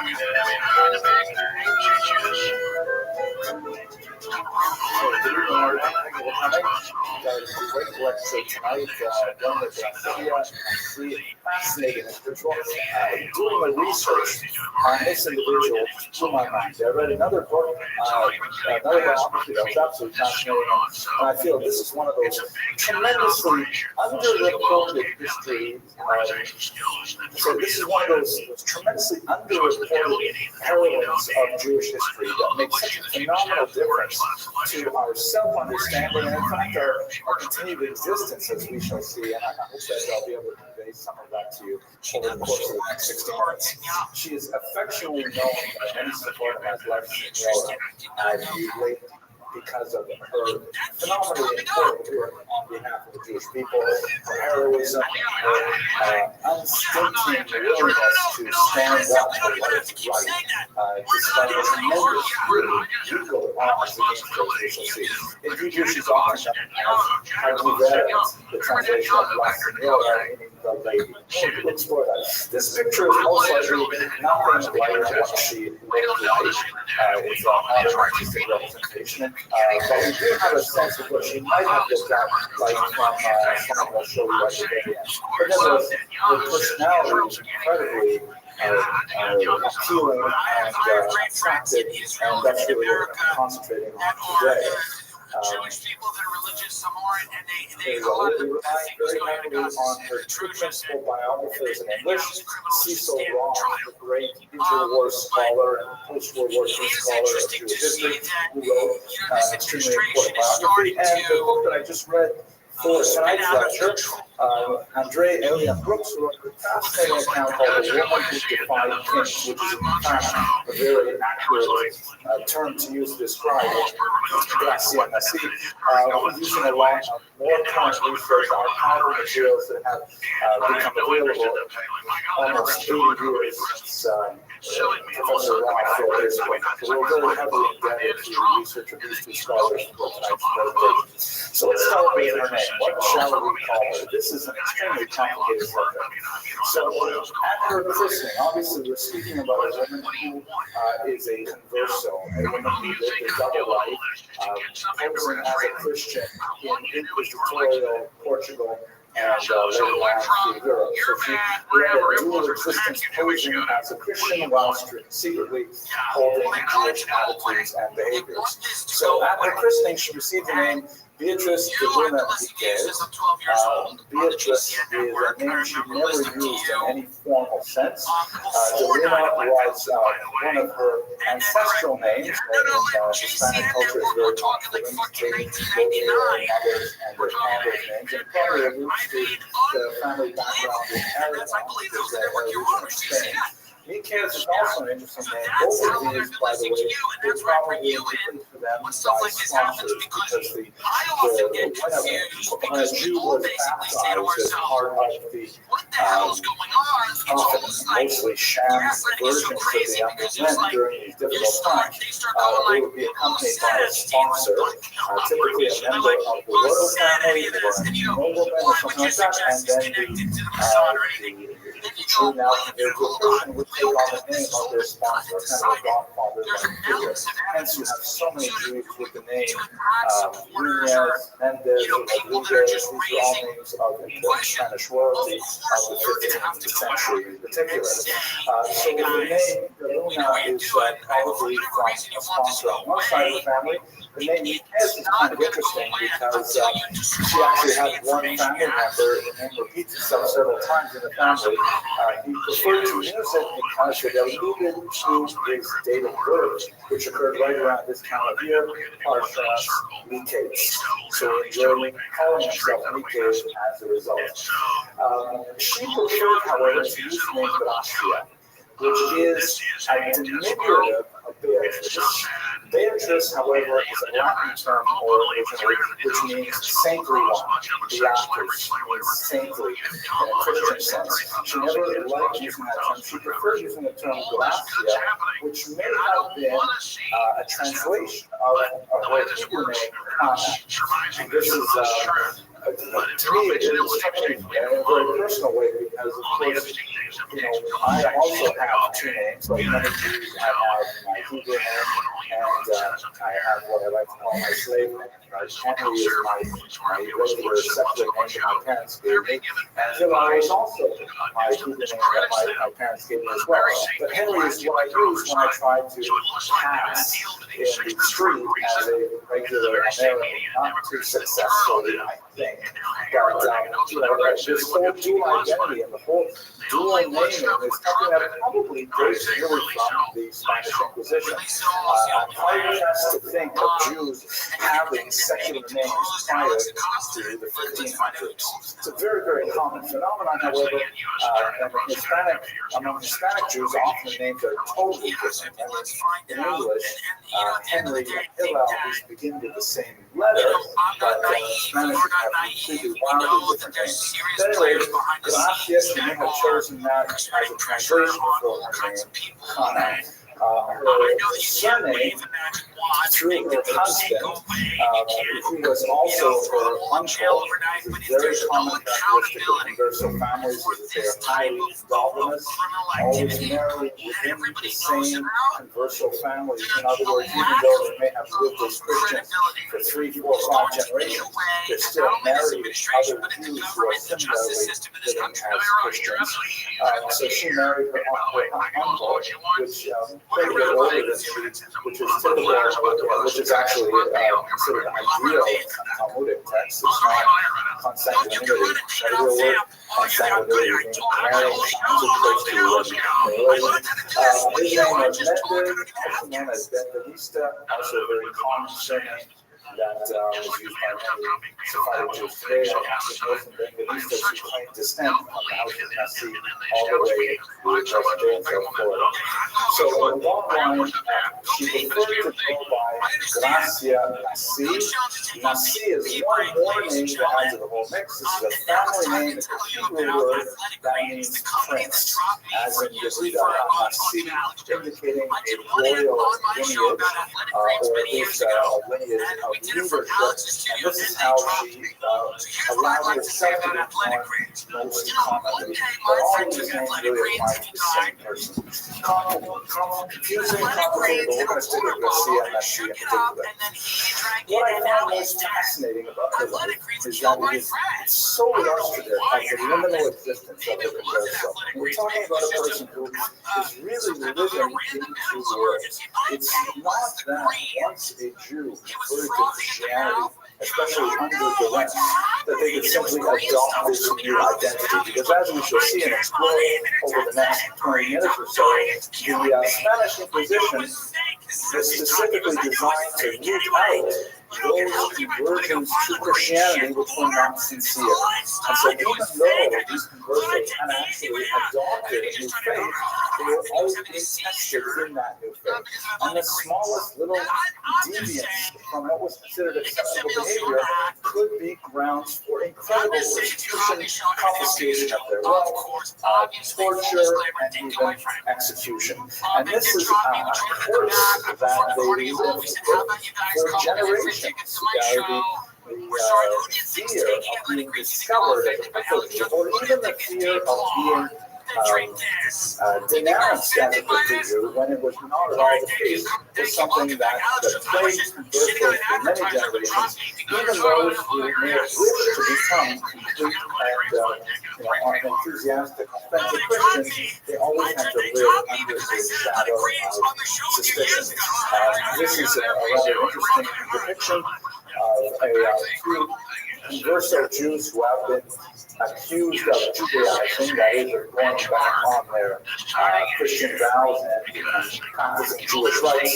You figure they're both wearing this ritual garment that was part of the Inquisition when they were put to task for their behaviors. The figure on the right here has a little caption in French that says this refers to a man, a Jew, who is condemned to the fire, but he has acquitted himself through his confession, meaning he has, admitted, yes, it's true, I love bagels and lunch, and I eat them every Saturday morning, or this and that, and as a result, he's going to the flames with a clean heart, they would also give them the benefit of strangulation prior to their burning so that they could die a somewhat less brutal death. This figure on the right is saying, I refuse to confess my sins. I am actually a good Christian. I just like bagels. And the French says a person who will be burned by the decree of the Inquisition. He's credited sadder because he feels his judgments unjust. But in both cases, we're talking about Jews who are forcibly converted to Christianity, and whether they confess or whether they don't confess, whether they regret or they don't regret, they're still bound by these Kafkaesque rules of the Inquisition to lead horrible things. We'd like to say a few words about the experience of Iberian Jewry, including primarily Spain and Portugal, obviously. Because today's lecture and the next two lectures are really going to borrow heavily from this experience. We should consider the fact that in the 15th, the destruction of Iberian Jewry was a colossal event that can be compared only to the Holocaust in our times. Spain was a country that had housed Jews for centuries, had given them a phenomenal golden age, had been the home of Rabbi, diplomats like Rostchild, scholars like Schultzler and Abrela, scholars like Maimonides who fled from Muslim persecution in the region, but nevertheless, Spain was like America in the field. Spain was a tremendous home of the Jews for centuries upon centuries. And the rupture of Jewish continuity in this peninsula was overwhelming. And in fact, it took Sephardic Jews centuries to get over it, even if they, and maybe they haven't gotten over it until today. To be sure, in the next 100 years, Jews are obsessed with the idea of how could Spain fall, what it meant for the unfolding of the Messianic period.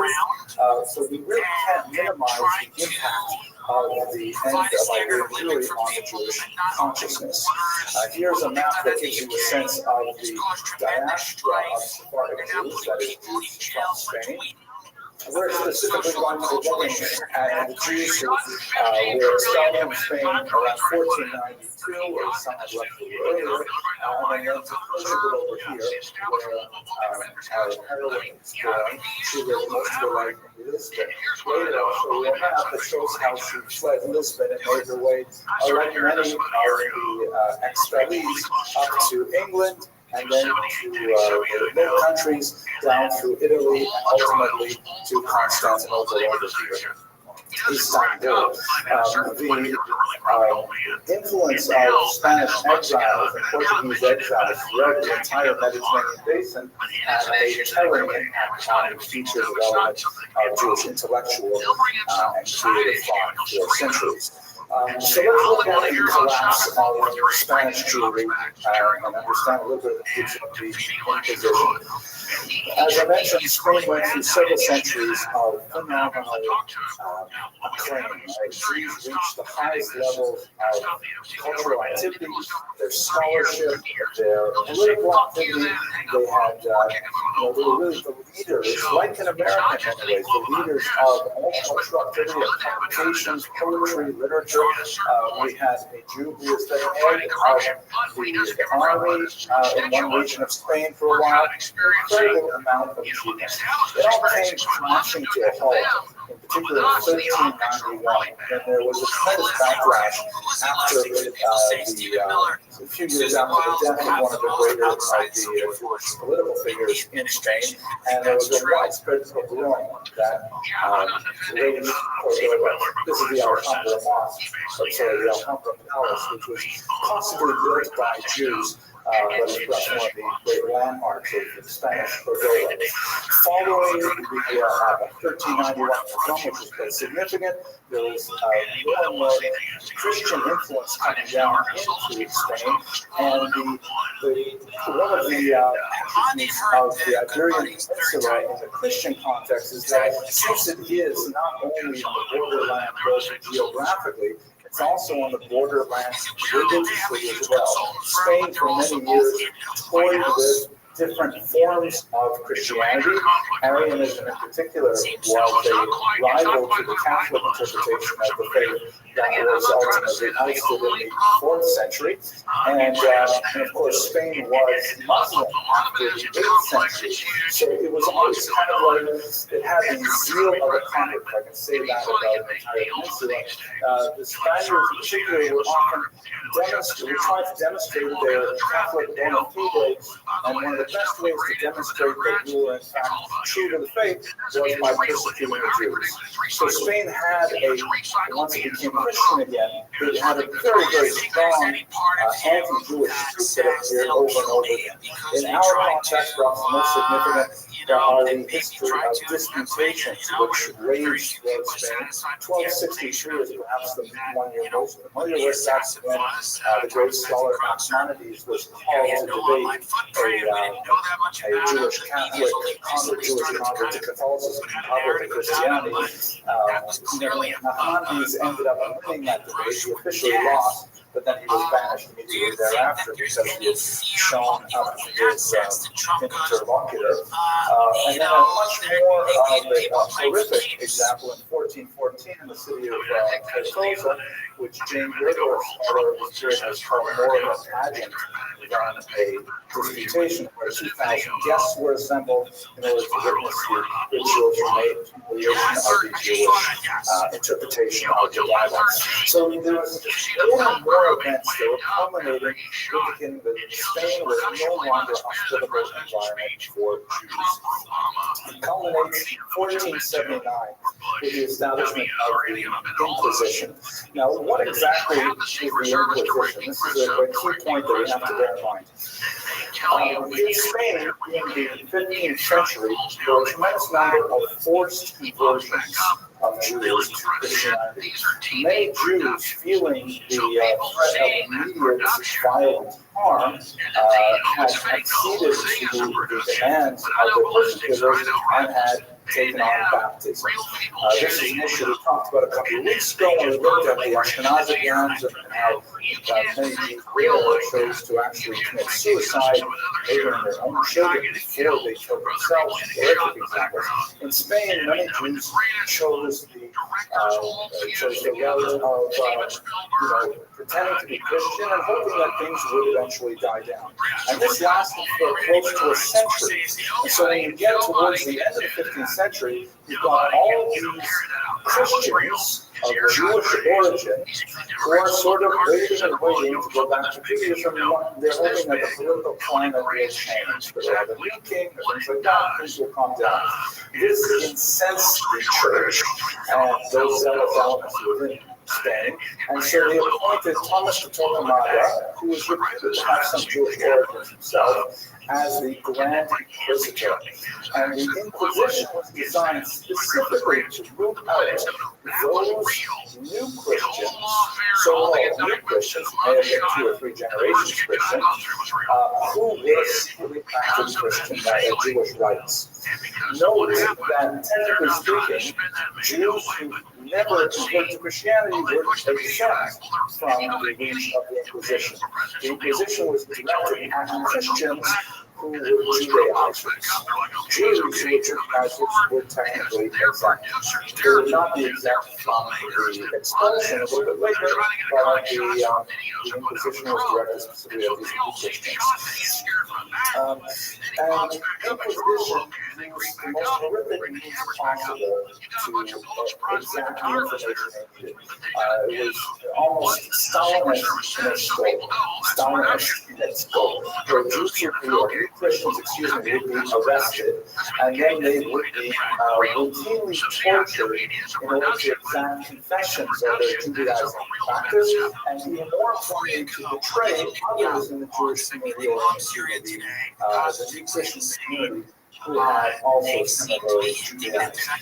Because they, and in the twisted logic of this time, because they may have actually been innocent, they may have actually been Christian, and it was forbidden to shed the blood of a fellow Christian, torture methods were used only if they did not pierce the skin. And so a whole range devices were employed to try to coerce confessions out of these new Christians, typically involving hanging, stretching, formal waterboarding, some really strange devices like this one involving extremely uncomfortable positions for long periods of time. And not surprisingly, as we saw in the 1930s in Stalinist Russia, that people would give up all kinds of things. They would say anything under torture, and so that those people who were betrayed, who may have been innocent, would then be brought in, would also be tortured, and this expanded far out of control. In fact, it went way past the new Christian community and even attacked Christians with impeccable credentials. The Bishop of Toledo, for example, was also drawn into the net of Torquemada's excesses, and hence the Spanish Inquisition became proverbial as a purge like a witch hunt that goes on and on for centuries. The Christians, excuse me, I keep on making that mistake, they would be brought before a public tribunal. You can see them wearing these hats of stain, these long mechanical hats, which may have had association related witches' hats and dunce caps, where they would be forced to either recant their ways, which would guarantee them a death by strangulation and then by burning, or if they recant, then they were to be thrown alive into the fire, which is the auto da fe, the acts of faith, so-called by the church at the time. So that's the sort of mechanism of the Inquisition. I reiterate, it was directed primarily at these new Christians, and not at Jews per se. Let's also talk a little bit about terminology before I move away from this awful slide before we do. The terminology is complex. You may have heard the term Morano, which is perhaps the most common term. And many historians have tried to find fanciful derivations for this term from medieval Latin and so on. In reality, it's simply derived from an old Spanish word called, and this was a term used, a term of opprobrium used to describe the Jews who had become Christian and then were, so to speak, returning to their old ways, as the church would have it, a dog returning to its vomit. So the term Morano is not exactly politically correct, even though it was overwhelmingly popular even among Jews themselves. Another term that might be more appropriate is conversos, Jews who had converted, or Jews, that is, Jews who were hiding their Jewish identity. And let us bear in mind that the very tenuous nature of what could expose a person to a charge of Judaism. For example, the smallest kind of deviation from group standards was highly scrutinized by those who wished to denounce a new Christian. For example, the habit of many converso families of eating a kind of fried sausage, fried bread sausage, but replacing the sausage, pork sausage, with partridge meat or chicken would immediately expose a family to the risk of Judaizing. So the very diet of a Jew was considered very suspect. Of course, it was used to show up for regular mass, if they had unusually large and frequent gatherings in their homes. All kinds of things like this would point the finger of suspicion that would linger for decades and decades. And we should also recall that there was a very strong economic motive to denounce these Jews. The property of the Judaizers was confiscated and distributed to the church, and invariably rewards were given to people who had denounced them. So as a result, there was actually an incentive for people to rat out their neighbors and tell the church that they were in fact Judaizing, which is, just like in the Stalinist example, it made it very larger and larger. So this was essentially the condition of Jews in Spain specifically for much of the 15th century. It ended horribly in 1492 with this document, which of course is the decree of expulsion that was signed by Ferdinand and Isabella, demanding that Jews pack up and within a few months' time leave the country of Spain, where they had resided for some 900 years. A terrible experience that left such a huge scar on the Jewish mind. Okay, that brings us to Portugal.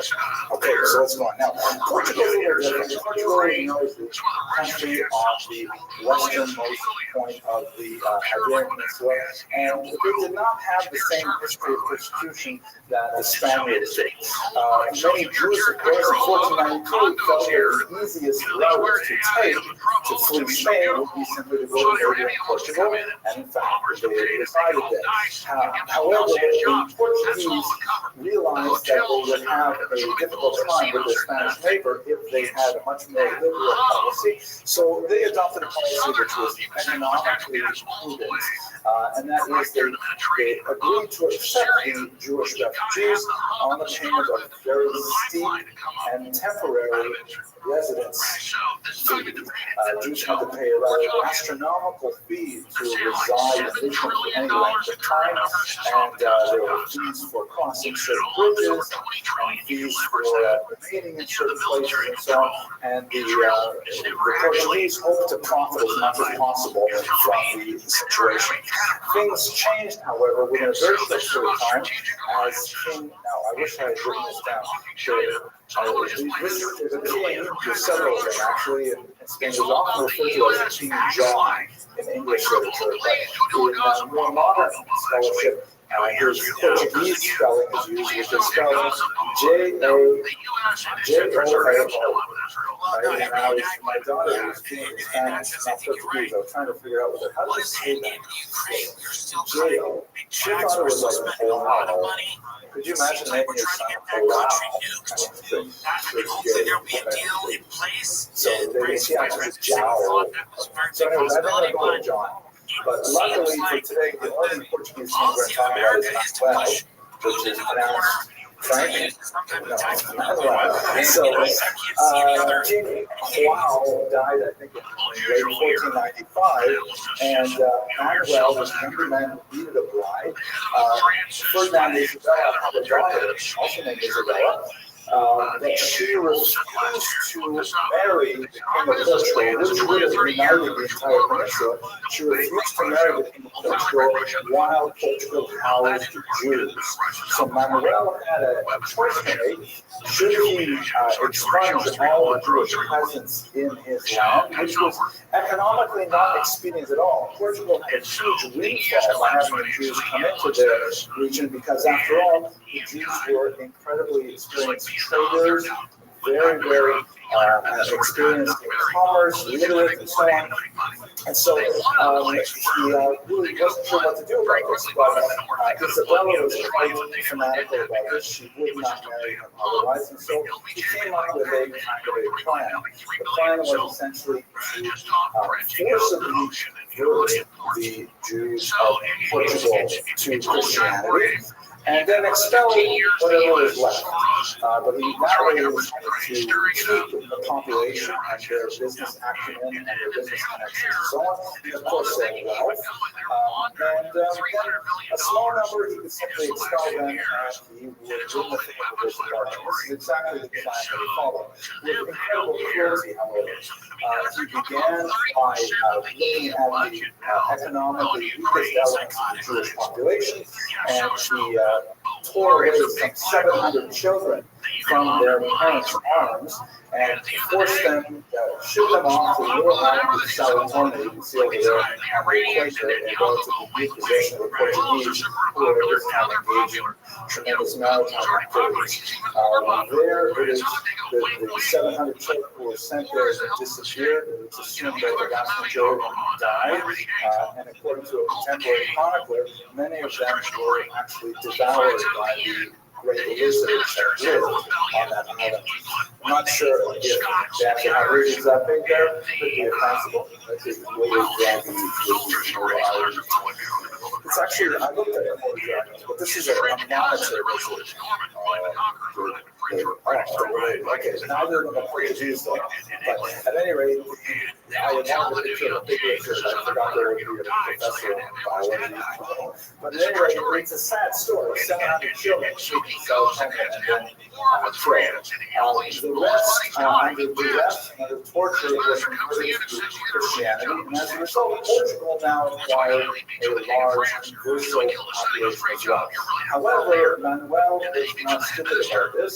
This was purely a political ploy with economic overtures, and so he signed into the conversion agreement that the Jews would be freed from investigation for 20 years after the forced conversion. In other words, he said, okay, you all have to pretend you're Christian, but we're not going to look too closely at you for 2 decades. And that way, the Jews, happy as they were, it was definitely brutal and they were exposed to torture. Nevertheless, they could more or less continue their lives as normal, more or less, under Portugal, with much greater freedom than they had enjoyed in Spain and position there. There was no position in Portugal at this time. There was no influence of the church demanding that they conform to the Christian norms. And so initially, the Portuguese experience was really quite different from that of Spain. And it was in this environment that during the last year was born, probably in the 10 years, some 15 years after the expulsion of Spain. She was married, as I mentioned earlier, she came from a very wealthy family. The men of this family were very big into banking, into jewels, and they really capitalized very heavily on the huge maritime trade that Portugal was really up in the late 14th and 15th century. Vasco da Gama, the great explorer, had already gone around the Horn of Africa and discovered another route towards India, and so there was a tremendous amount of trade to be had by supplanting the old overland route for spices from the Orient and taking it by sea and offering a much cheaper price to expanding European markets. So the Mendes family were able to extend banking privileges to Portuguese kings, loaning them sufficient funds to be able to mount these massive maritime exploits, and then receiving their payment after the ships came in, so to speak, making the Mendes extremely wealthy and powerful and very closely related to the king. So many conversal families married within the larger conversal community. And here you see a painting of her from the famous artist Arthur Zick, that shows Francisco here as somewhat younger than he probably was. He was twice her age when they married, about 18, he was in his early 40s. But nevertheless, they enjoyed a brief but very happy marriage together that produced one child named Hannah. Now, the problem is that the conversal wealth they had was both a promise, it gave tremendous power at all times because they were able to leverage that wealth for policies that they promoted for the benefit of the Jewish community. They were extremely philanthropic and also quite involved in the realpolitik of offering bribes to make sure that the Jewish community may remain safe, but at the same time, their great wealth made them a target. And so they were constantly under attack by people who wished to point out their obvious failures to conform to Christian practice in the hopes that their wealth would be confiscated. And so one of the many things that Gracia and her husband, and later Gracia alone, had to do over and over again was constantly pay off bribes to ecclesiastic and temporal officials to gain exemptions and protections from the depredations of those who denounce them. Let's have a look at one more kind of interesting thing that Arthur Zick put into this picture. You can see she's holding a scroll here, and if you look closely at the scroll, And when I guess what it says there, famous worship. Right, beautiful passage from the book of Psalms. If I forget you, O Jerusalem, let my tongue cleave to my mouth, let my right hand use its tongue. Proto-Zionism, very prominent. In fact, she was a major figure in establishing a Jewish presence in Israel later on. Yes. Oh yeah, look at this Jewish guy. This is quite anachronistic because we weren't using this as a symbol for Judaism back then, but nevertheless, really cool. Okay, so let's go on. They spent many years. She was married at age 18. She was widowed at age 25. Making her repaired tremendous. Is that me? That's my microphone, right? She was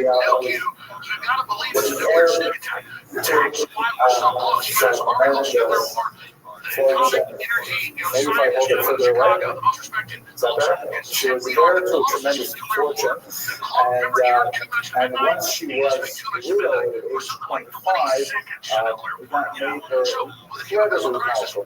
Her husband had a brother named Yogo who was living at this point in Antwerp, and she would join him later, and she would later inherit him as well. Their family Sunday, that I'll share some details with you. But in 16th, 17th century Europe, widowhood was really one of the few ways that women could exert power in the world. Australia on a small scale, but when you're dealing with a woman like Russia, who was working with and sometimes in opposition to kings and queens, incredibly powerful individuals, her widowhood was really what gave her independence and her might, her ability to actually flex her muscles financially and achieve her will. They were acting in a clandestine fashion when they were married together in Lisbon, primarily to thwart the Inquisition, which eventually did make its way to Portugal, but they underwent a lot of activities to try and prevent the church from extending the Inquisition there, including very liberal bribes, and perhaps even some assassinations of inquisitorial officials. But the Inquisition was impossible to hold back, right? And the smallest thing could set them off. So, for example, there was in the Jewish quarter of Lisbon, which they still had like a Jewish quarter kind of a ghetto setup, but it was more like what they were calling a gated community. There was a young Christian courtier who was seeking out a young Jewish woman that he had met in the marketplace earlier that day, and he went into a house thinking to find her, and he discovered a whole bunch of Jews gathered there around the table, and this happened to be Erev Pesach, the Passover Seder, and of course these are new Christians converted. And of course he came out and he proclaimed this in the streets, and it caused quite a hue and cry. Similarly, on another occasion, when there was a plague raging in the city, a whole bunch of new Christians and older Christians were gathered in a church, and they were praying for redemption from this plague, and the light shining through the windows in the back lit up a cross at one end of the room with an unusual luminescence. Many of the Christians in the room thought that this was a miraculous sign that in fact the plague is about to be lifted, and they converted. So you can tell it's a kind of a Jewish approach. He scoffed at the idea the light, and then there was divine favor. This incensed the entire church population, and a riot ensued shortly thereafter. So you can see the kind of tinderbox that wisdom was at this time as the Inquisition was approaching. So she decided to flee Lisbon and make her way to Antwerp, where her surviving brother-in-law was living and making business. Tremendous difficulty getting out of any of the places she tried to get out, because of course her phenomenal wealth meant that the ruling authorities refused to allow her passage. On the one hand, they didn't want to insult her because they wanted to keep her wealth intact and keep her working for the benefit of the larger economy, and so they couldn't simply refuse her passage. She is allowed to travel, But on the other hand, if they allow her to travel, there's always the word that she will not come back. And that is in fact what she did. She made her way up to London, where there was a kind of a secret underground railway for Moranas, but therefore she wanted to flee out of Spain and Portugal. And then from there, she went across the English Channel to Antwerp, where she met up with her mother. She brought with her a character that I have not mentioned yet, but someone who will be very important in her later life, her younger sister, Yanda, and Yanda will later marry Diogo, eventually have a child. Her younger sister, as we shall see, did not share Gracia's attitude towards Judaism, and in fact, this would have disastrous consequences for all of them. Later on, just to jump ahead of our story, because we have this beautiful map here, she made her way down to south of France, to Venice for a while, to Ferrara, where she was very active, and she most likely was in Ferrara, where she finally renounced her Christian status and returned to Judaism, and eventually she made her way to Constantinople, which most likely passed away. Constantinople at this time was, of course, ruled by the Ottoman Turks, who were Muslims, who were openly invited Jews to come to Muslim lands and were laughing out loud in print and all kinds of proclamations that the Christian persecution of Jews was in fact enriching the Ottoman territories. Very famous passages from various sultans to this effect. And when she was in Ferrara, in particular, she met up with Diogo, and a lot of fascinating sort of behind-the-scenes negotiations over the real estate that belonged to her late husband and her brother. Ultimately, her brother-in-law ceded her complete control over the entire wealth of the house of Nassi, even over his own wife and daughter. He felt that she would be a much better steward of that wealth than his wife, as we shall see for good reason. So when she was in Ferrara, she was up until this point, they've been extremely generous in fundraising and producing resources for Jews who are fleeing persecution, and actively promoting the rescue of conversos, in particular from various persecutions and depredations of the Anglo Church. In Ferrara, she's able to spend her money a little differently, and she becomes a great patron of Jewish scholarship. Two works in particular are associated with her activity. The first is the work of Samuel Huske, a famous work which has been translated to English, The Consolations for the Tribulations of Israel, which is a sort of a historical and philosophical work about the nature of Jewish persecution over the centuries. And then the famous Ferrara Bible, which is a translation of the Tanakh into Judeo-Spanish, into Ladino. And this is, it's got a fascinating kind of cover on it. You can see that the frontispiece here has a depiction of a shell in a stormy sea with sea monsters and a broken axe. And it's an unusual kind of emblem to put on the front page of a Bible, which opens about not only thoughts of why she would choose to have it decorated so. This special Bible in the spirit really of Luther publishing in German and so on, writing a Bible that conversos could read in a language that they were trained in, schooled in, and yet having this kind of image on the cover. When you think about like the experience of the Jews as a whole, imagine these conversos traveling from place to place and trying to stay afloat, and yet, the mast is broken and the winds are blowing. The winds over here it's very dangerous, and nevertheless, they're making their way through the sea. I find it a very evocative and beautiful image myself. Okay, well, let's go on. I find that fascinating. We'll talk about it more another time. Now, at this point, family conflict. So let's recall that the way the wealth was managed up until this point, she has all the money from her husband, and Diogo, her mother-in-law, Antwerp, has the other half. That's largely because her husband felt that Diogo had assisted in producing that wealth, but in reality, it was her husband who made most of it. At any rate, when she gets to Antwerp, she becomes right away Diogo's right-hand person.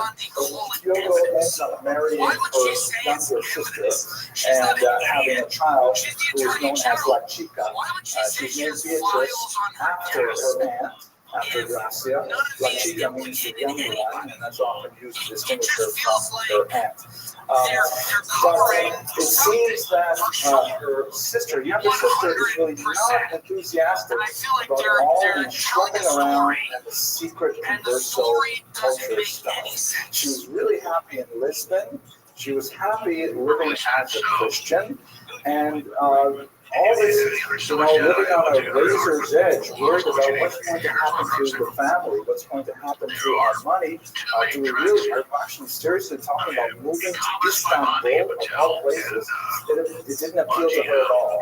And she becomes more and more restive when it comes to the discussions that her husband and Gracia were having about the possibility of freeing her altogether.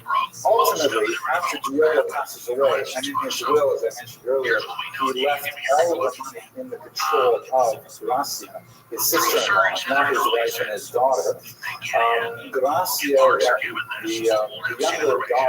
younger sister, will formally denounce her own sister to the church and claim that her sister, her sister was secretly living as a Jew, and that she, therefore, the younger sister, deserved all of the wealth of the family, and her sister should be arrested, possibly tortured, and so on. It was a really difficult point in Gracia's life, and you can imagine this human conflict that reached such a fever pitch, but it was clear that there was no turning back between the two of them.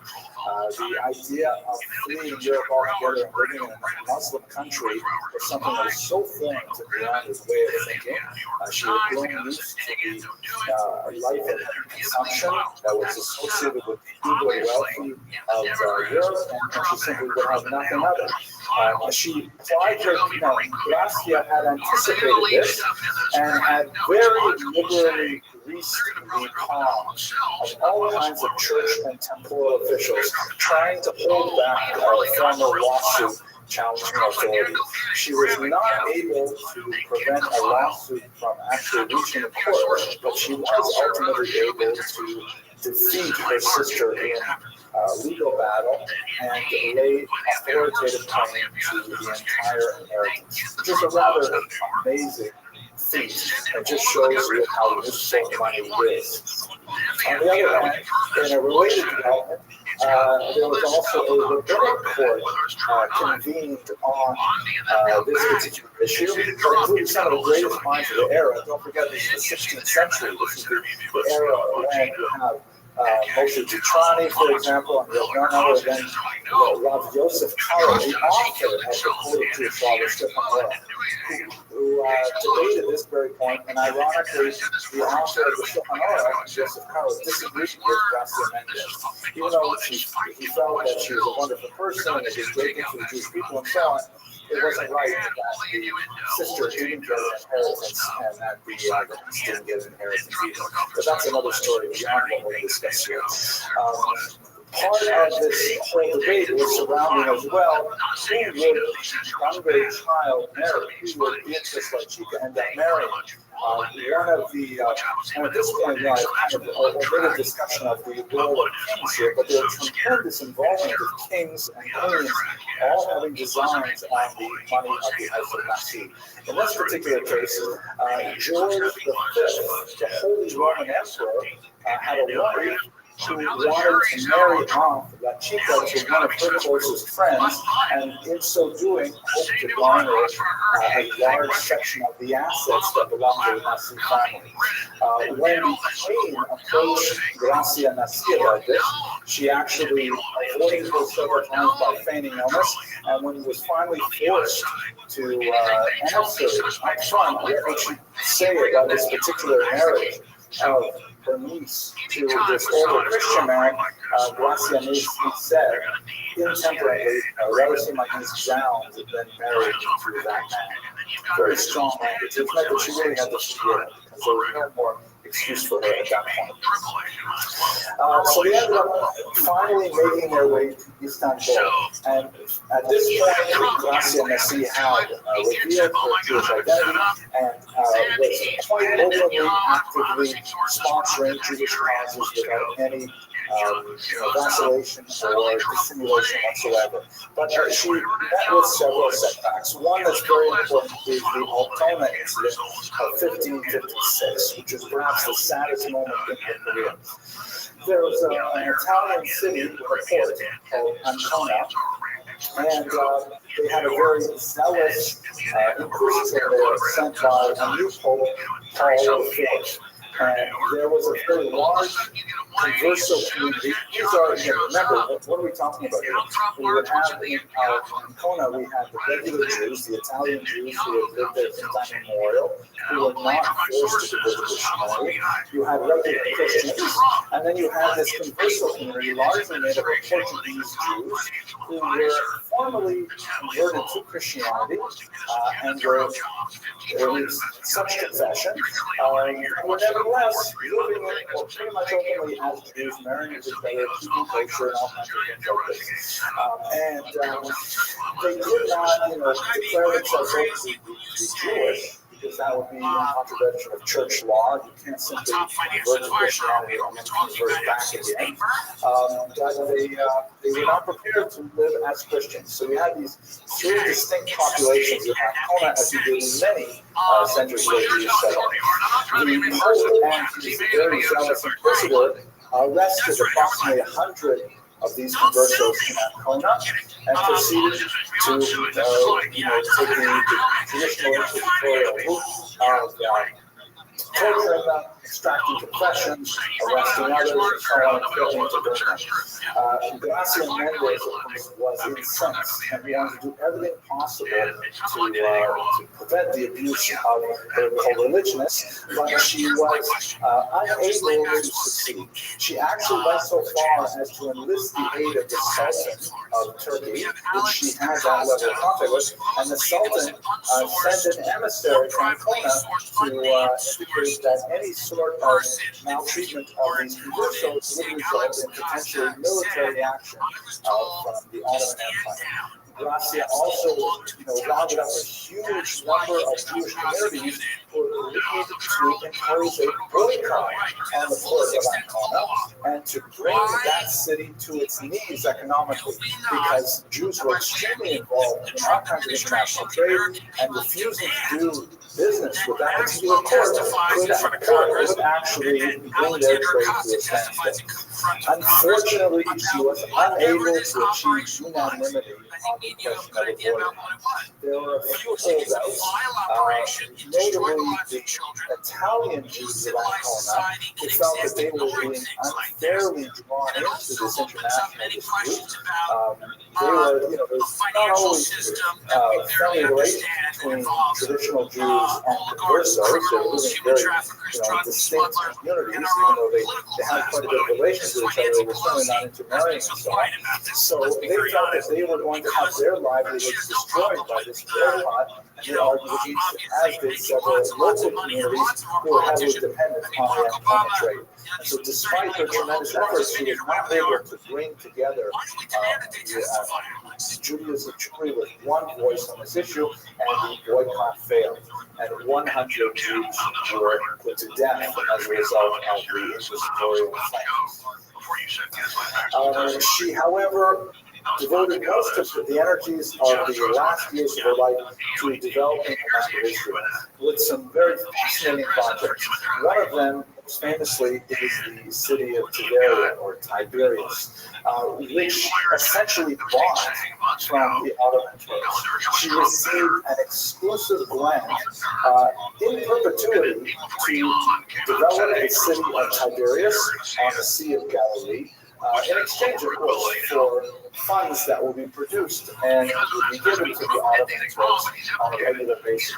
So the very city of Tiberia, which is modeled in many ways on the successful city of Sfat nearby, is a result of Doña Gracia's specific intervention and her philanthropy. So if we want to bring it back to look at her legacy, this is perhaps our best chance of guessing what she actually looked like. This is a medallion that was struck in honor of the niece's 18th birthday. And you can see that it says Hebrew Gracia Nasi, Hebrew here, on her 18th birthday. This is a niece known as La Chica. So to whatever degree there is a family resemblance, that's the degree to which we get a sense of how she our heroine actually looked. The medallion is most likely struck on the occasion of her marriage to Don Joseph Nasi, also a family member. But the overall scope and trajectory we get of the life of this really phenomenal woman is one of unrelenting heroism and one of an indomitable will in which she's confronted with these very difficult challenges, the challenges of great wealth, the challenge of Jewish identity within a very difficult environment.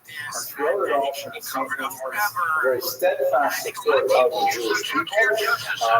She allows her learning love of Judaism to remain within her soul for the vast majority of her life while she was outwardly practicing as a Christian, and only when she was finally free to express herself as a Jew that she ultimately revealed her full intent.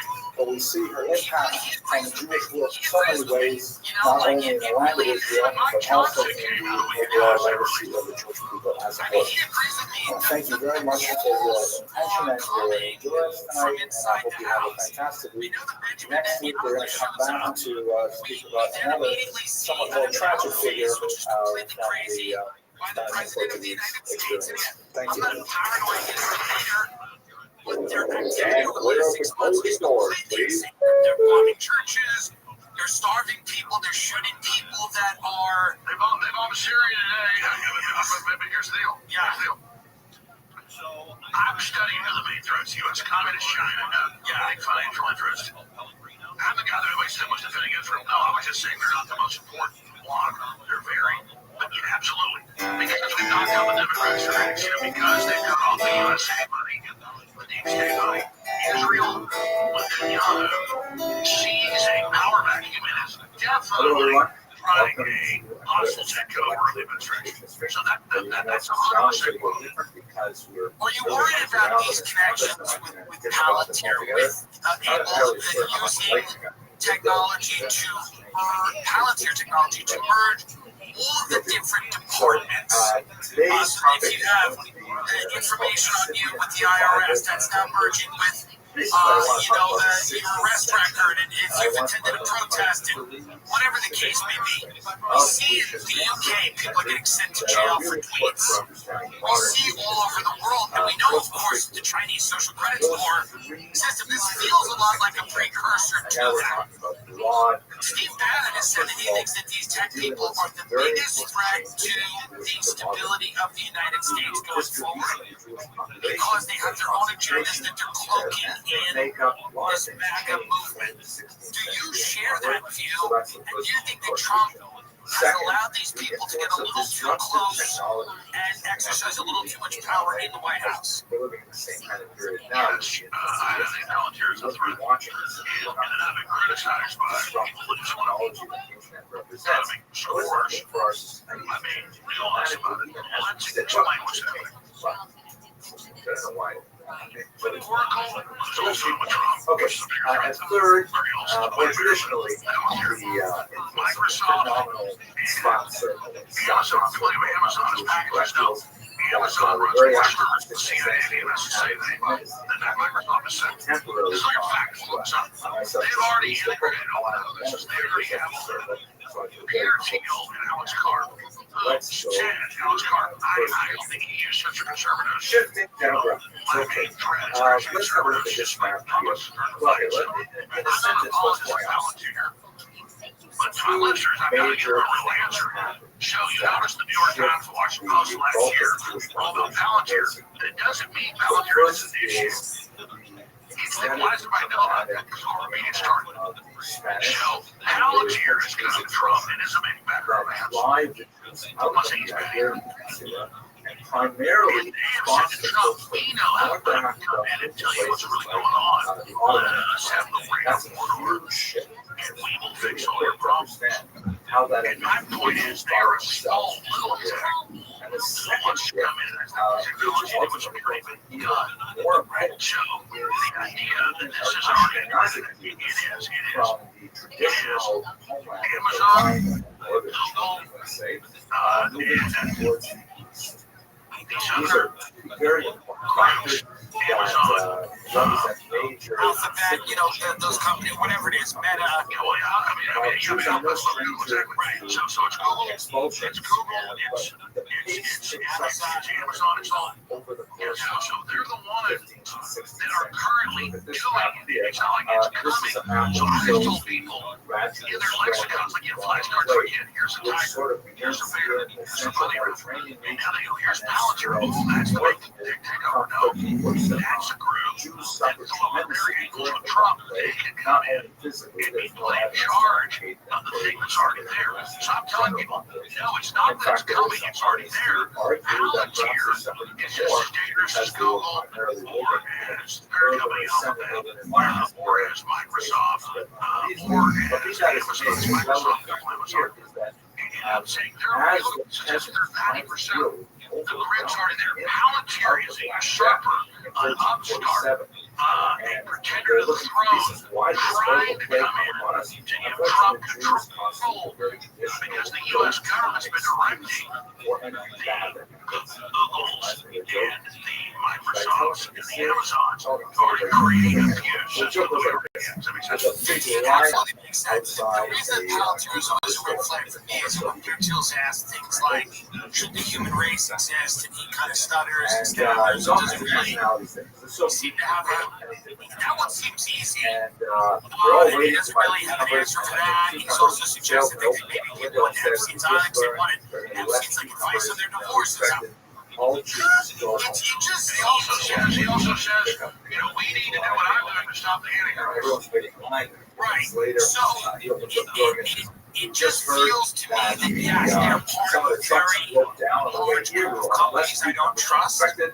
So, But who's it best? is worth Hot bars, noting Canadians, Lithuanians. that this company is, So can they do you all know, these other they want to start non-titular helping nationalities to status? surveil Americans more than they already are. I mean, that's sort of, or help, concentrate the information or help merge the authorities that we just learned that the national mafia, no future arriving today. Everybody that's goes. the key. So Palantir is offering Trump.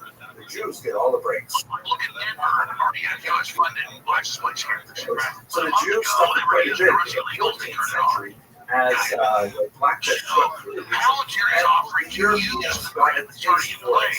You want Trump's name, economic. What I'm trying to say is not if it's Palantir, it's that we're saying we have to 25. But We're in the year 2050. look at the larger I'm saying it's already there. The Palantir thing is a see fight that about the Trump red doing his thing. line Okay, I'll that already is the map here explain how this works, give me access. But I'm saying it's already all there. No, and I understand that. And I think that listen, I don't trust Elon Musk, I don't trust anything. I don't trust Ian Roman, I don't trust Mark Zuckerberg. It's not because I believe they're inherently evil people or although they say some things that are inherently evil.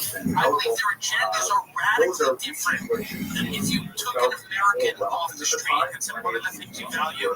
Very few of them are going to go, we want to terraform Mars and merge with AI and destroy the human race and all of this stuff. So I do think that the tech community, it's important to have a thriving tech community, but it's important to not turn our country into a digital police state or Chinese-style surveillance state. I think a lot of those people would probably want to create something like that in our society.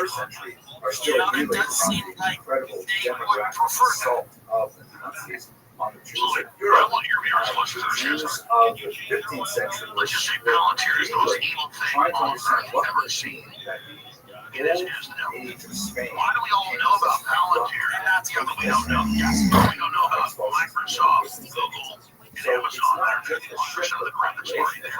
So we're all learning about surveillance in AI and social credit score and biometrics and social credit. We're already doing it.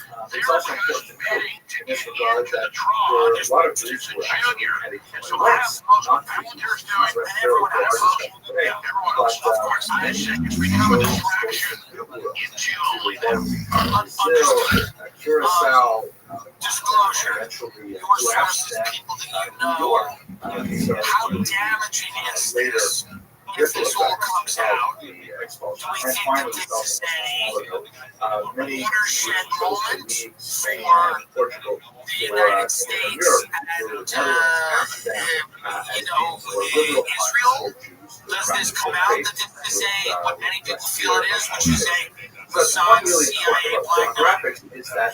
Or is this basically not, we're never going to definitively know that? Or will we? We have a lot of conjecture, we have a lot of good in my head, that's what I believe it was. There's enough evidence in my book to say that's what it was. But is the disclosure, not only will it be embarrassing to people, but is it going to suggest that one of our allies has been using these types of methods to gain leverage and control? See there in the blue line at the top of the map, which shows the Jews in Western Europe making their way to Eastern Europe, particularly Poland, Lithuania, Ukraine, and those regions, the Baltics. This was for two basic reasons. One, increasing levels of anti-Semitism in Western Europe, based on factors we discussed in earlier videos, and secondly, very significantly, the attraction to these new economic zones, where much of the economy was very poorly developed, and there was tremendous opportunity for Jews if they moved towards the east to become arrendators, land lessors,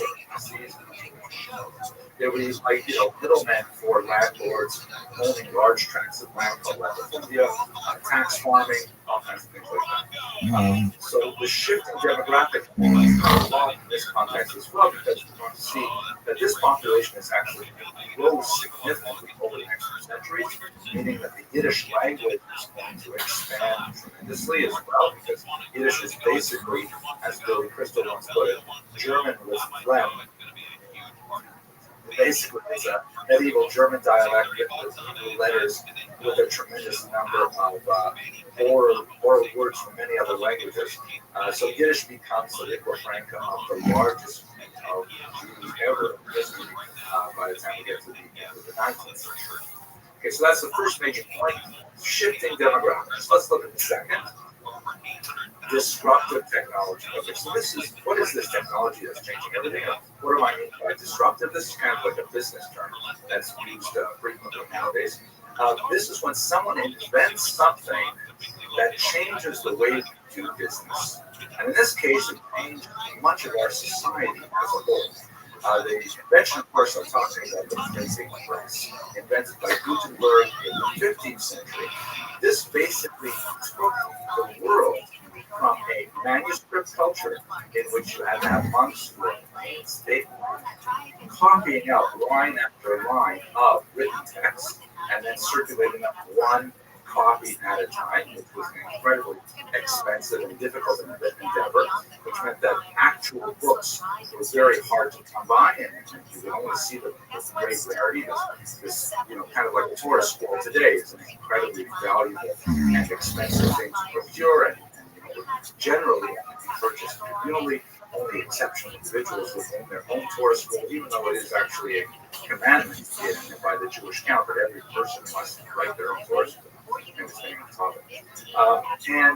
The Jews seized on this technology fairly early, particularly the Sonsino family in Italy, who started producing these amazing, high-quality, beautiful works. This is, for example, a beautiful page, the first page of their Bible, the book of Genesis. And you can see how it's very beautifully illuminated in multiple colors, much like a manuscript would have been illuminated. They're trying to absorb that aesthetic into a printed text. And later they would, of course, abandon it because the cost was not necessarily the driving factor behind the profit. But nevertheless, you can see some absolutely gorgeous work. Later, particularly with the Talmud, this was expanded on by a Christian printer named von Baumgarten, who printed an entire set of Talmud that was not necessarily as high quality as what the Socinos were producing, but it was complete and it was produced in a fairly quick fashion, and it rapidly essentially put the Socino family out of business because this new Talmud was one that was being circulated with some standardization throughout here. Now, think back for a second now. What does this mean? Why is this so disruptive? Tremendously disruptive. Because all of a sudden it means that populations move from the hierarchy of those who possess the text to a more democratic sense of, well, of course, we don't possess the text. It becomes cheap enough that everyone can own it. And, or at least large groups of people can own significant numbers of manuscripts. All of a sudden, information literacy becomes populist, becomes available to so many people, and not only the access to existing information, the creation and dissemination of new information is also possible.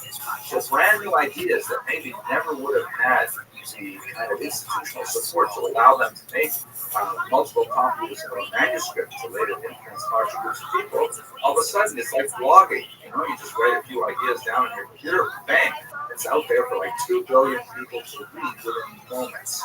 So it's a tremendous change, the shift from this manuscript culture to a written culture. And at the end of this lecture, I'll just outline a couple of ways in which that had an impact that we feel to the rest of it. But let's go on to the third major element of the 16th century we'll talk about, and that is specifically the amazing Safed Center. So what's going on? Safed is this town in northern Israel, Sfat in Hebrew, or Sfas. It's in the Galil, very beautiful area, very rolling hills, as you can see in this photograph here. And it basically was a nothing town until the 16th century. And in the early 16th century, the Ottoman Empire took it over, and they put in place some new tax laws that made it really advantageous for people to settle there, particularly the textile industry. So it was a multicultural population, but with a lot of Jews suddenly congregating there. And if you think back to the expulsions of the Iberian Peninsula, obviously a lot of the Jews who had fled Spain and Portugal made their way to the front. And what seemed to happen there at the beginning of the 16th century was there's a collection of absolutely brilliant minds, a collection that rarely happens in Jewish history. So within the space of about 50 years, we have an explosion of Jewish creativity that was expressed in so many different ways.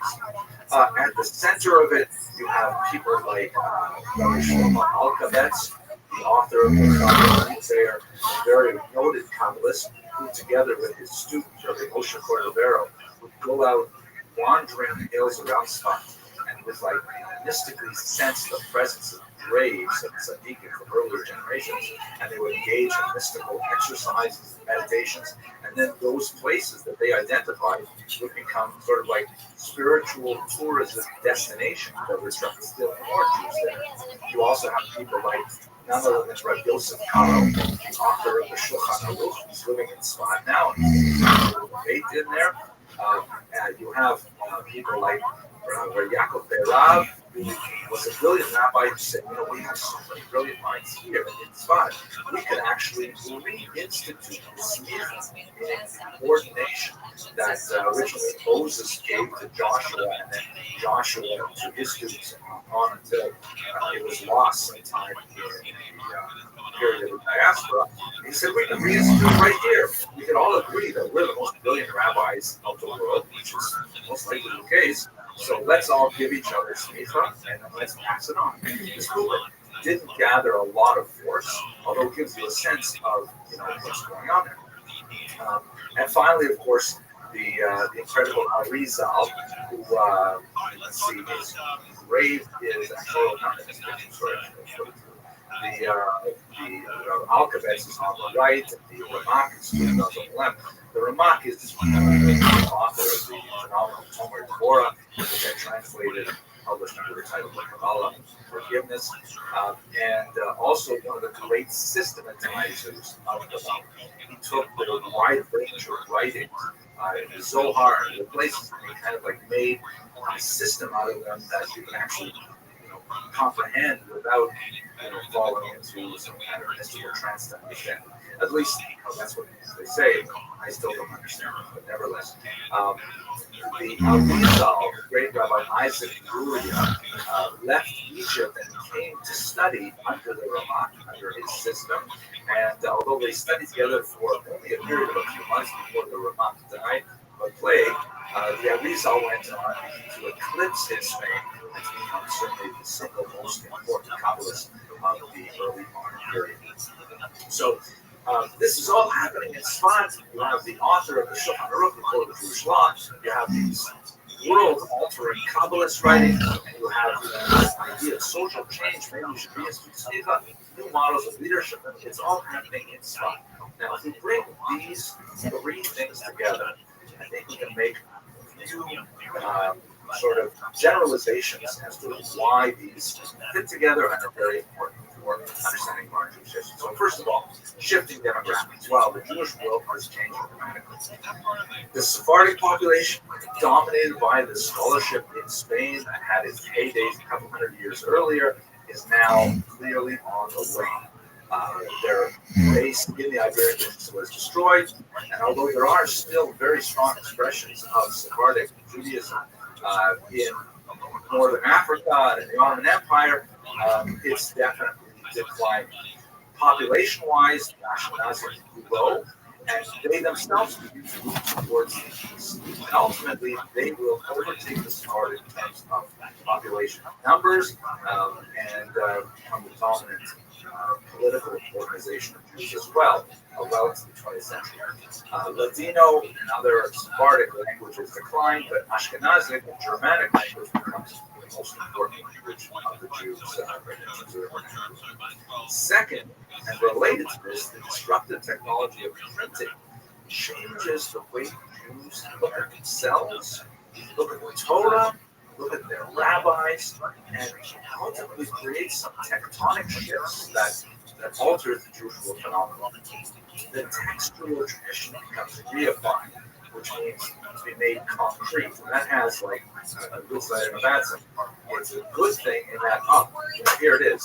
It's reliable. This is exactly what's the halacha. This is the halacha. It's state, it's Restream, it's written right here what you want to do and so on. That's great. On the other hand, by setting it down in black and white, print, all of the other oral traditions lose their impact. Now, some of those oral traditions could have been plainly wrong. Like, for example, how much wine does it take to make Kiddush? How much wine do you have to say the prayer on the Sabbath? So all of a sudden we have a machloket, we have a controversy because, we've lost the sense of the size of something that before the Shulchan Aruch, maybe quite a bit before, people kind of pick up a cup and say, well, yeah, that looks like about right there.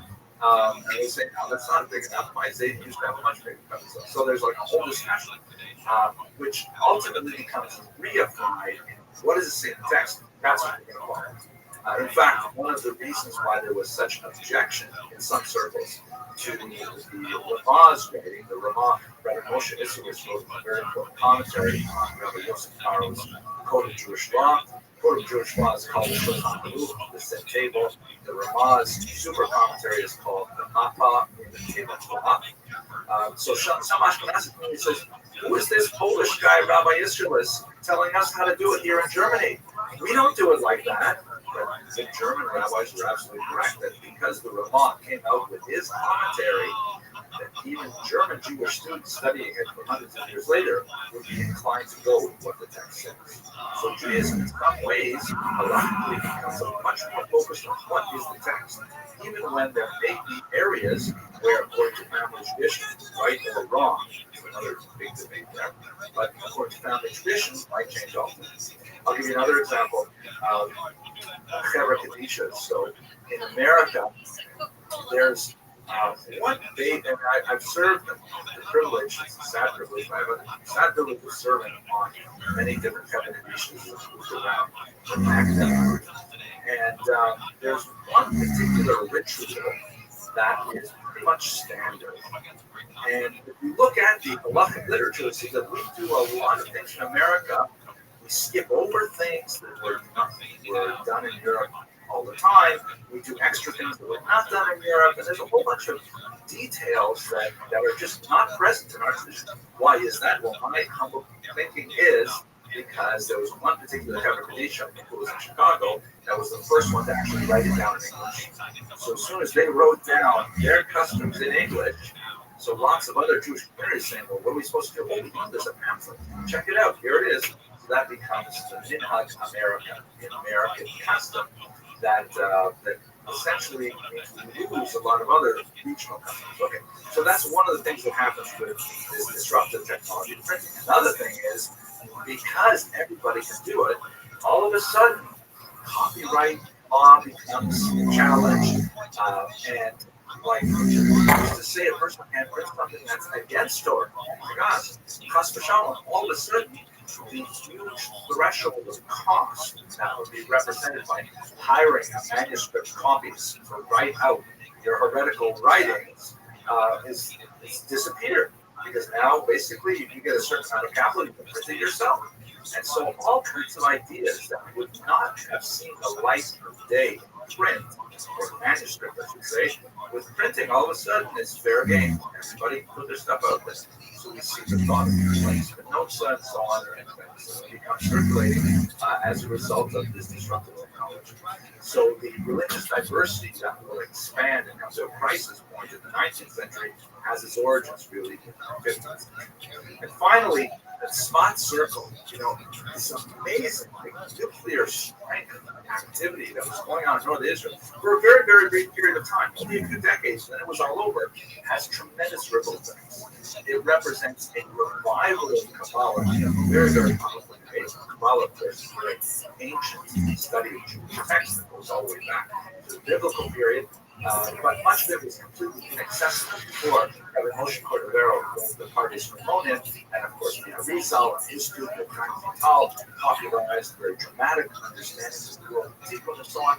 So the study of Jewish mysticism becomes very, very prominent throughout Europe and has ripple effects on many movements that are not necessarily so closely related to the Jewish tradition.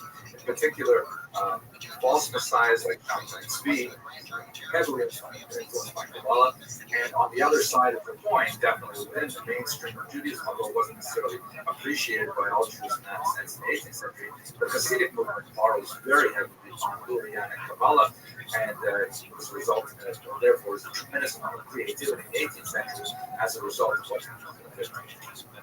Well, it was a very quick tour of this incipient revival, the beginnings of a new growth of ideas in the Jewish world, and at the same time, divergence as a result of these three factors. I hope you found this video useful, and I look forward to speaking to you again.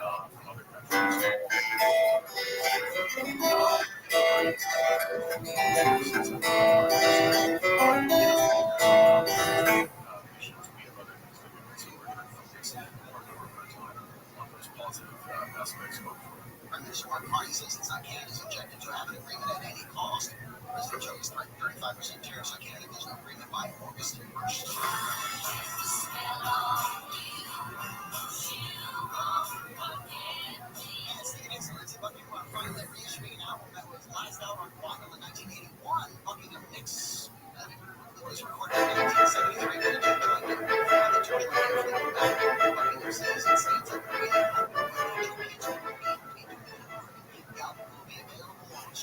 ladies and gentlemen, thank you very much for coming.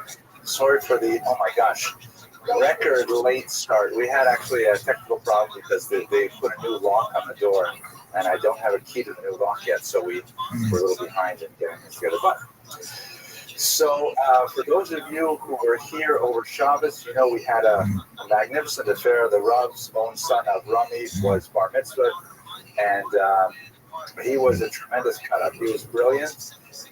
We really enjoyed not only his laning, but in particular his Dvar Torah. And he started with the following joke. So the joke, and this is an Avrami Greenstein original, I think.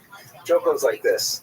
So between Mincha and Marav during the week, many Rabbanim like to say a short Dvar Torah, in that period before, during sunset during the week.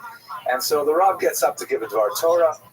You have to imagine this joke told by a 13-year-old, the son of a rabbi who gives a Dvar Torah between Mincha and Marav, by the way. And the rabbi's giving his Dvar Torah, and then he notices towards the back of the room, one of his best balabatim gets up and walks out of shul. One of his, most loyal parishioners, congregants, gets up and walks out unexpectedly in the middle of his drasha. I mean, the Rav is used to having people get cell phone calls and things like that, but have his best member, really, his most supportive member, walk out of shul during the drasha. He was very, very disturbed by this. So, and then a while later, just before he's about to wrap up his Dvar Torah, the member walks back in. So he's very grateful to see him back there. They daven Marav, and then afterwards he goes up and he says, "Listen, Shlomi, I was kind of surprised to see you leave the shul right in the middle of my Dvar Torah." Somebody says, "Yeah, I had to get a haircut." And the rabbi says, "You had to get a haircut? You couldn't get the haircut before Mincha?" He said, "Before Mincha, I didn't need a haircut." Okay. I think Avrami said that one better than me. But at any rate, you get the deal. Okay, so tonight's lecture is actually a lecture of tremendous meaning and value for me personally, and I'm hoping that it'll reach you as well, because it has tremendous value really for anyone who goes to synagogue on Friday nights. They have automatically a connection to this particular figure. Exactly. We're going to hear a lot of versions of Lecha Dodi from the audience tonight, and I'll even play a couple of those for you. But basically, we're going to be talking about Rabbi Shlomo Alkabetz, who is one of the most important Kabbalists of the 16th century. He was in many ways the founder of the Tzfat school of intellectuals, that very unusual 16th century explosion of Jewish religious and intellectual creativity that occurred in northern Israel at that time. But he's really mainly known for one particular prayer that he wrote. As we shall see, it was apparently a wedding gift that he gave to his bride, which adds a whole new dimension to reading about what this prayer is all about. And this prayer was universally accepted. It was printed almost immediately after he wrote it. And it is one of those rare pieces of liturgy, particularly early modern liturgy, that was accepted by all streams of Judaism as they were known then and even as they are known today. It's hard to imagine Friday night service without Lecha Dodi. I don't even know exactly what it would look like. And you can think of a lot of different strange ways to observe Friday night service, but Lecha Dodi is pretty much central. So over the course of the next 40-odd minutes, I'd like to give you an overview of Rabbi Alkabetz's life, and in particular look at the Lecha Dodi prayer in a little more detail, and place it within the context of the Jewish liturgical and intellectual tradition. Okay, so first of all, here's a photograph of his grave. I'll actually have a few of these here in the city of Tzfat, the holy city of Tzfat, which we'll also explore a bit. You can see his name is Alkabetz, which is probably of some kind of Muslim derivation, like Al-Ghazali or Al-Jabra or things like that, algebra, I think that's where it comes from. And little factoid from my daughter there. We're not exactly sure of his origins. The family name is Islamic in nature, so it could be that he came from Moorish Spain, perhaps. We catch up with him in Turkey, and he's very much associated with the Portuguese exiles in Sfat later. So it's difficult to say exactly what his family origins are. They definitely have significant roots, though, in Turkey. We have a grandfather we know of as a printer, for example, but otherwise much of his origins is lost in the background. His years, by the way, just so you know, roughly 1505 to 1584. Comparatively short life, not as short as many of the Kabbalists that he was the teacher to. That 16th century, in the space of about 25 to 40 years, created such a tremendous revolution in Jewish thought that we're still feeling its echoes today, 4 centuries later, 5 centuries later. So let's place it in context. The 15th century was in many ways, it can be compared to the post-Holocaust generation in many ways. Now, very difficult to make that kind of comparison. The scale was nothing like the Holocaust. The suddenness and the ferocity of it was nothing like the Holocaust, more into the suddenness perhaps. But you have to understand that the first decade or two out of the 15th century, Jews were reeling from the shock of the Spanish expulsion. The expulsion, of course, came in 1492 when Isabella and Ferdinand showed here decided after a significant amount of time persecuting the Jews and also Muslims, they decided to simply do away with them.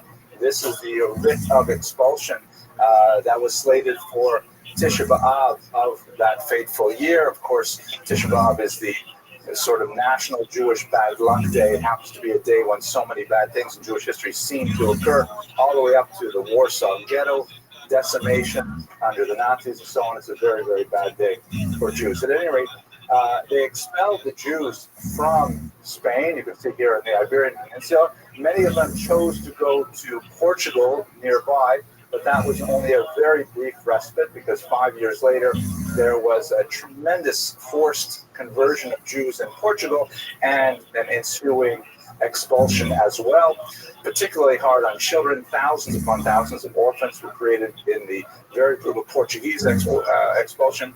And Jews made their way to the north, to the Netherlands in particular, Amsterdam, where they found some safe havens. Many of them moved along the coast of North Africa, and many of them made their way finally to Israel, which is where we'll be focusing on for most of our lecture today. For our purposes, however, the destination of choice for many of the Spanish and Portuguese exiles was the Greek city of Salonika or Thessaloniki, which was a major Jewish center at the time. It was supported by some very important Jewish largesse, some very important people like Dona Gracia de Mendes, who supported the Jewish exiles in a very significant way. And the Jews found a lot of shelter in Greece and later in Turkey, which is essentially the route that would be followed by our protagonist, Rabbi Shlomo Alkabetz. He made his way first to Salonika.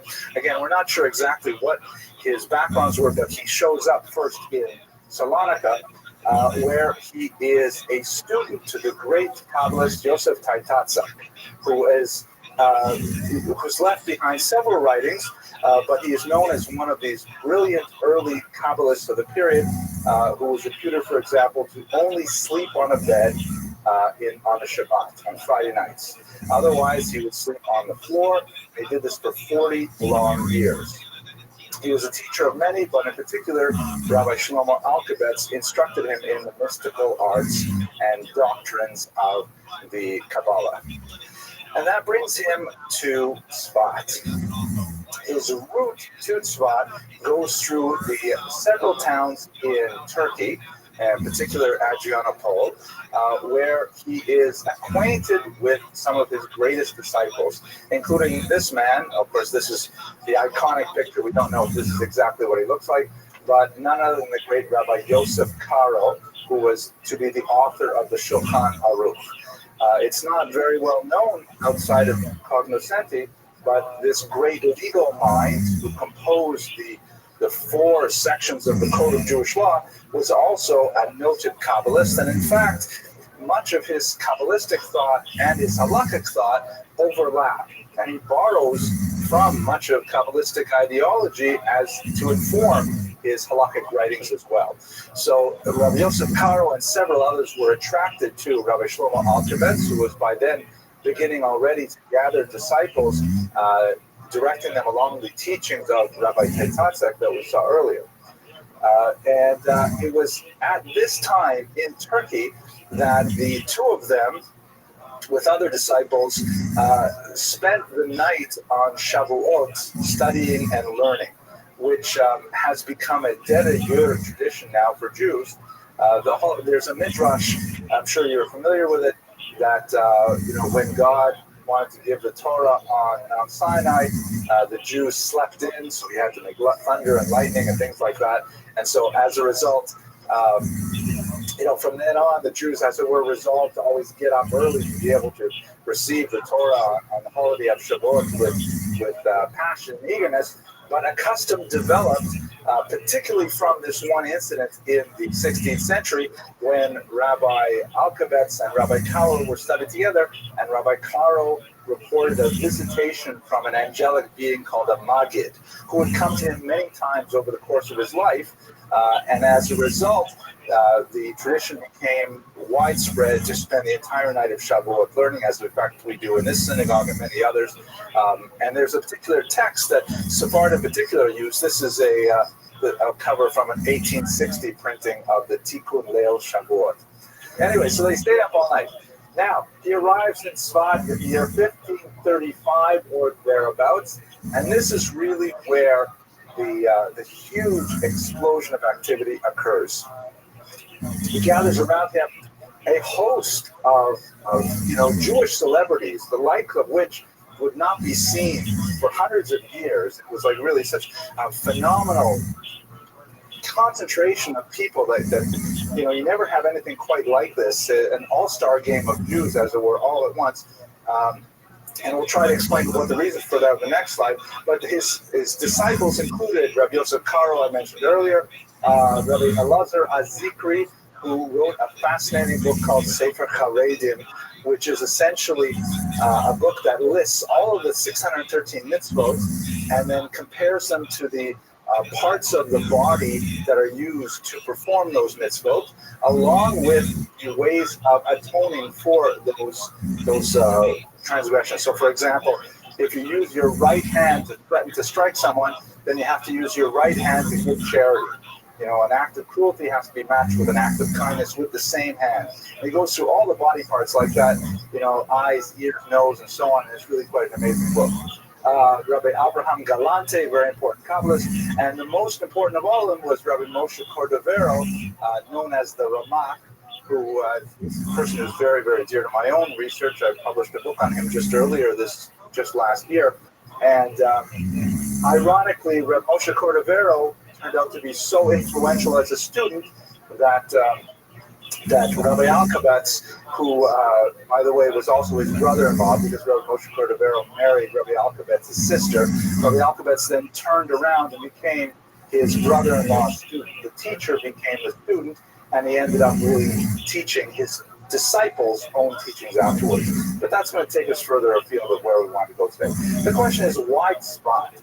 Or Safed as it is English. What is so special about Safed?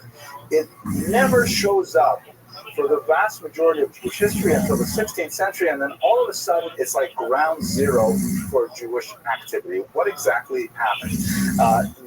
The place is referred to in Tanakh in a passing way, and it does show up in the Hebrew Bible in a passing way, but there's no known activity, there's no known personalities for the first 2,000 years of the existence of this town in northern Israel. It's a cipher, it's comparatively nothing. So whenever you have one of these kinds of conundrums in Jewish history, why not Jerusalem, for example? Why aren't all these exiles from Portugal and Spain making their way to the holy city of Jerusalem, which was, of course, so central? Why this town of Tzfat, a good 150 miles north of Jerusalem, that has no resources whatsoever? So what I like to teach my 18-year-old undergraduates, I have a feeling that many of you will appreciate it as well, is what I like to call the Abramson rule of history. Now, do you remember the Abrams rule of history? Follow the money. Good. It's not exactly that phrase, follow the money. I like to say it that if you don't know why something happens, Judith, the answer probably is money. It's probably money. If you can figure out the to Congo, the who benefits, what is it? That's in Latin. They say cui bono, right? Who gets the benefit? But in Russian, I like it better. To Congo, who's beating who, right? If you can figure out who's getting the benefit of it, then you usually figure out what's going on. So if you look at SWOT, it appears to be basically economic in nature. The Turks who were controlling Israel at the time, the Ottoman Turks, they put in place some very beneficial policies which encouraged the development of businesses, particularly textile and import-export businesses in SPOT during that century, which suddenly made it quite a magnet for business interests. And you have a lot of new money that is sort of released as a result of the Spanish expulsions, where Jews are leaving, they're looking to invest, they're looking to settle down somewhere, they need something. It's either Istanbul or maybe it's Salonika, or what about this new place, SWAT? It's kind of like, as it were, the Las Vegas of the era. It was a Wild West, a lot of potential there, and many Jews piled in. Yes, question?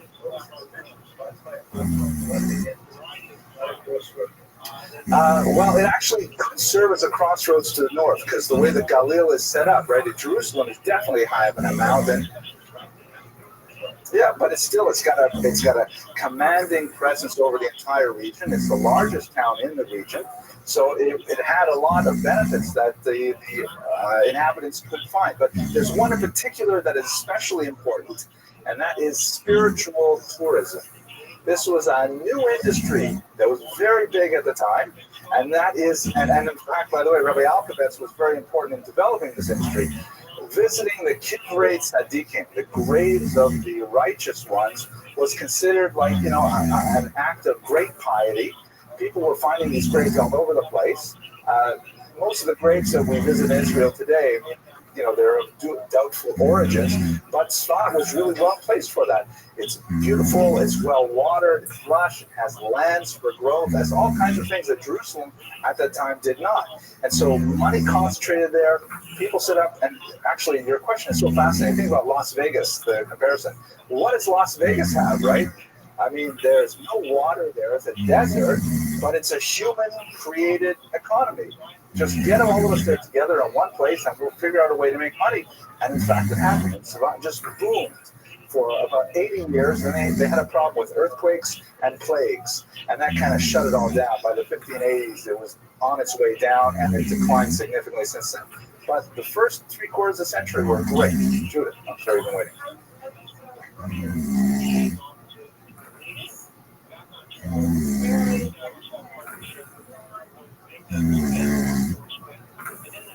Well, Crusades are definitely way over by this point, and we're over by like 400 years, 350 years. Okay. Yeah. To my knowledge, it was not. It was not on the coast, so even those arrivals by sea would not have affected Sfat, and it's not such a direct route. So I don't think so. Yeah, it definitely has strategic value because of its height.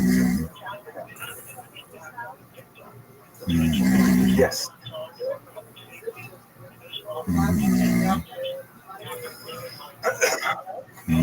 No, but there's rules, and then there's ways to get around them. So there's always familial connections, and the Abravanel family found ways to, some bizarre ways, but they found ways to funnel out a lot of their funds when they had to leave Spain as well. So there were ways to get money out. Difficult, but then once again, the money is in play. It's not invested in a particular industry or real estate. Textile seems like a pretty good idea, and Savat really benefited from that.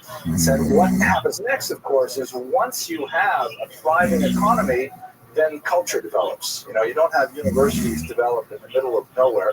You only have universities developed where there is significant amount of concentration of resources to allow for the development of higher culture. And that's what attracted all of these people, because there was suddenly a wherewithal for them to, ply their trade in religious thought. Here's an interesting picture. I wonder if I can just zoom this back a little bit, because you can't see the full picture. Some of the graves there, you can't really see it, I'm sorry. Some of the graves there, Danita, I'm glad you're enjoying the lecture, but you should put me on the camera, right? Okay, thank you. This is one of her favorite cities, by the way. So you can just see the some of the graves here. They're colored blue, which is considered a way of warding off the evil eye. Blue is considered Kabbalist color. Here is the Ramak, who is one of the greatest disciples of the Reb Shlomo Alkovitz. And way up here, you can see the Ari, the great Rabbi Isaac Luria, who was, without doubt, the most famous Kabbalist of the time. In Lurianic Kabbalah deeply influenced Hasidic thought far more than Rabbi Cordovero or his teacher Rabbi Alkovitz's Kabbalah. But they're all like grouped together here because they had this tremendous concentration at one place. Now, Rabbi Alkovitz, who was perhaps not the most well-known, was probably one of the most prominent at the time. He was the head of the yeshiva in Meron, which is close by to Tzvat, and he had many students who were actively learning in his classroom. Based on the relative ages of these people, and it's also important to note that most of these people were in their 20s and 30s when they were their most creative, and many of them died in their late 30s through their 50s. So it's a period of young people getting together, being extremely productive, writing a tremendous amount of material, and then unfortunately dying often under tragic circumstances, something which historically affects Kabbalists far more than regular people. Rabbi Alkovitz himself was extremely prolific. He left behind many titles. Unfortunately, at some point, quite a few of his manuscripts were lost. There's some suspicion that they may have been stolen by his rivals, but they are simply lost. We know of these texts, but we do not have them. Only a handful of texts remain in their completeness. Ironically, he makes no mention of the Arizal in his extant writings, which could be due to the fact that the Arizal, the great Rabbi Luria, was one of the latecomers to the party, as it were. By the time he arrived, it was really already in the, I believe it was in the 1570s by that point. You'll correct me, Denise? I think so. And Tzvat had already had such a tremendous reputation, and he had come specifically to study under the disciple of Rabbi Alkovitz, Rabbi Cordovero, and then Rabbi Cordovero died just a few months later, and everything began to go downhill at that point. So we don't have any references to the Arizal from one of the greatest teachers of the time, which might be a reflection of the distance between them in ages and the limited amount of time that the Arizal was actually there. So what did he do while he was there? We knew he had a job. We knew he had a wife whose name has been lost to us. We know he had a son, Moshe, who he named after his father. But what did he do for a living? He's only left behind a few signatures on communal documents, indicating that he was a highly respected figure who was consulted on legal decisions quite often. But he was something of a recluse when it comes to communal affairs. His main activity was in the yeshiva, studying Kabbalah and so on, and not as, an askan, a person who was deeply involved in the affairs of the community. Rabbi Caro, the author of Shulchan Aruch, was much more deeply involved in those kinds of things, although he himself would consult with Rabbi Alkovitz on many weighty issues.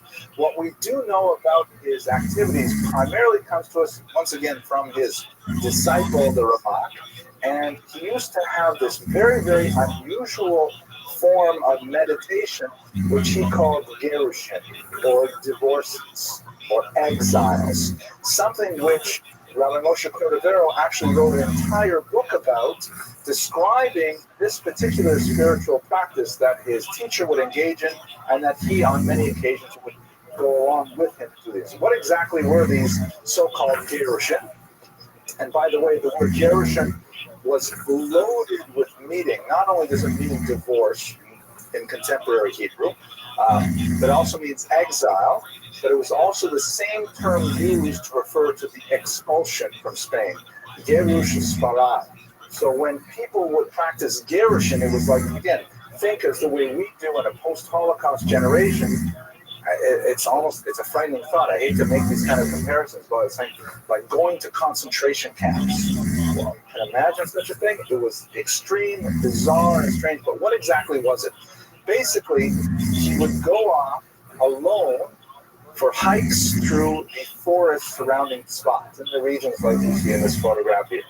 And he, often with his disciple, the Ramak, would wander around following rivers and climbing over ridges until he would sense through a level of spiritual sensitivity that some righteous person was buried here. Again, remember, this is a fairly remote part of Israel at the time, not very well settled, but it had a long and hoary history. And so they would come to a place by a brook or something, and Rabbi Alkovitz would say, on this spot is no doubt the grave of, and he would name some figure from the Talmud, let's say. And at that point, he would sit down, I imagine in a lotus position, but probably not, and he would simply meditate for hours on end, maybe 6 hours at a time.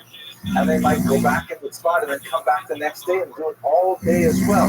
Strange rituals, enforced silence, strange body positions, and just meditating on the spiritual resonance of the land that they were occupying.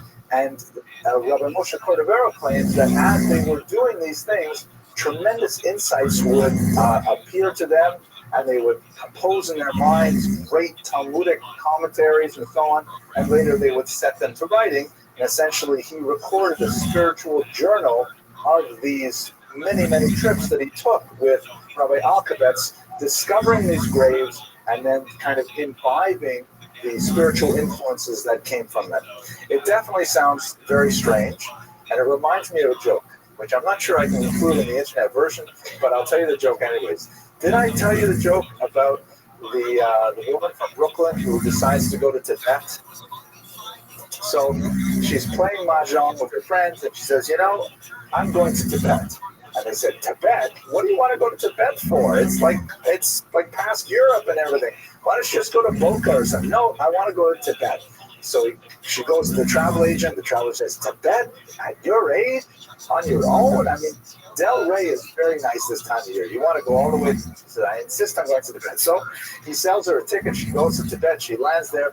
She says, I want to hire a Sherpa to visit the Holy Mountain. They say, it's quite a long distance. It's not, like there's no 5-star hotels between here and the Holy Mountain. And she says, I don't care. So they hire her a Sherpa. She goes, travels on the back of a yak to the Holy Mountain. And she says, I want to climb the Holy Mountain. They say, no women are allowed to climb the Holy Mountain. It's a very difficult thing, and it's dangerous. She says, I don't care. Get me another Sherpa. Get me, all the guides I need. Sure enough, she climbs the Holy Mountain. She says, I want to enter the temple of silence. They say, no, you can't go in there. No one except the disciple is allowed. She doesn't care. She bursts through the doors. There are all these monks there in saffron robes, and they're trying to hold her back. She bursts into the central sanctuary. She says, I want to speak to the holy man. And they're all straight. She goes behind the curtain, and there's the holy man sitting there in total silence, emaciated, in the lotus position, meditating. And she says to him, Howard, come home already. Really shouldn't tell those jokes. They get me in trouble. But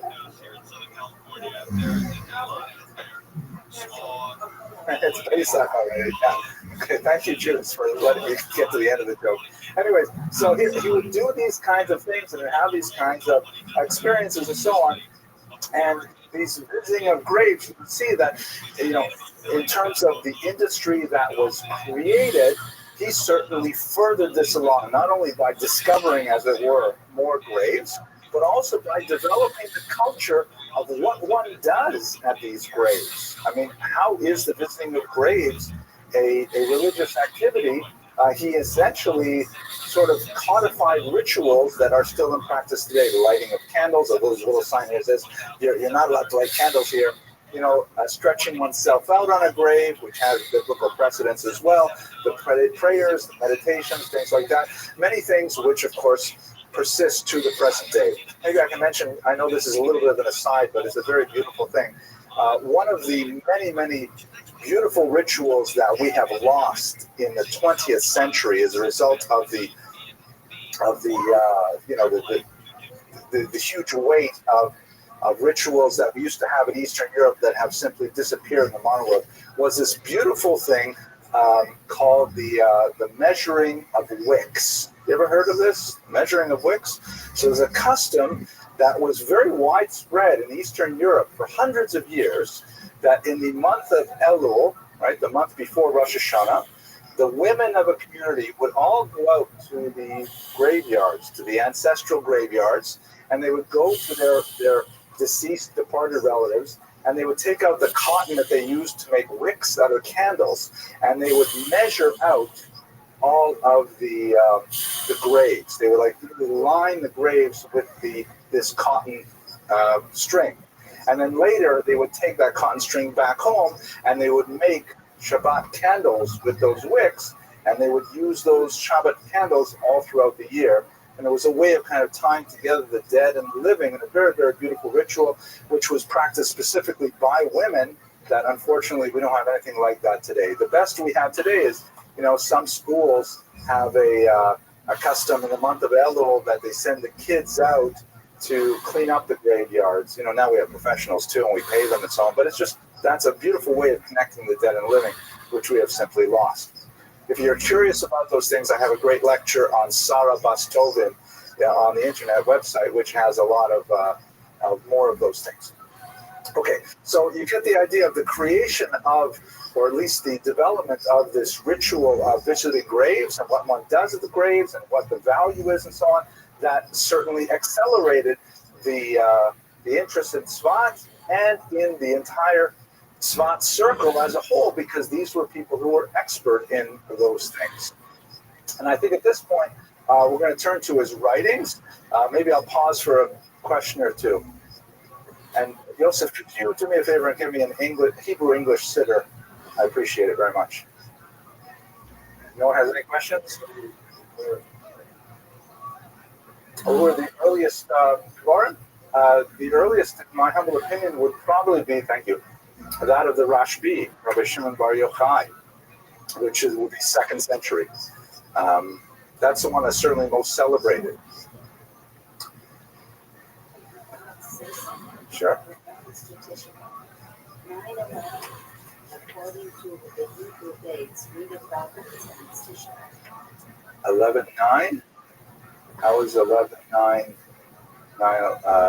11/9. So Av is 11th, the 9th of the month of Av. That's very good. Very good. It also happens to be 11/9 in the European count is the night of Kristallnacht. It was also on November 9th. Okay, fascinating. All right, so let's talk a little bit about his writings. As I mentioned earlier, we lost most of his writings, but we know of many of them. He wrote commentaries on many books of the Bible, and he wrote specifically Kabbalistic works as well, including a fascinating work which deals with the Kabbalistic interpretation of the act of intimacy, which is something that permeates much Kabbalistic writing, and he devoted an entire book specifically to that topic. He also wrote quite a bit of liturgical commentary and a commentary on the Haggadah. And it's at this point that after his student, Rabbi Moshe Cordovero, came out with the classic Pardes Rimonim, or the Orchard of Pomegranates. That makes sense, right? Pardes Rimonim. Then he was so impressed by what his student had written that he began to quote his student liberally and essentially form his own thoughts around them. But the most famous thing that we've got to study, and I know you've been waiting for it, is specifically his Lecha Dodi poem, which I'd like to spend a little bit more than a few moments with. So what is this poem? It is a piece of liturgy that is inserted on the Friday night service between the afternoon service and the evening service. And as I mentioned earlier, it really is the linchpin of the entire service. It's a beautiful hymn which is sung, typically by the entire congregation, And in many different tunes. I have a couple of them that I'd like to show you or play for you. But it is associated with Friday night prayers more than anything else. And in fact, it's associated with the onset of the Sabbath more than any other prayer. I find myself many times during the week when, especially like, Mondays, Wednesdays, if I start humming Lecha Dodi to myself, it means I can't wait for Friday. I got to get back to Shabbat. It's got deep associational roots that any Jew who observes the Sabbath specifically connects with the wonderful time that is the seventh day. So let me just read it to you with some translation and maybe a little bit of commentary. And then I'd like to play for you a couple of versions of it, or maybe not their entirety, just to give you a sense of how resonant this is in the culture. The prayer itself, as I mentioned earlier, is apparently a wedding gift that he gave his bride. That is a pretty amazing gift. I mean, it's economical and yet long-lasting, right? I have to remember those kinds of gifts. It describes, it's got some mystical language. It basically describes a dialogue between two figures, one inviting the other to greet the Sabbath. Most of the commentaries follow the line of argument that it's the Jewish people inviting God to together welcome the Sabbath. But there are other commentaries that follow a slightly different track as well. And then after, there's this little introduction of a couple of verses talking about what the meaning of the Sabbath is. Then there are a whole series of stanzas that refer to Jerusalem and the yearning for its renewal in the Messianic age. And then connecting at the very end to the arrival of the Sabbath. The specific origins of this prayer is a passage in the Talmud, which there's one rabbi who says on Friday nights he used to tell his friends, let us all go together and greet the Sabbath. And another one would go literally into his courtyard, like leave his outside to, as it were, welcome the Sabbath queen into his home. Which is why, by the way, in the very last stanza of Lecha Dodi, the custom is, a universal custom, that although everyone faces east during prayers, for the last stanza, everyone turns around as it were welcoming in the guest, the Sabbath guest. Kind of on a darker note, and since it is such a beautiful and uplifting prayer, mourners in many congregations are not allowed to be in the synagogue while that prayer is sung, and then they're only invited back in after it's over because it's simply too happy for the association. Okay, so let's have a look at it here. I'm reading from the English translation in the Art Scroll. Come, my beloved, to greet the bride, the Sabbath presence let us welcome. Right, the come, my beloved, in Hebrew, the implication here is that the beloved is the either God or it is the Jewish people. That together they are welcoming the Sabbath. Safeguard and remember, those are two quotes, in a single utterance. That's referring to the two different times that the Ten Commandments refers to the Sabbath. In one place it says safeguard, shamor, right, guard it. And another place it says zachor, remember it. And the commentators say that this discrepancy between the two versions of the Ten Commandments means that both of these words were uttered at the same time and understood at the same time by the Jewish people receiving the Torah.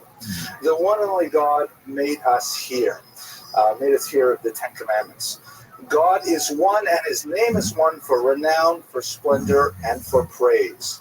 To welcome the Sabbath, come let us go, for it is the source of blessing. The idea is that the spiritual energy that one builds up on the Sabbath is the energy that is the source for all the energy throughout the week. So you really have to recharge your batteries Friday night through Saturday night, and then you can use those energies for the rest of the week. Yeah, the chulent is the physical energy, right? This is the spiritual energy. From the beginning, From antiquity, she was honored, meaning that God thought of the Sabbath before he began creating the world. And this beautiful phrase, Sof Maaseh Machashava Techila, the last to be created, but the first in thought, meaning that God said, wow, we have to have this fantastic world so we can have Shabbos. So he set Shabbos aside. That was the seventh day, the last day. Everything else had to happen in order to make the seventh day possible.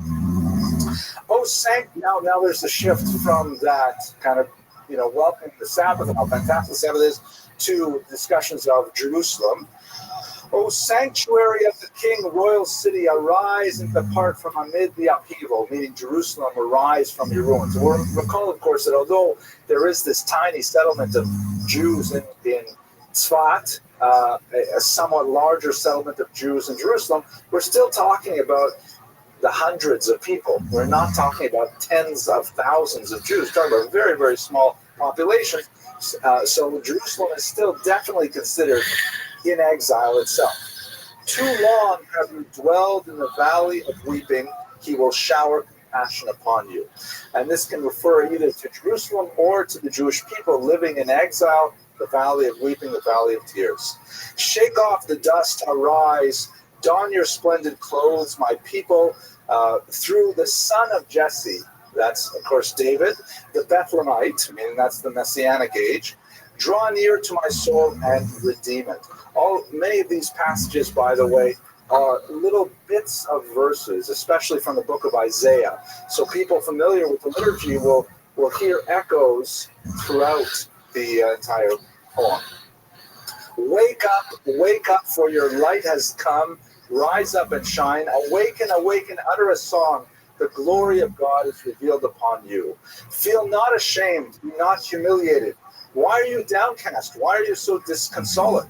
In you will my peoples afflicted find shelter, as the city is built upon a hilltop. Meaning Jerusalem, speaking directly to the city, do not be saddened, because you will have your renewal, you will be rebuilt, your people will be gathered into you. May your oppressor be downtrodden, and may those who devoured you be cast far off. Your God will rejoice over you like a groom's rejoicing over the bride. And with that transition to the wedding ceremony, we go back to this idea of greeting the Sabbath, which is itself called the Sabbath bride.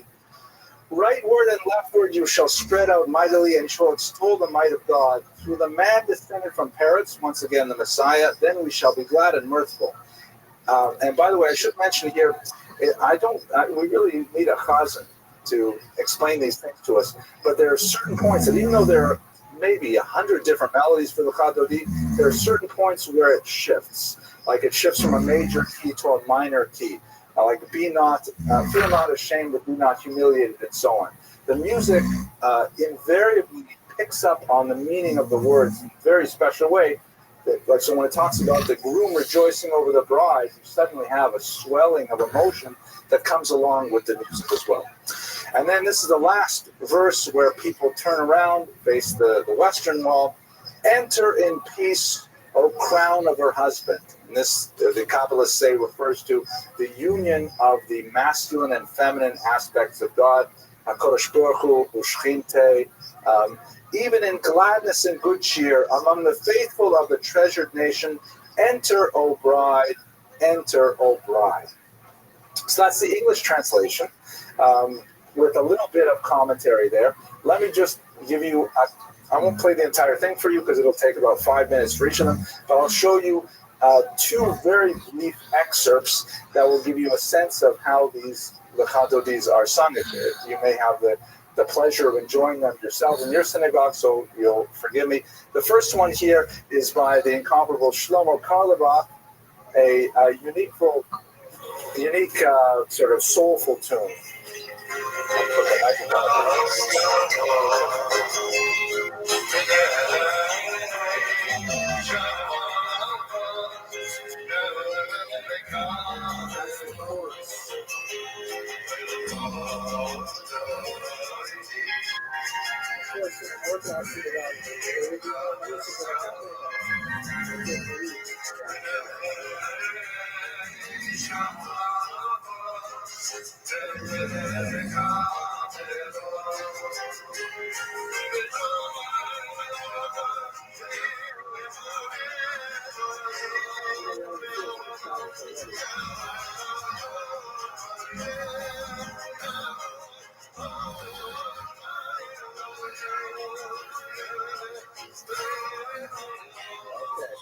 Let me play you now another version. This is by a very popular a cappella band called 613. Believe it or not, this is entirely a cappella.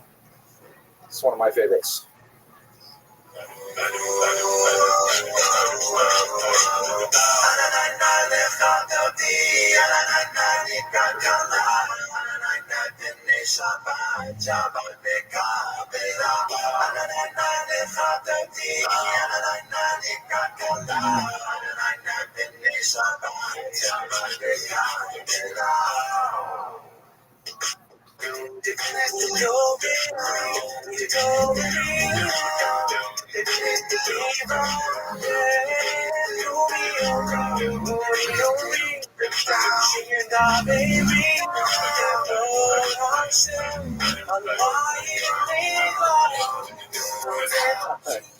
Okay, so you get the idea. I personally would like to sort of sit and listen to these all day, but I happen to be in Avelis over the loss of my father in August, and so I can't even listen to music for a long period of time. I'm at that stage in my mourning, because this last 11 months, 12 months actually, this part of it where you're not allowed to listen to music, that when I get put on hold, I really enjoy it. So at any rate, so the legacy of Rabbi Shlomo Alkabetz is tremendously profound. I mean, I can only imagine what a tremendous achievement it must be to compose a song that will move people for centuries. I mean, very, very few pieces of art have this kind of quality. He outpaces Shakespeare in terms of his impact on the Jewish people, to be sure, and in many ways reaches much deeper. One of my favorite experiences when I was living in Israel, and I'm sure many of you have similar experiences, there was a broken down old synagogue in the Katamon region, and it was literally broken down. Like one side of it was a big crumble of rocks. I don't know how long it was, probably built in the Ottoman era, 19th century or something. And it was abandoned during the week, but on Friday night, they would have a Breslov Hasidic minyan there, and the Chazan would sing L'cha Dodi, and it would literally take about 50 to 75 minutes just for that one poem that I read in its entirety in about 5 minutes. 50 to 75 minutes just singing that one song. And the synagogue was so packed that people would come and would stand outside. There was like several minyanim people outside the windows listening to this song. And what was most beautiful about it is that most of the people who were at this minyan, the people who came early and got inside the synagogue, okay, they were your usual typical Shomer Shabbat, most of them were Hasidic and so on. But outside, there are all these Jews who are coming en route to a soccer game or, various other secular activities of mine, no intention of observing the Sabbath other than that brief and intense spiritual moment that they had listening to L'cha Dodi and participating in the singing of it. It's a tremendous work of art, of soaring genius that speaks to his deep Kabbalistic and intellectual proclivities as well. So with that, I'm going to conclude for tonight. I'll take questions afterwards, but I want to thank you very much for listening to the life of Rabbi Shlomo Alkabetz, and I look forward to seeing you next week. Thank you.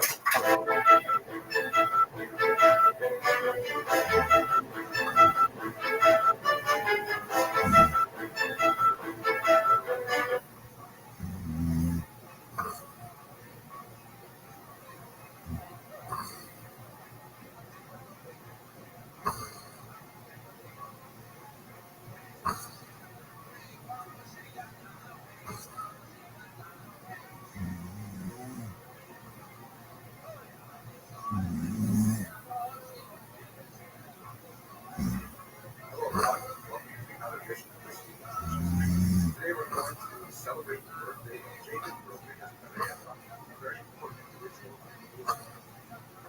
who teach Japanese how to communicate. A great notion, unfortunately, a signal contribution to the lifestyle quality of the city. Well, that's it for this week. I hope you enjoyed it. Jacob Rodriguez Pereira was born in Portugal in 17. His family were privileged that his secretly Jewish but Catholic.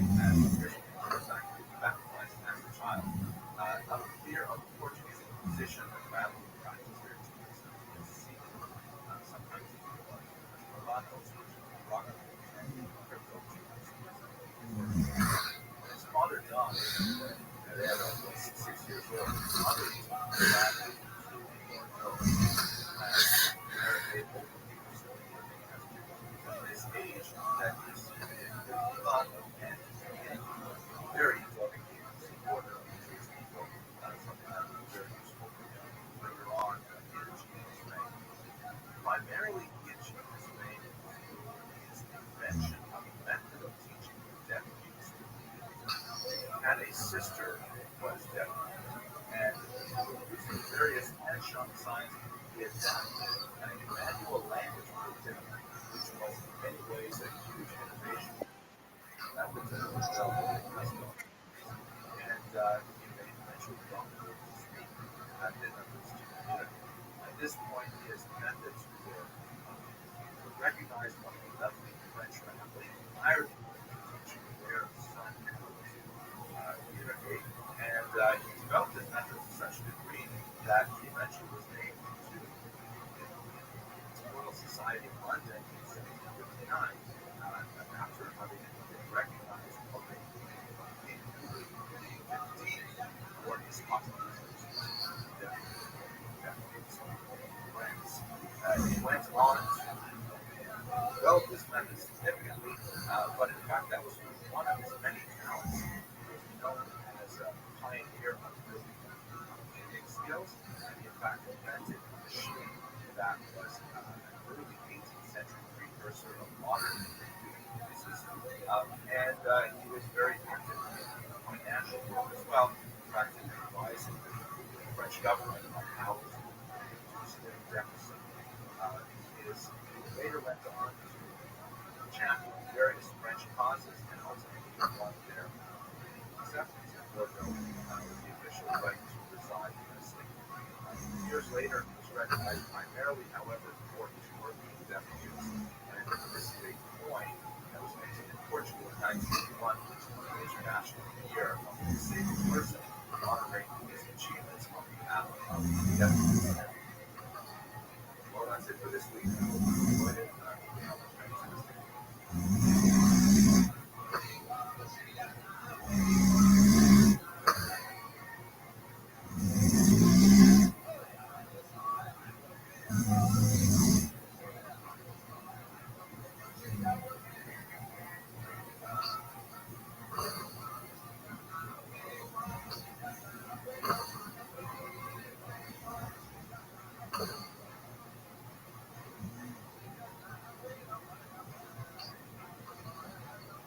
Okay, ladies and gentlemen, why don't we get started?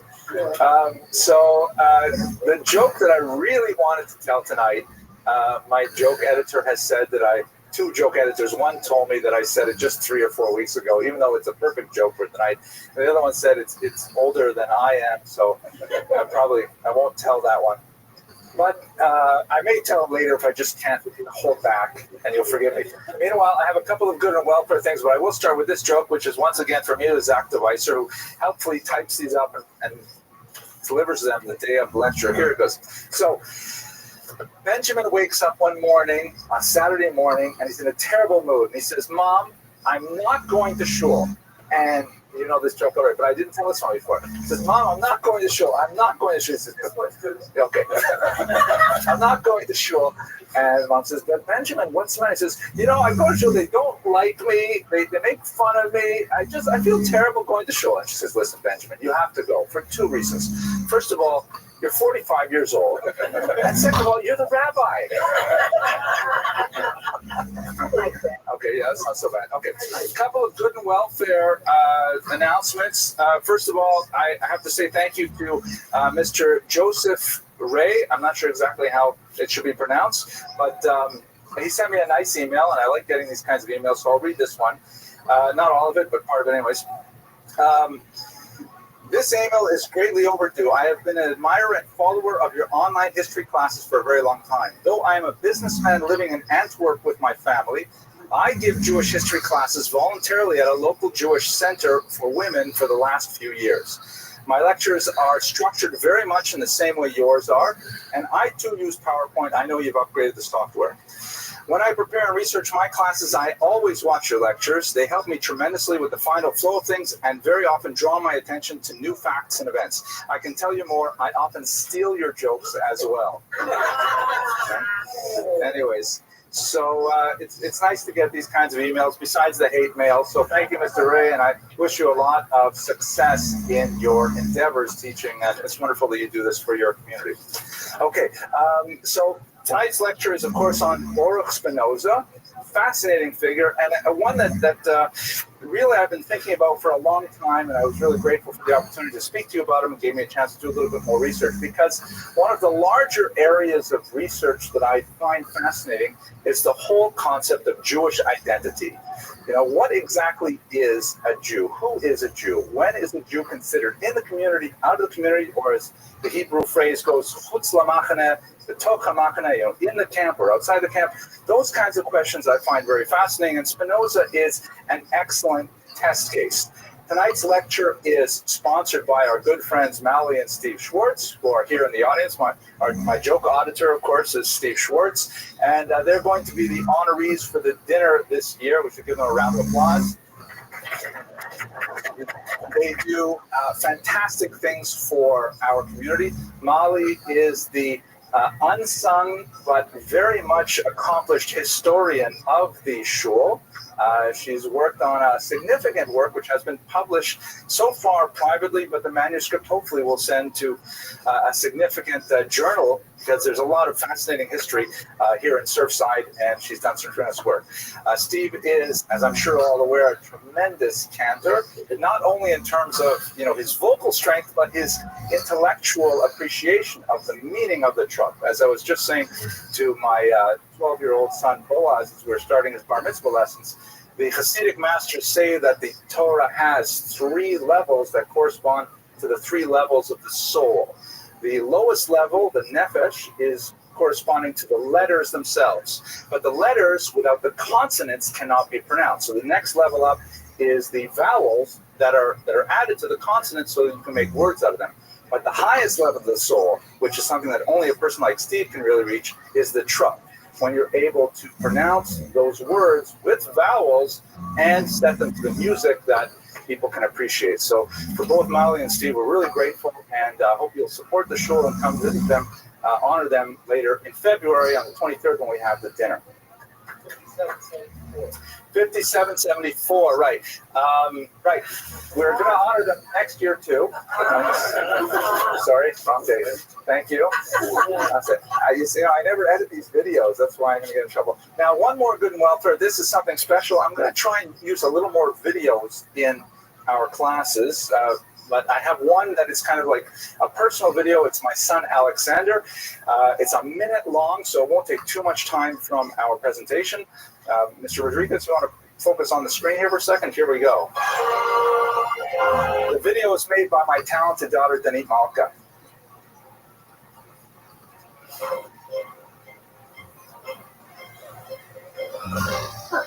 Yeah.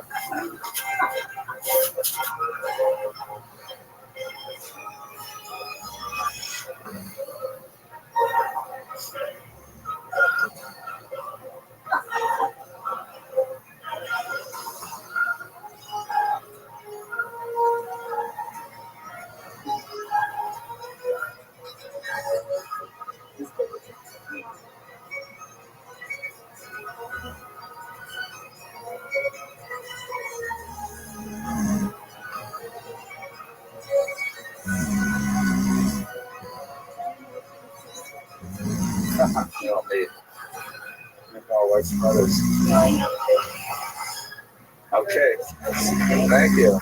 So what this is all about is my son Alexander is quite a runner. He ran his first marathon at 14, which was pretty amazing. He definitely runs me ragged.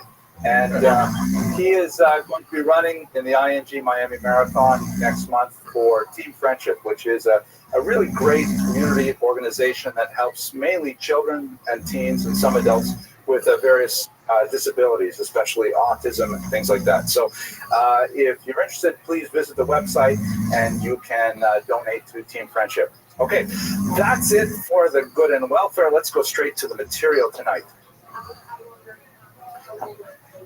How long is a marathon? 26.2 miles.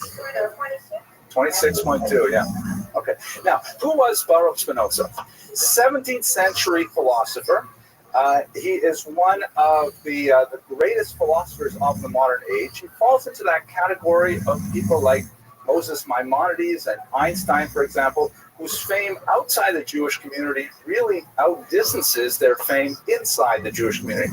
And in fact, it's a little bit ambiguous to even put him within the parameters of Jewish history per se, because his greatest contributions are beyond the scope of what is specifically Jewish. Many more liberal thinkers want to claim him as a Jewish philosopher per se, and in fact there are elements of his philosophy that we will discuss at least in brief tonight that are consonant, certainly inspired by Jewish ideas, but ultimately the main connection that Spinoza has with the Jewish community is negative, because he was forcibly removed from the Jewish community of Amsterdam in an unusually harsh act of cherem, or excommunication. I have the text of it, and I would like to read it to you a little later on in this lecture. It's a very rare step for a community to specifically single out an individual, excoriate them publicly, and then forcibly remove them. But that is in fact what happened to Spinoza. So the rejected son ultimately ended up influencing world philosophy, European philosophy, the intellectual tradition at a tremendous level. But in the Jewish world, he was cut off in a very dramatic and in fact permanent manner. The question that, and this was happened by the way at age 23, might have been 24, before he even published anything, before he had made a mark on the world of philosophy. And one of the great exercises of intellectual historians has been to try and perform the archaeology of the events that led up to that excommunication, to try to determine exactly why the community took such a drastic step. It is far from clear. But I hope towards the end of the lecture to give you some of the theories that are circulating regarding his excommunication. And I think that actually it has a lot of implications for our own communal standards today, our own sense of identity, and ultimately our sense of who is a Jew, who has the privilege, the right, the responsibility to remain within the community, and who perhaps might be better served outside of the community. So we'll hopefully explore that over the next 40 minutes or so. His background, originally they're from Portugal. His grandfather was among those who were expelled in 1497, possibly somewhat earlier from 1492 in Spain. We're spending a lot of time these last few weeks looking at people whose lives were affected by this cataclysmic event with something that many of the thinkers of the 16th century felt and the 17th century felt was like a split in the world that required tikkun olam, because how could it be that the most powerful, the most intellectually superior, the spiritually most advanced community of Jews in the world was suddenly devastated within a single year in the case of Spain, and then 5 years later in the case of Portugal. So in many ways, Spinoza's own experience is an aftershock of that tectonic shift that we saw in 1492. His grandfather came to Amsterdam with his infant son, Michael, who was Spinoza's grandfather. So Spinoza had direct contact with one of the refugees themselves, his own grandfather. His father was a very successful merchant, and we have plenty of archival records from the period that indicate that he was a lay leader in the synagogue. He had a position of some authority. They had a very prominent house close by the synagogue, and his father had significant leadership role there, which makes the eventual expulsion of young Spinoza from the community all the more poignant. Michael Spinoza was not lucky in love. He was widowed 3 times. His second wife was the mother of Spinoza, who passed away when Spinoza was a young boy. Spinoza was ultimately raised by one of his older half-sisters, and there was a considerable amount of family dysfunction between the half-siblings, all children of Michael, that we will see playing out in Spinoza's own lifetime somewhat later. We should just spend a little bit of time talking about Amsterdam, though, which is a fascinating kind of interesting, not exactly footnote, but sort of a tributary of Jewish history at this time.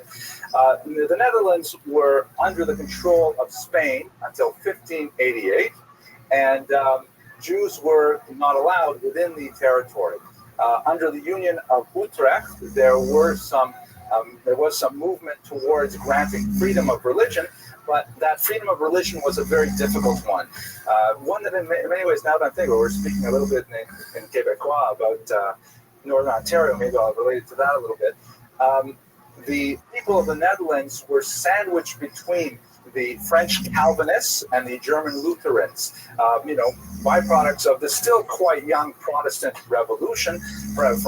And as a result, there were significant doctrinal disputes between these two Protestant movements. The only thing they had in common was their hatred for the Catholics, and as we shall see, that had some ironic implications for the early Jewish community at the time.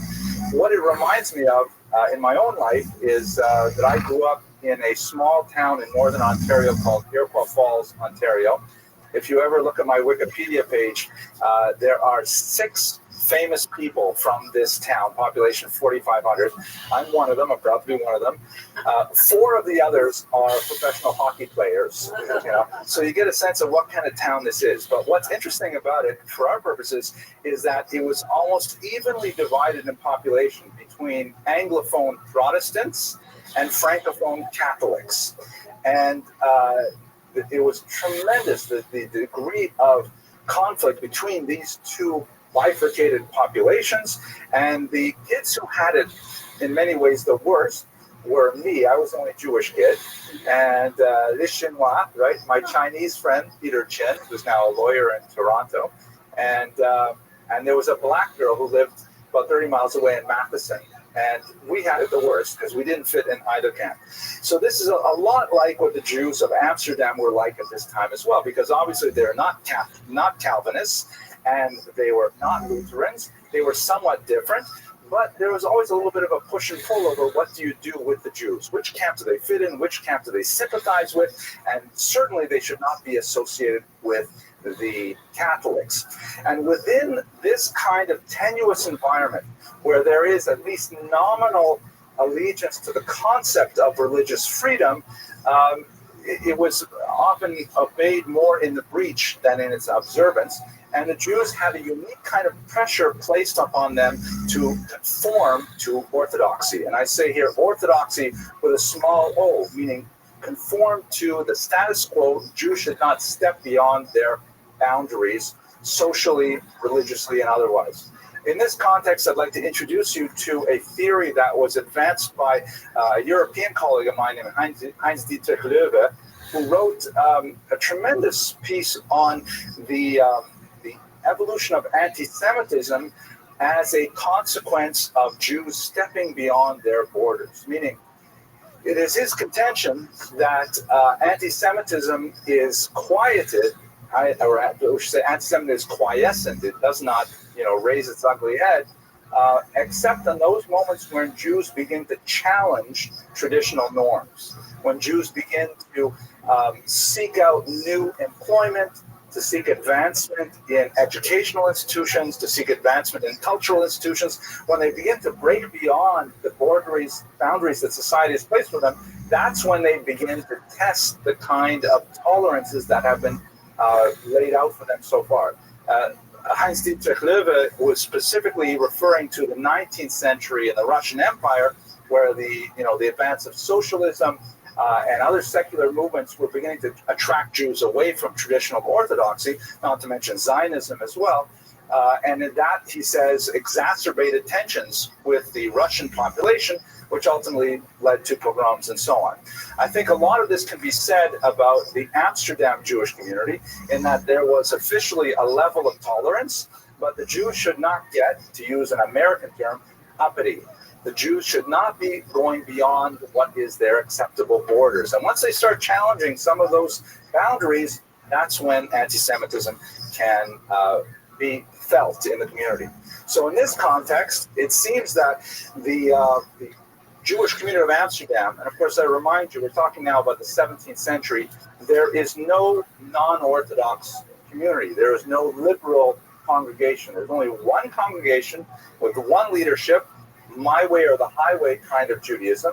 And the community itself is a little bit unhappy with anyone who is nonconformist. They want to try and keep everyone in line. So let's bear that in mind as we go through Spinoza's story, because I think it says a lot about the reasons for his excommunication. Okay, I'm going to pause for a second to sip my coffee, and I will ask if there are any questions. Yes, please. I was under the impression that not so well, the Netherlands, but in Amsterdam in particular, the Jews were invited because of their wherewithal, their experience, and various realms of either money and so forth and so on. I wish I could remember these. I'll tell you exactly. I'll tell you exactly what happened. It's not entirely that they were invited, but they were not disinvited once they could prove their economic worth. It reminded me of a joke for a minute, and then I lost it. It was like just right there. And thanks. Steve says, Baruch Hashem. Okay. All right. No, did I? It's been a long time. The car with no pedals and no brake pedals? Yes. Yeah, okay, all right, okay, we'll go past it. Okay, anyways, so there are legends of Jewish settlement in the Netherlands, which are, fascinating. And legends always have some kind of kernel of truth, but often, are exaggerated beyond measure. There's a particularly fascinating one where the origins of the community in Amsterdam relate to a particular Portuguese Jewish woman who was somehow, when they were fleeing Portugal, she got on one of these English boats, and the Duke, who was the captain of this boat, something like that, fell in love with this incredibly beautiful woman, and import turned her and trying to get her to marry him, and she refused, steadfastly indicating that she was a Jewess and she would not do so, but she was apparently so strikingly beautiful that when they landed in England, the Queen herself drove her around London in an open car because her beauty was something really, to cavil about, so to speak. That's what that's the English term they use.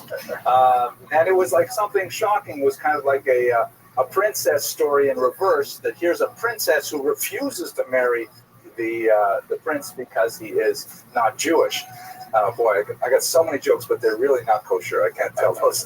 So, and then she ended up moving to the Netherlands. That's one of these kind of like Urgeschichte stories, these origin stories. What we know happened from some of the record books, however, is that even though Amsterdam had never formally allowed Jews to enter, they entered anyways. 1593, so that's really quite early, right? The actual expulsion is 1497.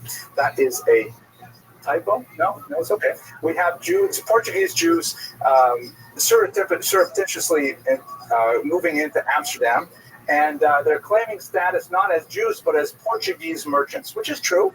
They were from Portugal and they were merchants. They just didn't mention that they were always Jews. But again, in this anti-Catholic atmosphere, there are a lot of suspicions about, what's Tutsach? What are those Jews doing? What are those Portuguese merchants up to? And there were suspicions that they were actually Catholic, not Jewish.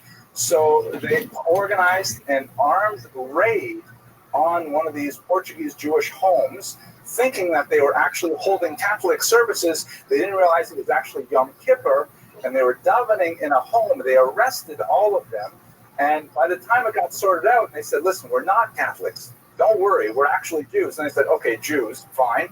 But they had to decide what to do with them. At that point, they talked about their economic acumen and their resources, and they said, okay, fine, you're here already as long as you're not Catholic. So, Gesundheit, and that's how the Portuguese community was established ultimately in Amsterdam. But it took a long time for that small beginning to actually flourish into a community. And we have to bear in mind the very, very tenuous nature of their toehold in Amsterdam. They did not get official permission to have public worship until 20 years later, and they did not have official permission to get a citizenship until 1657, almost 75 years later.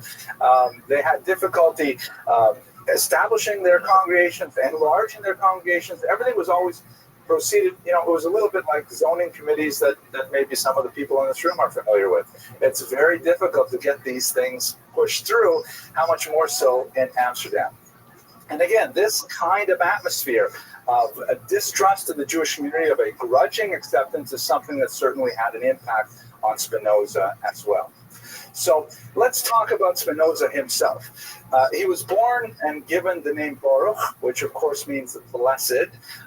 Later on in life, after he was excommunicated and he was writing in Latin, he chose a Latin translation of blessed, Benedictus.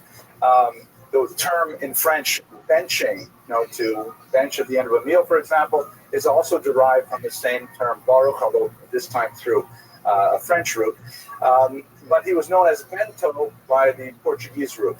He received a very traditional Jewish education with the most prominent educators in Amsterdam at the time, rabbis who were famous on their own right for various things they published. And also, fascinatingly, he was not taught by closed-minded, very insular kind of rabbis. He was taught by rabbis who themselves were sometimes censured for being perhaps too open in their attitudes, translating certain texts into Hebrew or out of Hebrew into vernacular languages and so on. He received the kind of education that you would associate with, a good, balanced education of secular values, history, mathematics, literature, and so on, with the Jewish education. So the idea that somehow, he broke free is simply not the, corresponding to the reality of his upbringing. He received a very well-balanced education that was offered by rabbis who themselves were very comfortable in the milieu of 17th century European culture. However, towards the end of his teens, he came under the influence of a deep-frocked Jesuit priest named Franciscus van den Emden, who was someone who was asked to leave the Catholic Church because he was known as a freethinker, that he had significant questions about Catholic doctrine and Catholic theology. And it was van Emden who ultimately taught him Latin and introduced him to the wider world of thought as a whole.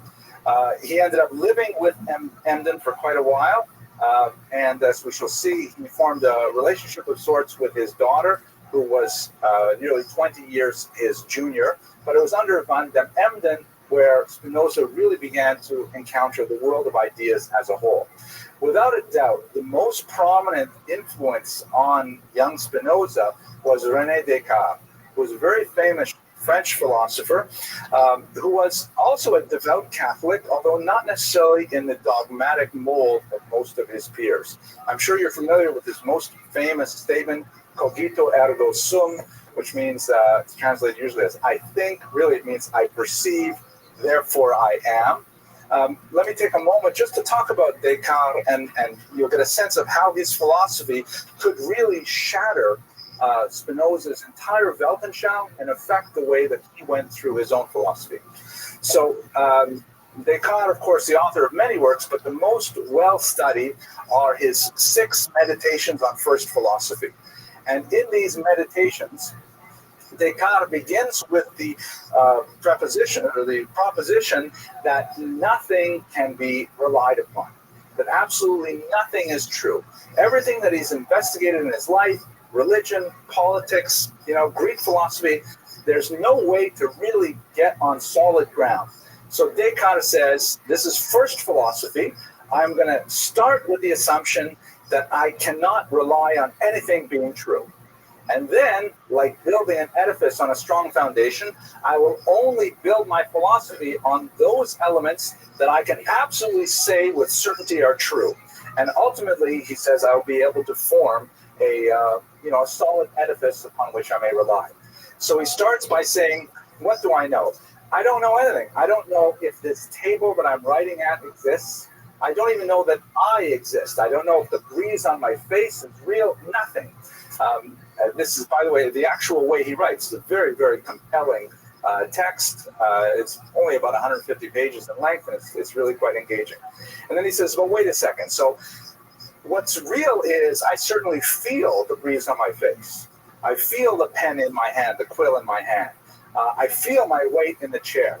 So then there are 2 possibilities that exist. Either these things actually exist, I exist, in other words, to feel them. Maybe the chair as itself doesn't exist, but I have a direct, immediate sensation of the chair, so I can't deny that fact. I sense it. So either I am here to sense it, and it's there, or some evil genius is confusing me and giving me the sensation of this chair and this breeze and so on.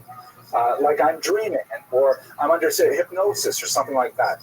But in either case, whether it really does exist or whether an evil genius is making me think it exists, I know I must exist because there's no other way for me to feel it. That's the root of the concept cogito ergo sum. I feel, I perceive, therefore I am. He says that's the first principle. I can stand on that principle. I know I exist. At that point, all the priests say to him, Yasher koach, well done. But that's your first statement, I know I exist. Then he goes on from there to describe, for example, the existence of God. And he has a very appealing proof called the teleological argument, which is really a restated version of St. Anselm's argument for the existence of God.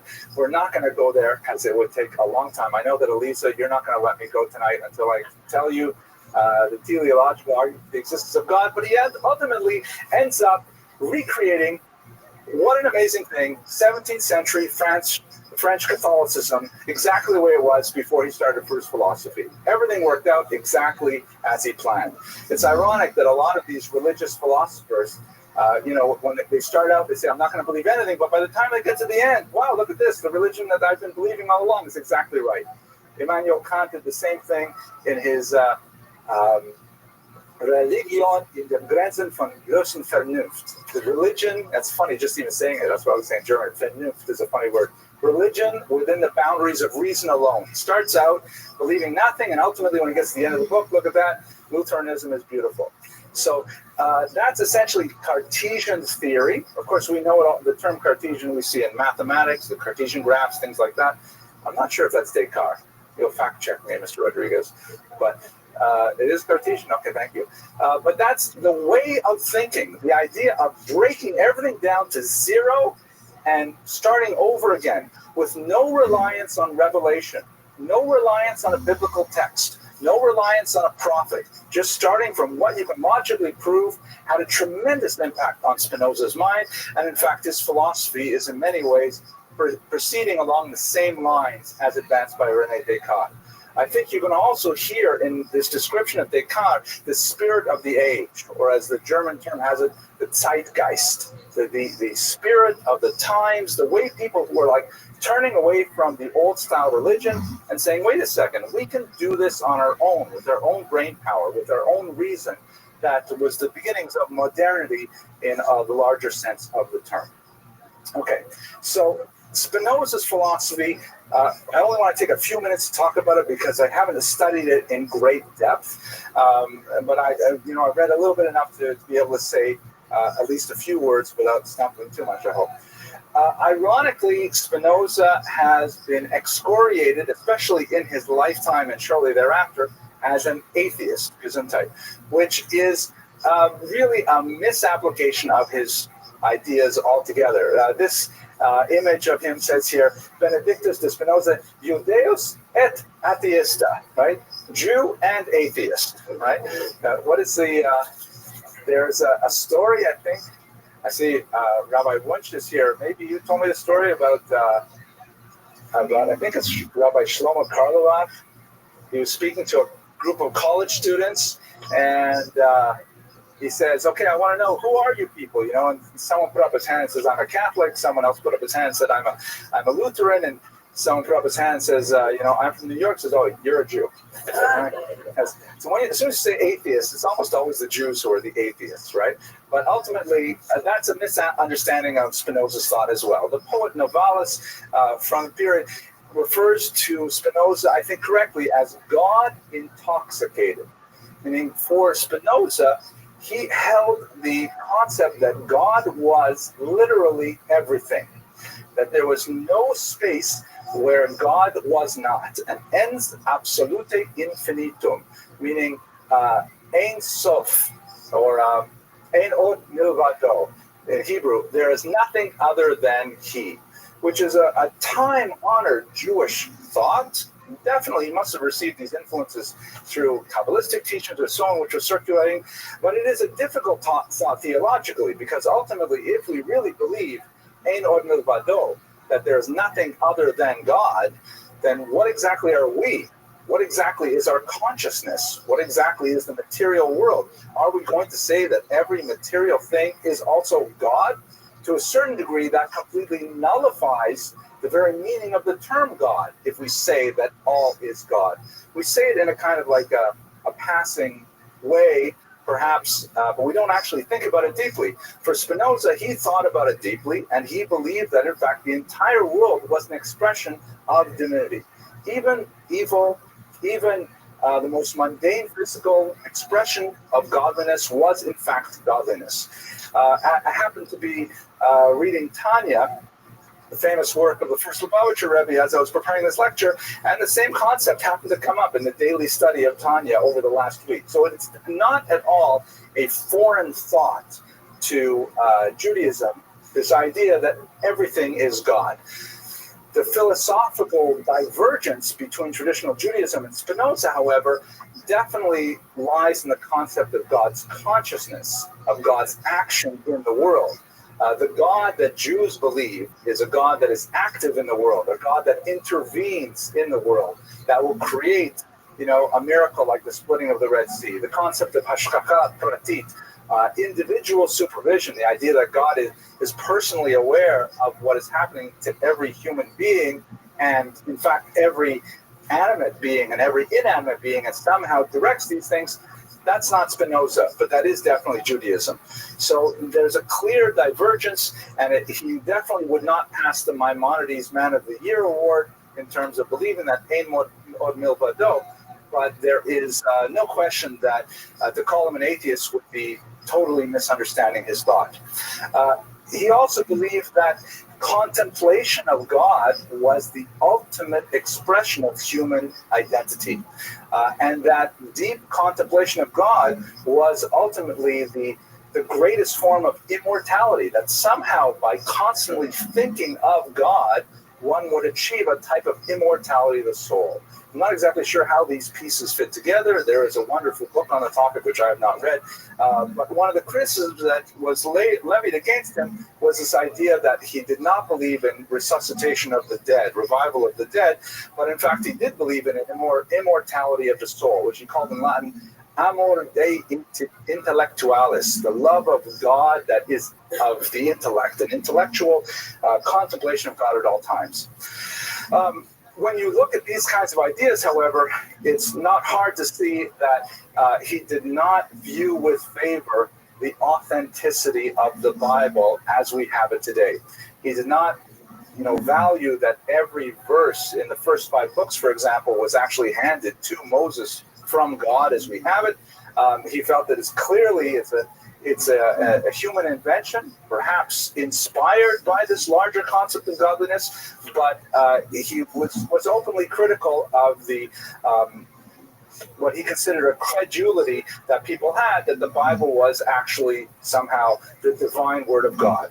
It was in Spinoza's God, it would have been beneath his dignity to actually try to capture himself within words directed to a specific nation with expressions of specific requirements of behavior. That's not at all the way Spinoza thought. And ultimately, this opened up a breach in the way in which the Bible was approached, and it is upon Spinoza's shoulders that much of what's called the higher criticism of the Bible evolved. The criticism of the Bible that reached its apogee in the 19th century with the attribution of multiple authorships to the first 5 books of the Bible and so on, really rests at Spinoza's front door, because he was the first one to really open up this concept of the Bible not necessarily being divine, at least not in any meaningful way divine. He also had a lot to say about politics, boiling things down to its basic essence, in which he believed, for example, that all politics are really an expression of the desire to maintain one's existence, to persist in existence.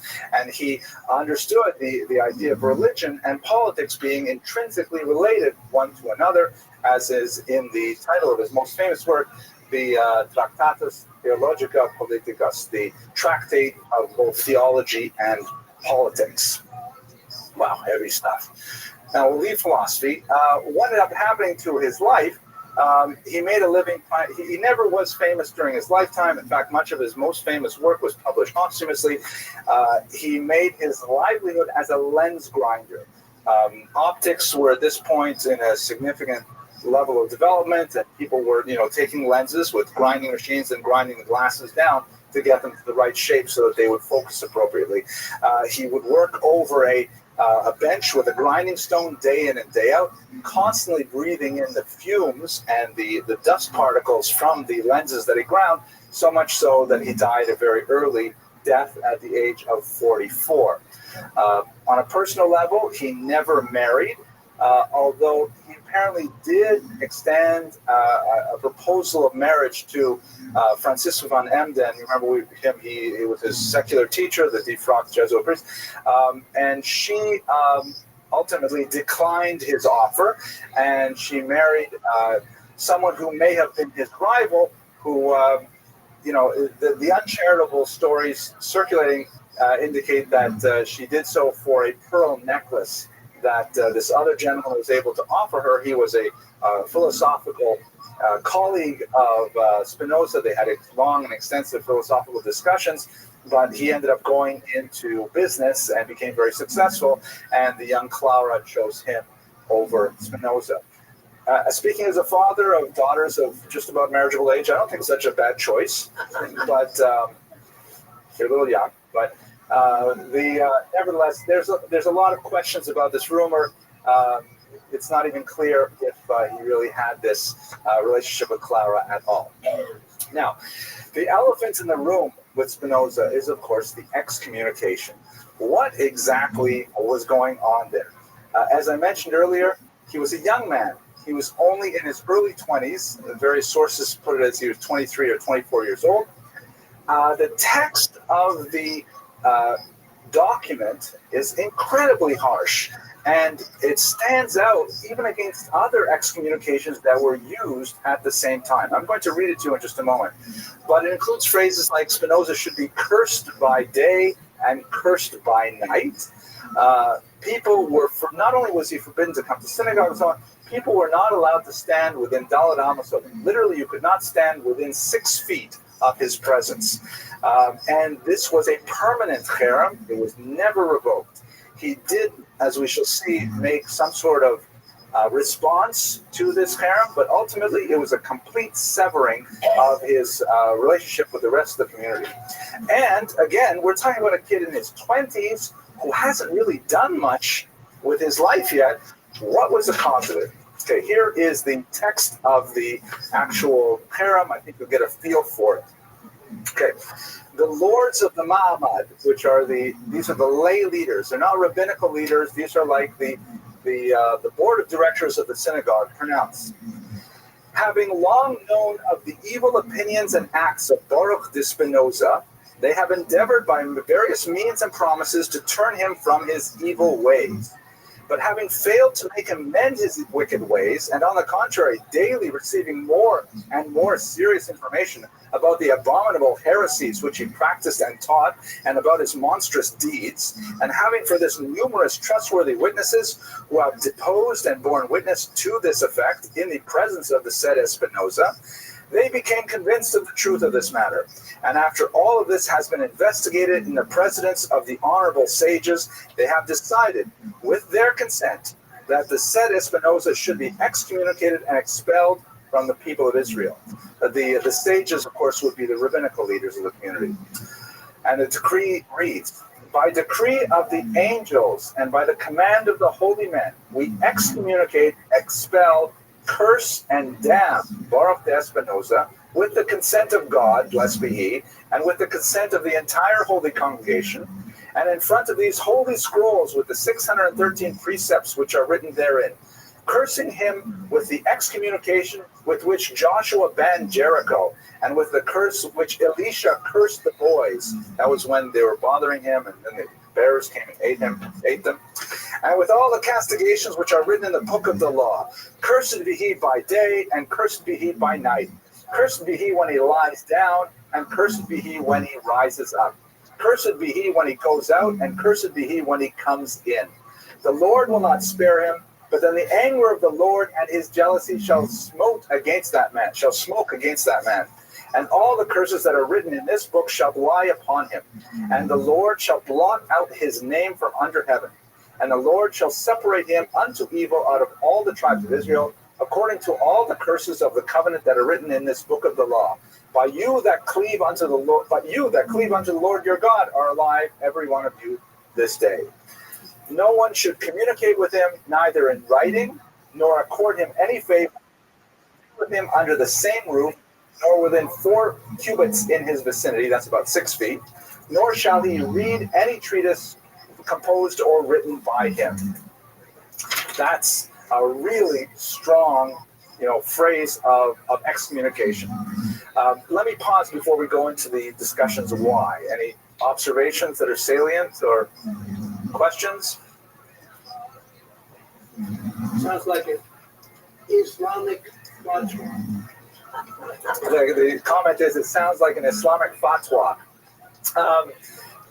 I don't know much about fatwas, but it definitely is a strong communal statement. And let's remember, too, that we're talking about a period where there is no such thing as secular identity. The idea that you're just, part of the community, of a community, doesn't exist. You're either a Jew, or you are a Lutheran, or you are a Calvinist, or you're a Catholic. You got to be something. It's just at the beginning of the period where people can somehow float around without being in any specific group. So it's not like he can just, go to another shul. This is it. Yes, please.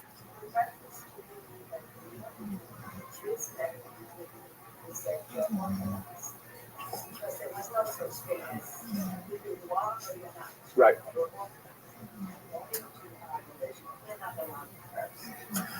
That's a good question. Okay. Excommunicate, yeah. What happened? Well, it's one of those things where, in my understanding, there are a few rabbis in the room here, so I'm not a rabbi, so I'm like not a card-carrying member of the establishment. It's like vows. It's not that we're not allowed to make, it's that we're strongly discouraged from making vows. If we make a vow, we really have to keep it. That's why if we make them by accident, we have kol nidre. So curses also, we're not supposed to curse, but we do have the power of cursing. And in fact, they're quoting biblical verses here. And if you're familiar with Yiddish literature, curses take up, I think, about 18 or 19% of the syntax. But you're right. But nevertheless, this is different also because not an individual cursing. This is the community leadership taking a stance and saying, we represent the community and we excoriate Spinoza. Yes, Ms. Abramson.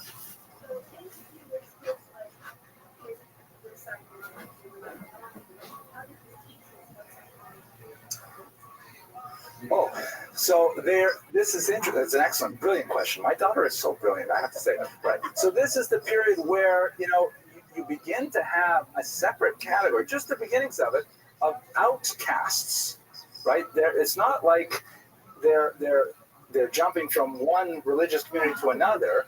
It's not like they're going from one estate to another, which you'd have 100 years earlier in feudal Europe. This is where you have people who, Taka don't fit in. And what do you do with those people? They are like stateless, so to speak. Ultimately, they will become the majority. Most of European culture, most of American culture are made up of people who have very, very nominal attachment to some kind of religious identity. But back then, no, and actually, if I can respond to one other statement about the orthodoxy, we have to remember, first of all, the term orthodox had not been coined because there was nothing against which to be orthodox. This was the Jewish community, and being part of the community meant at least nominal observance of the behavioral standards which are expressed in the Torah and mitzvos. So it's not like today where people voluntaristically decide, I'm going to affiliate with this movement or affiliate with a different movement. You're part of the kehillah, part of the congregation, and you're expected to observe Shabbos. If you don't observe Shabbos properly, publicly you desecrate Shabbos, then you can be, you can suffer all kinds of communal harm.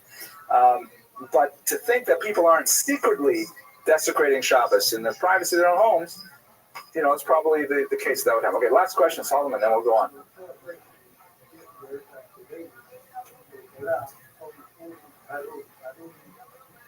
Yeah, cursed.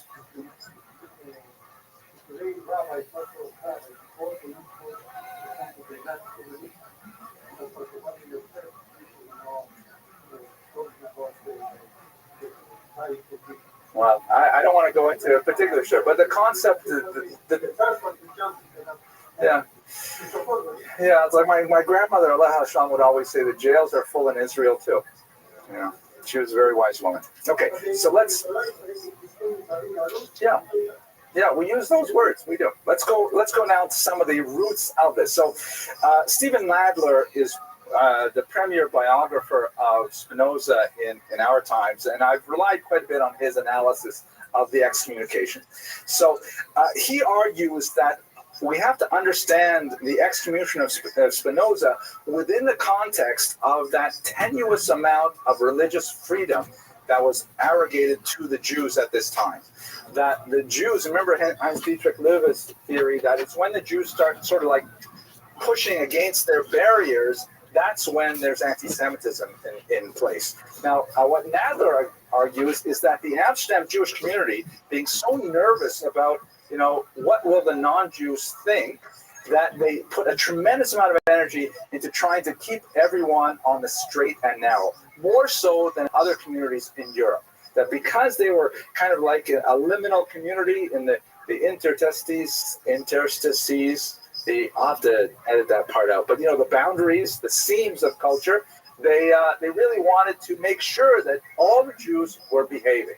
And in fact, he goes and he looks at the use of the cherem, the excommunication ban in Amsterdam at this time, and he says it was used 36 times between 1622 and 1683. Almost once a year, they're banning somebody. Somebody's getting in this amount of trouble, and once a year.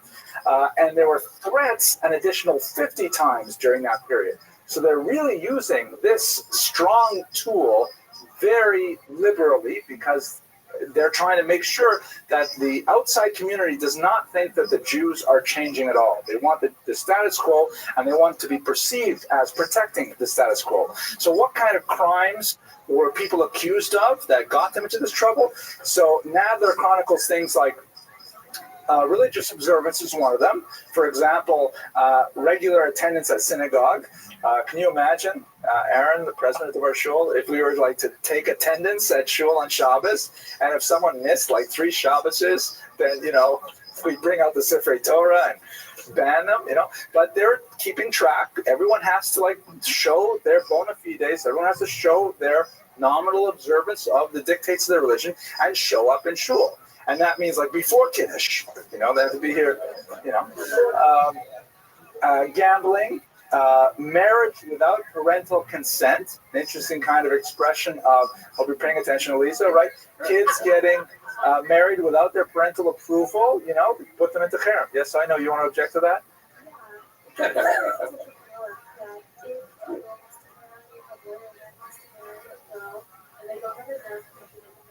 So that's actually, I have to say, every time you open your mouth, at least in public, it's very good. It's true.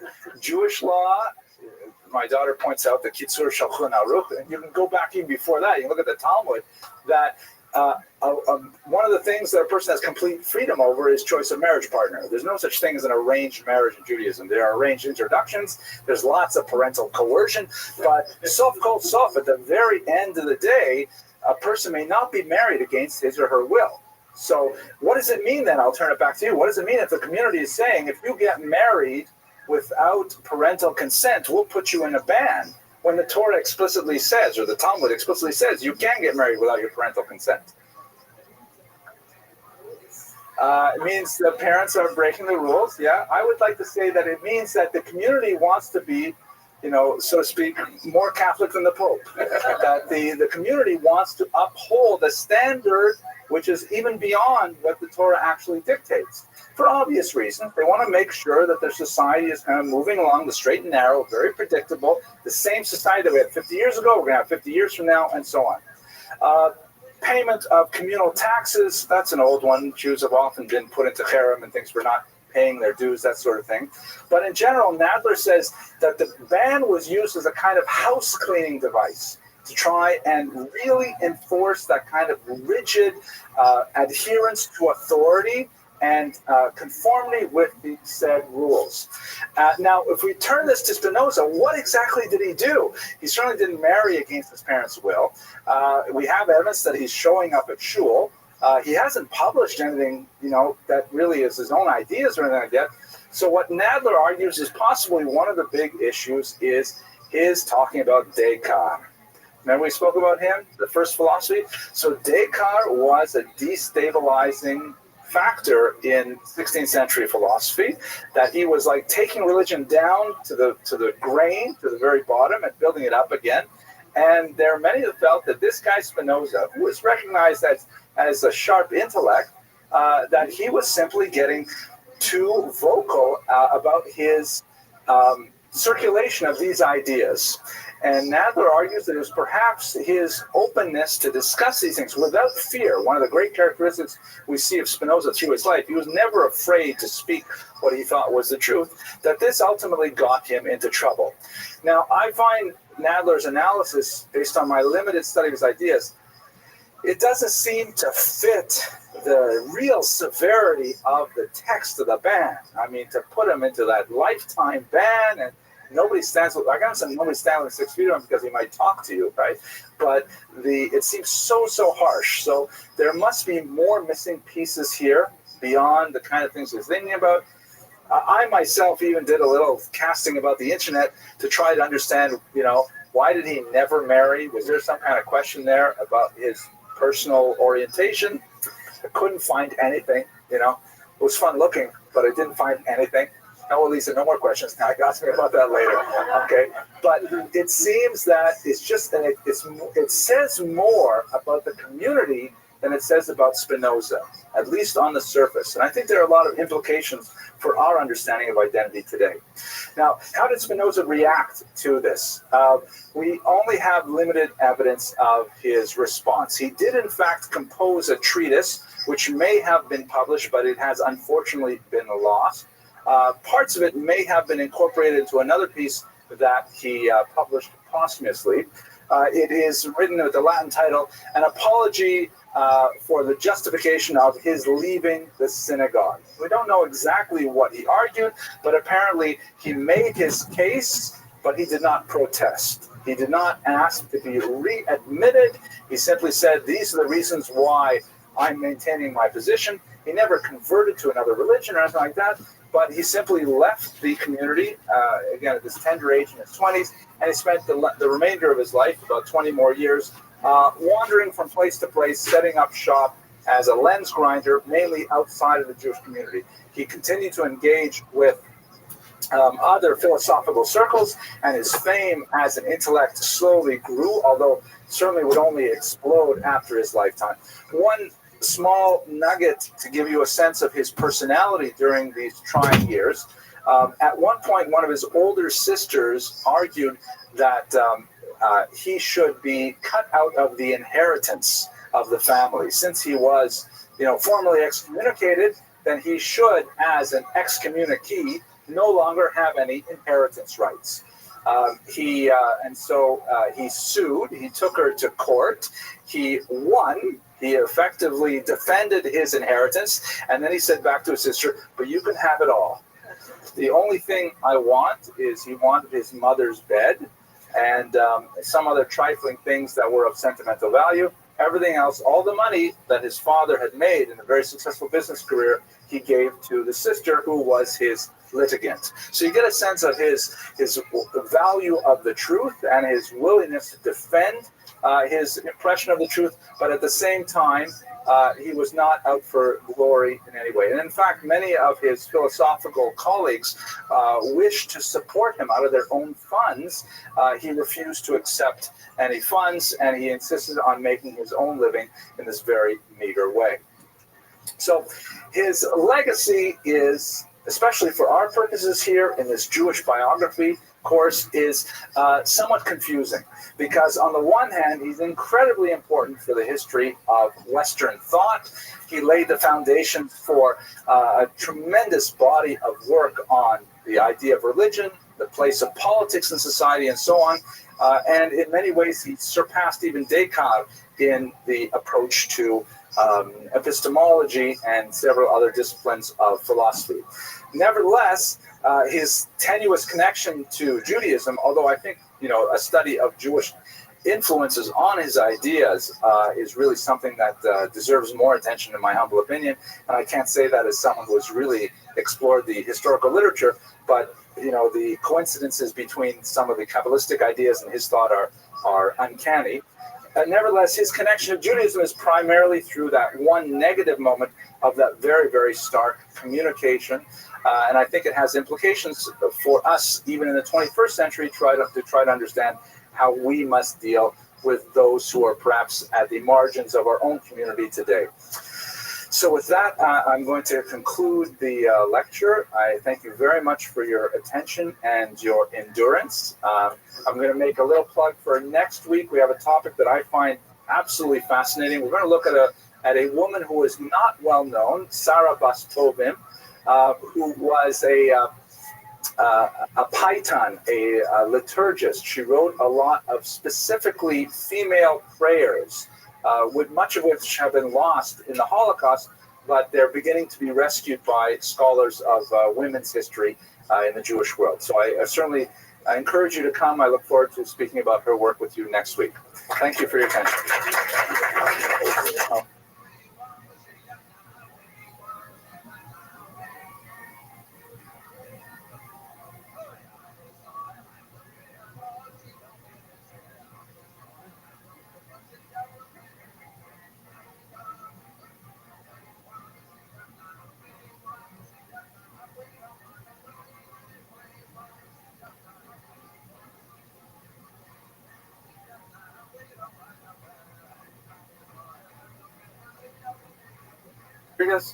Okay, very good. So, I'm relying on your prodigious memory to not recall some of the jokes that I tell, so that I can repeat them with some regularity. And the joke that's really appropriate for tonight's topic, which is going to be on one of the greatest mystics of the Jewish, experience in the world, it's appropriate that I tell you a joke about mysticism.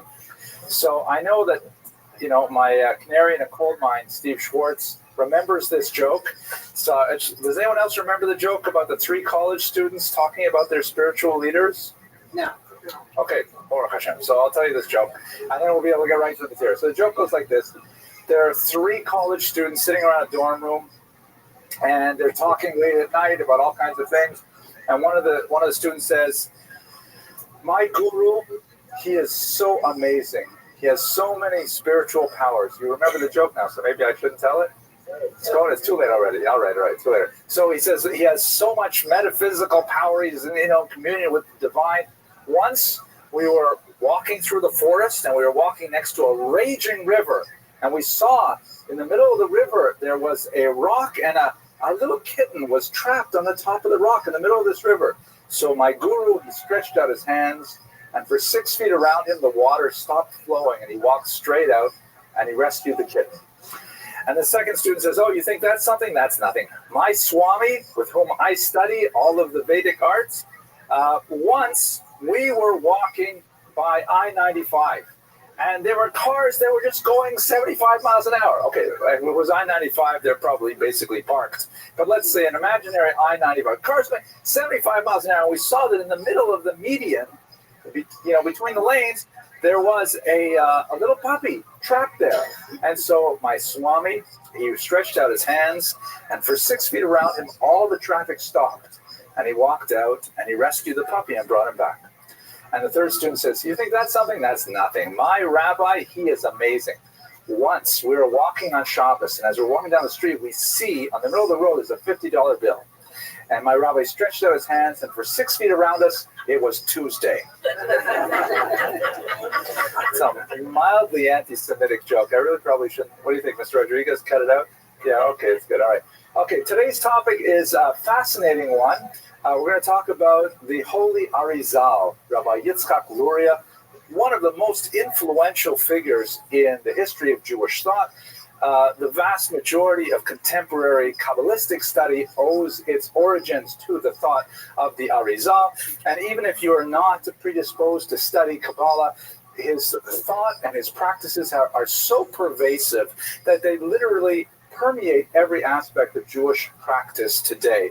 You'd be very, very hard-pressed to find a synagogue that willingly or knowingly does not have extensive Lurianic practices built into everything from, the way we sing Lecha Dodi Friday nights, which was something that came out of his circle in Tzvat, or certain songs we sing, or certain practices that we have, prayers that we have, and so on, and even basic ideologies about the meaning of Judaism, the metaphysics of Judaism, really go back to the thought of this one individual who died tragically young at the age of 38.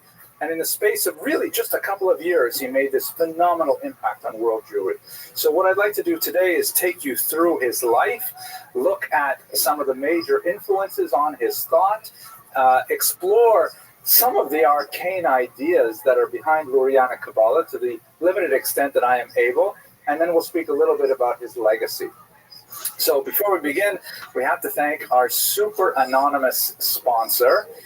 We do have a sponsor this evening. We're very grateful. But when we asked him, should we sponsor it in your name? He said, no. And then we said, so we'll sponsor it anonymously. He said, no, I don't want that either. Because, we want to say sponsored by anonymously so people should know that it's worthwhile to sponsor the lectures. He didn't want that either. So this lecture is simply sponsored. Anonymous. Okay.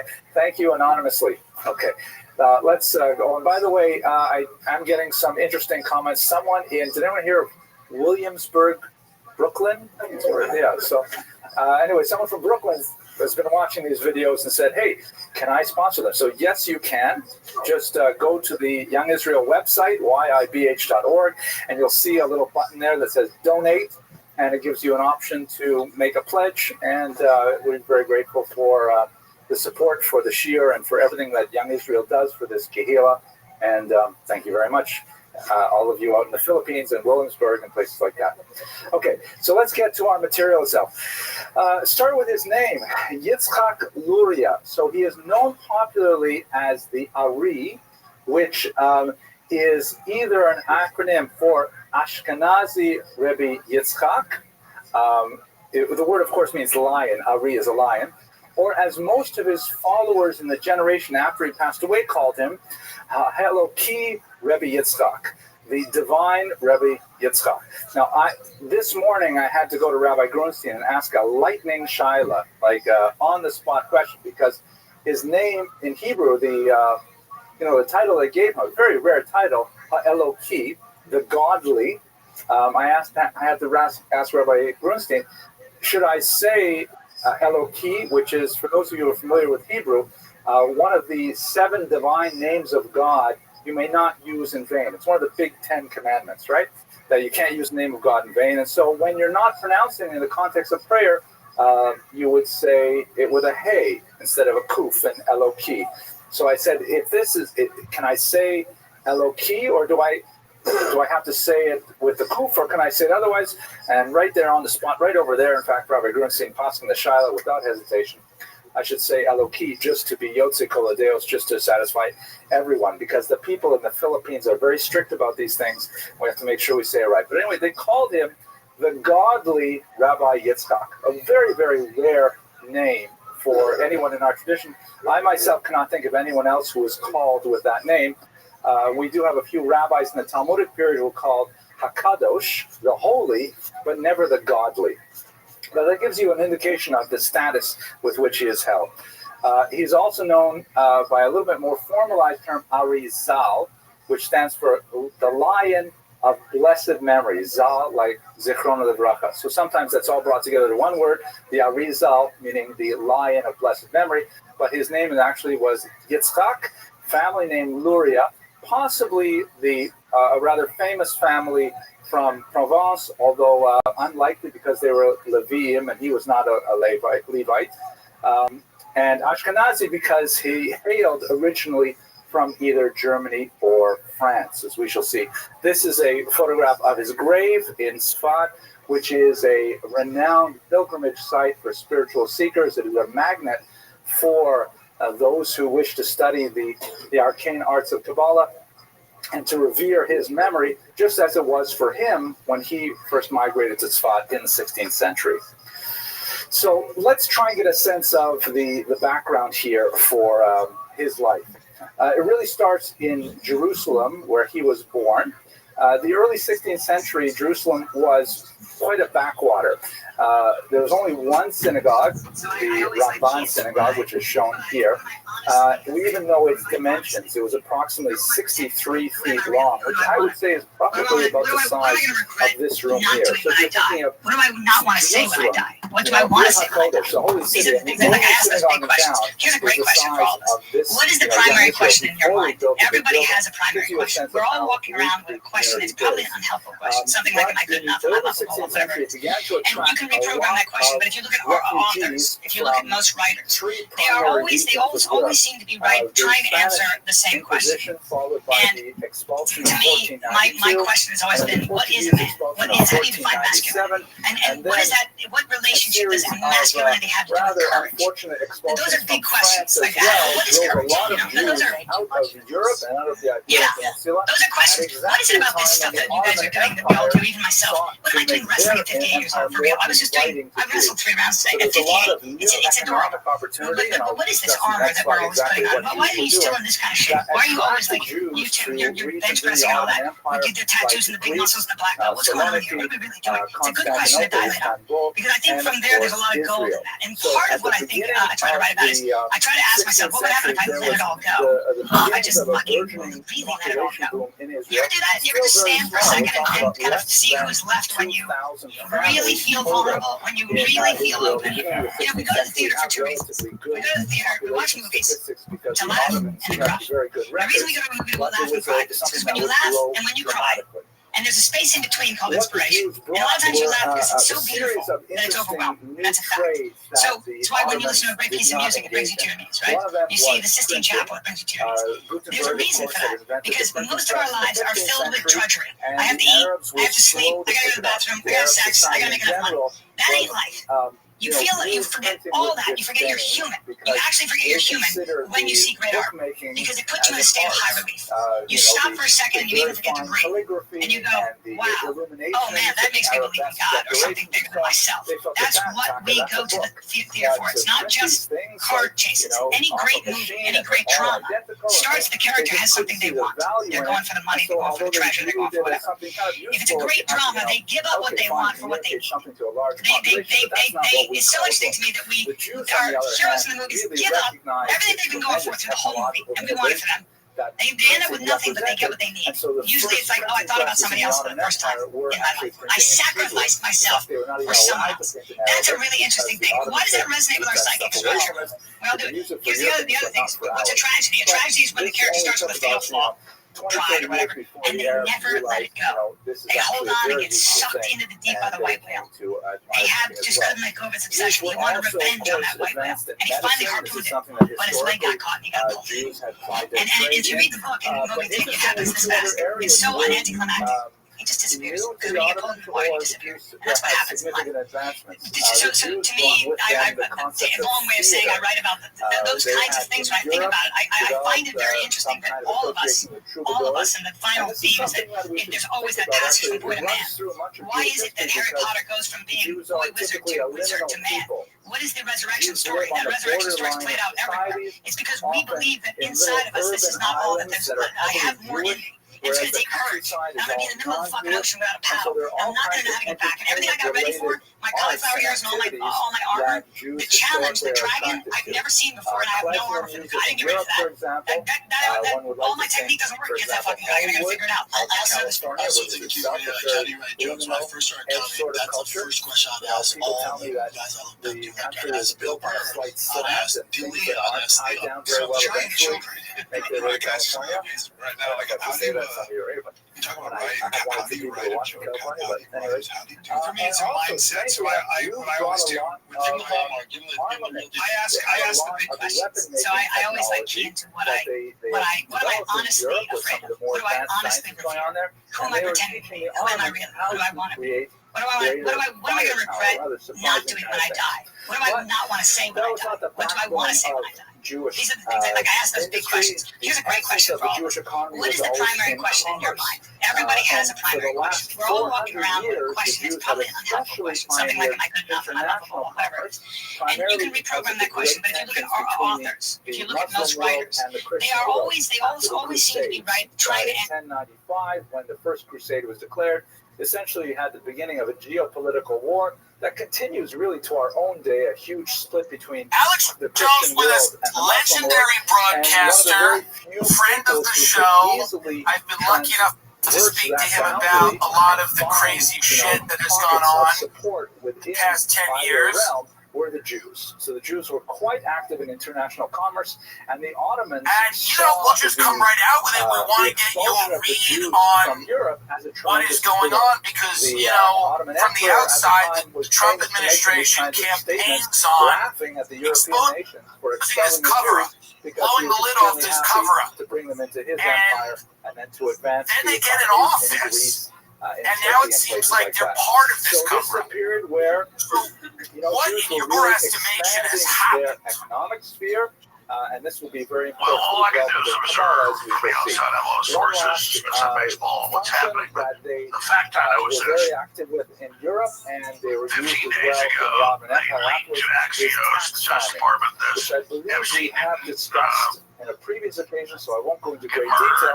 But basically, in a there wasn't even corporate trafficking, society, and there sometimes wasn't any called a blackmail. feudal society, And the rulers do not tax people by individual that flies in the status. face of the court No one cases, has the social evidence, the security intelligence numbers. connections, There's no everything we way know. they could identify And then I individuals. came out on Monday, 14 days ago, and I said, this isn't Pam Bondi. I'm not defending her. I agree she's getting over her head, like entire you said. estates, She entire go back to policing classes. jet skis in And Florida. so, in order to But manage this kind of mass He comes out the next day and says on Truth Social, they no, would frequently, both we in need the FBI to move on. Europe I and told in him the to Arab do this the lands, next day at a they press would conference.